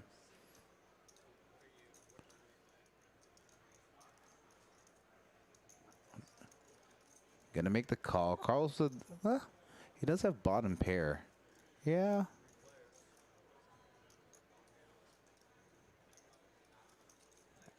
Okay, what's that? 8 of spades. Now, a little bit of combo here. Turning second pair, was still open-ended. Brings in a secondary flush draw with spades. Carlos with ace of spades. It's really great that Bao realizes where he's at in this hand, that he has the best hand, and he's trying to get value. His sizing is good. He's betting half pot to try to price out some of the worst draws.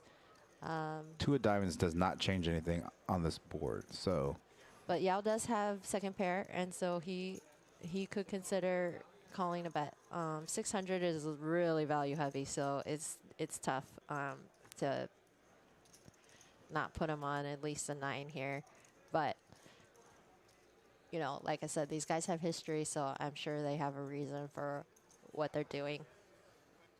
Look at Bao trying to with the goad, Goading, I try to yeah. goad him on. I wonder if it's gonna work. I don't know though. We've seen Yao get into some, you know, marginal, below marginal spots, but be that as it may, he's actually, you know, made some pretty good folds and pretty good calls. Shows the 8. oh. It's $200 Doing- deck. It's a $200 deck. Yeah, well, he is the newbie to the stream, so I mean, we'll give him some slack. But I will say that he's the kind of guy, if he knows he's costing you all a couple $100, he'll take care of it. And I want to just say thank you so much in the chat. Everyone is being so supportive about. I love you guys. Appreciate that. Eddie's commitment to quit smoking. Really, really keep encouraging him. I know it's one of the hardest things anyone has ever had to do. So I know it's not going to be easy, but I do think it's important. He is, you know, around my daughter a lot, and he just. He makes a call. Sorry, go ahead. Yeah. He did call. I feel like that was one of those calls where you just don't want your friend to bluff you. Yeah, and you're yeah. just like, I do not want this guy to turn over a bluff, and you can't bear it, and the price is pretty good, Yeah. so you call.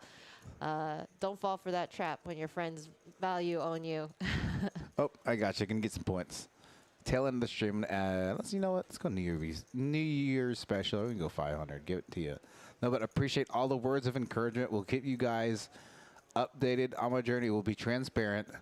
Obviously, a lot of you guys are here, so if you see me outside, you'll be able to call me out and call me out on the chat for the record.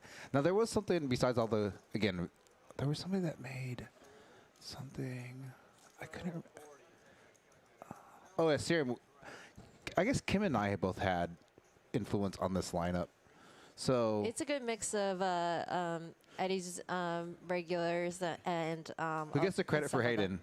Oh, Me or you? I think it's mutual, right? Okay, mutual. Okay. Yeah, we both want to support you. Yeah. And yeah, this was a really great stream. I know it might not seem as action lit as yesterday, but that's just gonna be hard to beat.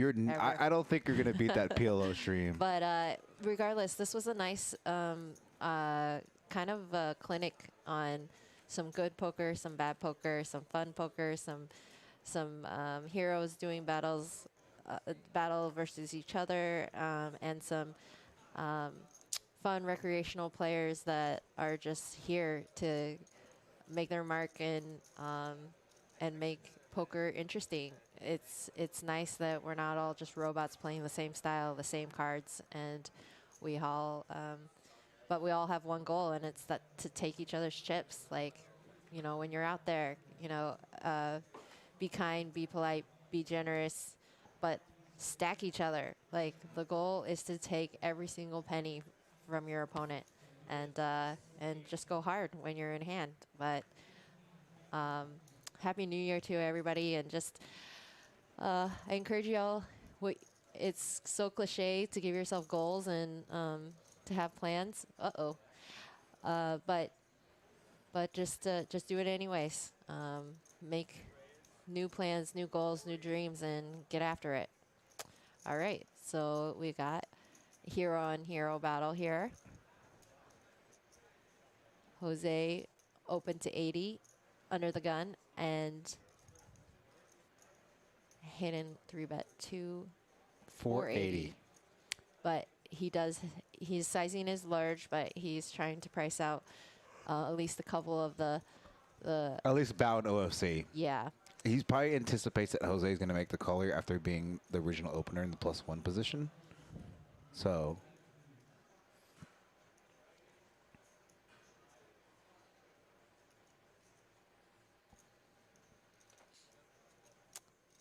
it's a really strong move, especially against a player like Jose, who's been And fundamentally Jose sound. has to, like, he's thinking a little bit right now, like, should I be stubborn here? Should I be fancy here? Do I put in a 4-bet? I do block aces and ace king. Should I? And Oh, he does come back with yeah. 4-bet. And he knows that Hayden's the kind of player that's going to have some varied holdings for his 3-bet there.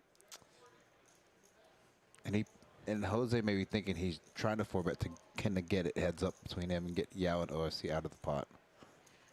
And also, he's kind of trying to make Hayden decide, like, you know, whether he wants to play a big pot with his hand and leveraging his position on the hand. And this is going to be an interesting spot. So Hayden can play his hand as a 5-bet jam, but he wants to play post flop with Jose, given that, you know, he doesn't really expect Jose to be screwing around on him or anything, given that they've kind of not really chosen to do a lot of battle together tonight. But, you know, Hayden's hand is just way too strong to be Folding pre-flop, yeah. and not for that sizing either. Correct. But it is tough to play pocket queens, a hand like this, out of position in a 4-bet pot. These are spots, guys, that I will readily admit that I am not as good or familiar in 4-bet pots, and putting myself in spots where the pot is massively bloated and playing out of position. This is a crazy turn card. Wow. Because now Hayden has a straight flush draw, he has an overpair, and then Jose also has a crazy hand because he's got a gutter to a straight. He has the betting lead, and he has the nut flush redraw, so to speak. I guess the ace high flush redraw. So it'll be really interesting to see what he decides to do. And He could jam here. yeah, and look at the stack to pot ratio. Yeah. He has about 4K, and there's 0.7. Yeah, and there's Yeah. 4.7 in the pot. 3.7 in his stack and 4.7 in the pot. I wouldn't blame him if he decides to rip here. And I really don't. Yep, and he does. And Hayden has to make a decision. 0.75 SPR. Caden asking for an accurate. My gosh. I always say this about you and Hayden when I watch y'all streams, and I can say this in the chat. Y'all get in the shittiest spots. Yeah, with our premiums? Yeah, with y'all's premiums. I mean, I haven't won with pocket queens or pocket aces or pocket kings in so long. I like just feel like the runouts are always terrible. The spots are never just clean cut, you know. Oh, man.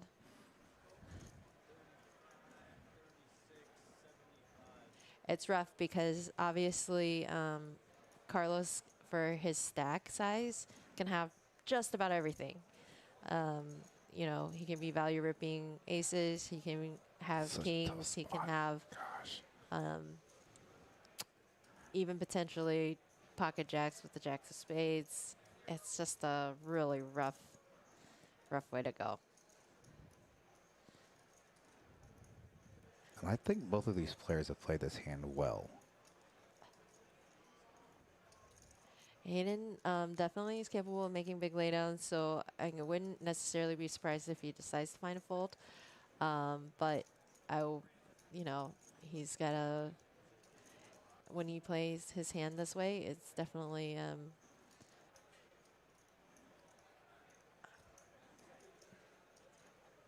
I think it's a rough spot too because they're friends and he just, you know, there is an element of like you don't really want to lose to your friends, but you don't want, oh man, there it goes. Yeah, and that's a tough fold.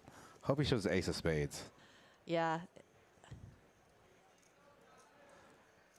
Habib says I call. We know he'll be, you would make him prove it for sure. That was a tough. Yeah. Yeah, and I will say something that like it is very tough to play a really solid opponent out of position. So I definitely wouldn't have blamed him for just, you know, maybe taking a higher variance line and just ripping it in pre and refusing to have to do that. But So let me ask you a question. Forget that they're. Let's not assume they're friends. Obviously, I know that they are. Right. But that being said, Hayden's stuck for tonight. Okay. Does that thought come across your head in that spot? I would definitely say if it does, then I would be grossly disappointed because Okay. That's just a general because- question. I don't. so That you- doesn't come to my mind. I definitely can though Yeah. influence some people. They would make different decisions if they're stuck or they're winning. A lot of people would make tighter folds, or you know, or they would fold more hands because they don't want to lose their winnings and Right. et cetera, things like that. But I'm a huge advocate for the argument that if you are sitting at a table with chips in front of you, you better be putting those chips to work. They're there to do a job. And if you are not going to put your chips to work, then you need to cash out and go home.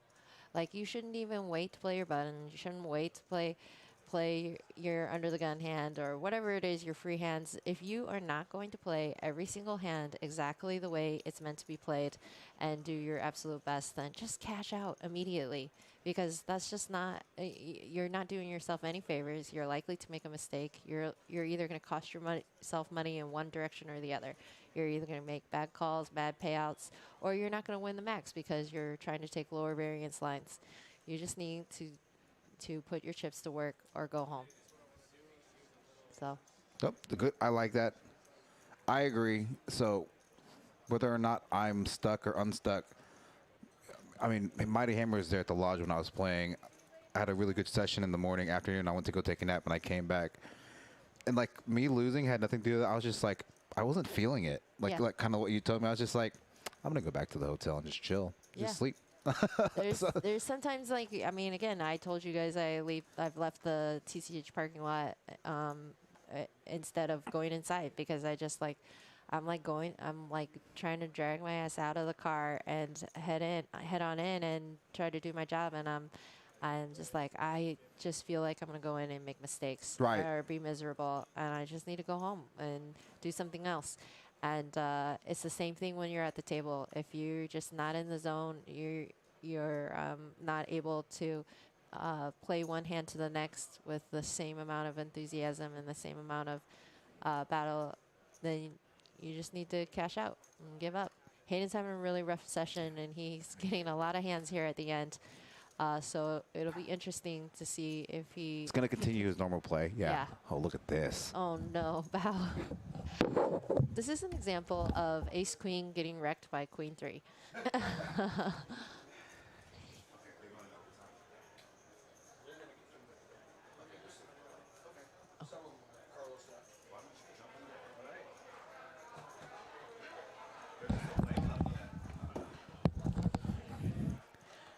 Okay, hello, hello. This is Eric Anderson in the booth for the last few minutes.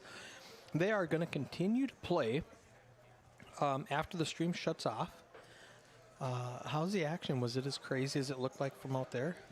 It was definitely action-packed, especially given the second half of the stream. It was a great game. It's fun to see these guys do battle with one another, and yeah, that's another sizable pot right there with OFC's overpair versus Bow's out flop with queen-3, flopping 3-3. Oh, yes. I do remember that one. But how about out there? I know Hayden got his butt whooped, but other than that, were they having fun? Everybody had a great time.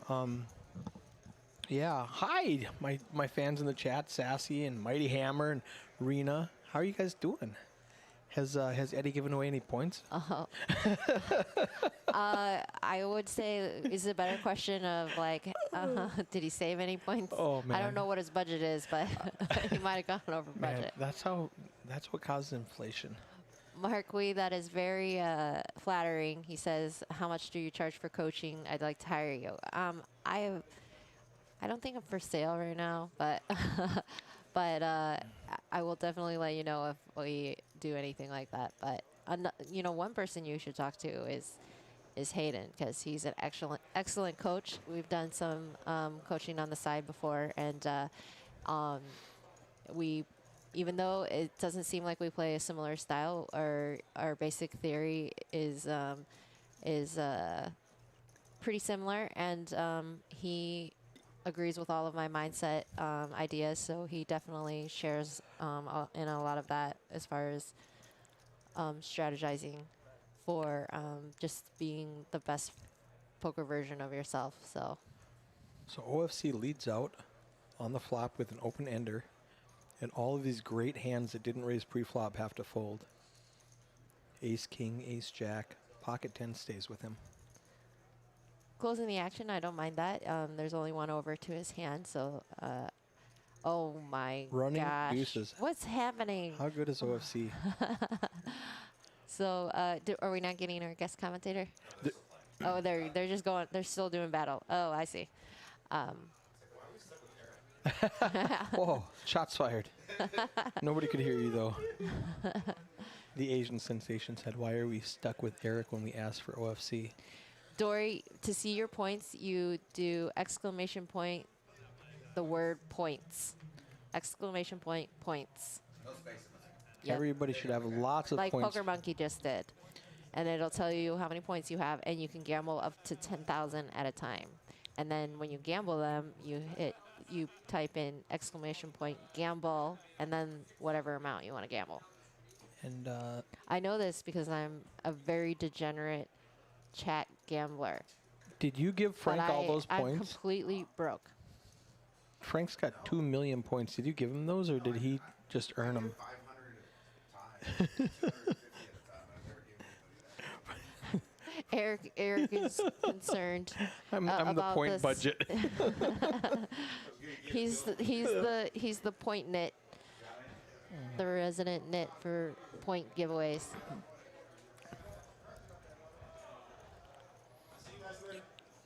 See ya. Jose done for the night? It looks like it. Jose just bowed out, but they are doing battle out there still, so.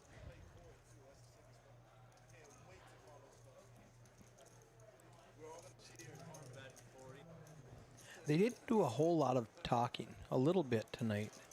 The chatter wasn't as much as normal. They didn't have Texas Kim out there. They did not. Hayden does not drive the conversation. Not the same way, huh? Different seat one. Different seat one.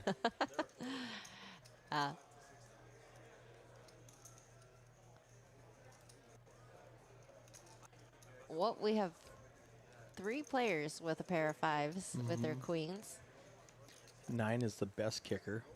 and he's just going to win, whether he knew he was value betting or not. He does show the 5.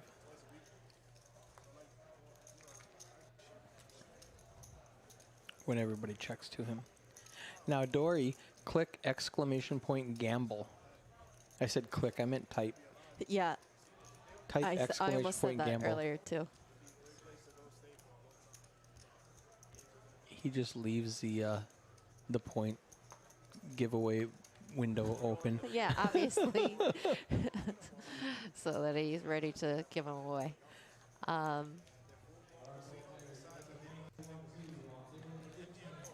All right, bow with a hand that I expect he will continue on. King Jack in middle position. He opens to 100. That's a good size. Frankie just seemed like he was not very active at all. He is that? yeah, he card wasn't, but dead? he was completely card dead. Like I was it all standing the- right behind him, and I could see him just queen 3, jack 5, ace Nothing. ace one time, and then Yeah, he- sevens one time. Yeah, he had 7s a couple times, and Okay. it seemed like even all of his big hands that he did try to play just wound up getting blown off of. I mean, and most of the time he folded correctly. So I mean, he just had no Nothing to work significant. with. Yep. In the It was small like- sample size of 4 hours. Yeah, and that's basically what happened to me yesterday. Right. Like, very similar. But I think Frankie won or a small winner. Actually, you should pull the stats up. We haven't looked at them in a while. Sure can. This hand's going to be done in a second. Yeah, OFC check raises to 550 and bow immediately folds. So let's check out the, what do you want to see, the win rate?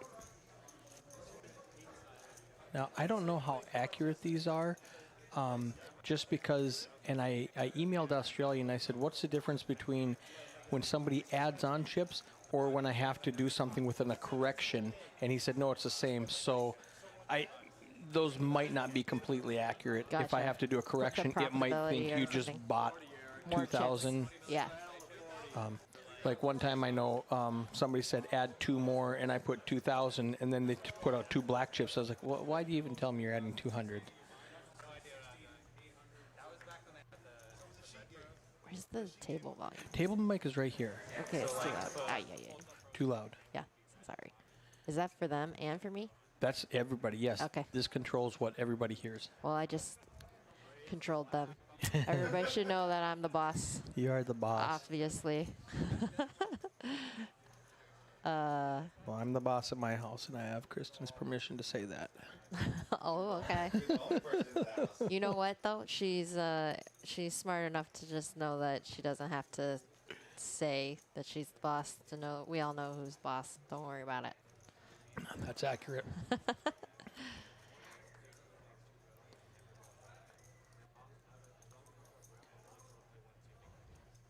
All right, this hand is a little bit whatever. So does anybody- Anticlimactic. Yes. Let's try to do one more. Ask me anything. You guys got anything? One more. We had some great questions. I really appreciate that. Yeah. A lot of chat interaction. See, I just said there's not a lot of action or a lot of conversation out there because Kim's not out there. She's in here, so Yeah, there's a lot driving I mean, she's just driving the conversation virtual wherever she's at. conversation. Yeah. Voluntarily putting in pre. No surprise there. Yep. Seems about Right right. up at the top. Those, yeah, down at the bottom, Frankie. I'm surprised he was at 20. Cashman was at 14 when they asked me to pull it up earlier, and then he went, "Okay, I guess I gotta, get in the mix a little more. I don't want to be the lowest VPIP." He knows the answer to that question. Yeah. Robert. He's a dealer here. He knows who you are. Yeah.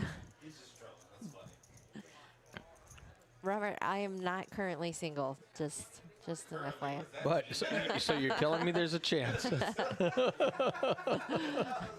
currently, crop that one out from the live stream so Hazen doesn't hear that one.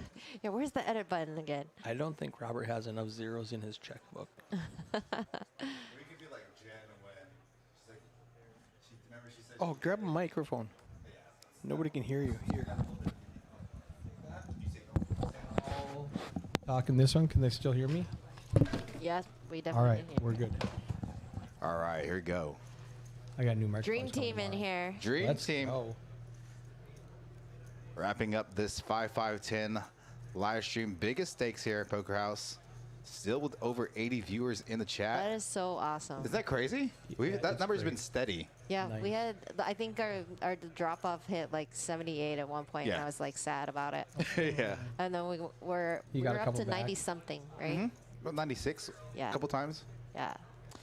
Really appreciate the chat hanging out with us too, because definitely can tell that it makes a difference with for the commentators, like having the extra interaction Something when to do. when the action at the table dies down or the hand's not very interesting. We have to twiddle our thumbs and ramble on about some nonsense, and but interacting with you guys. means a Oh, lot. wow. OFC turns trips and Bao gets the gut shot. Got him. I knew that was gonna happen. OC was not gonna like that river. Yeah, maybe that's the reason why he does not want to come into the booth. Oh, So no.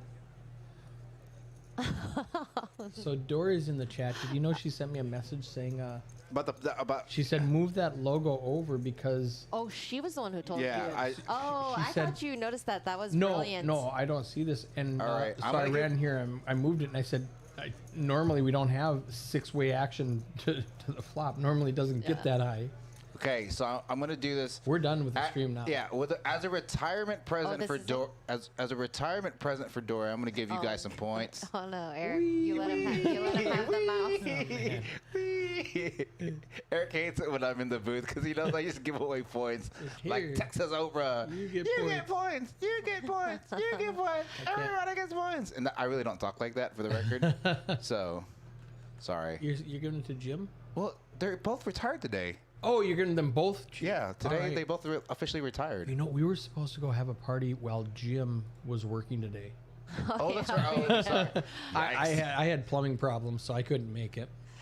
All We right. joked about that yesterday. It looks like the stream's over, huh? The They're stream just is doing- over. They're going to continue to play. Butcher came back in the box. We swapped out that $200 deck of cards, and they're going to continue to play. I'm looking for you, Dory. So, Dory has like 700. for Or she did. no, she said she didn't have any. So for those of you in the chat, do me a favor as we're gonna wrap this up. Tell Kim a great job of what she's done in here in the booth.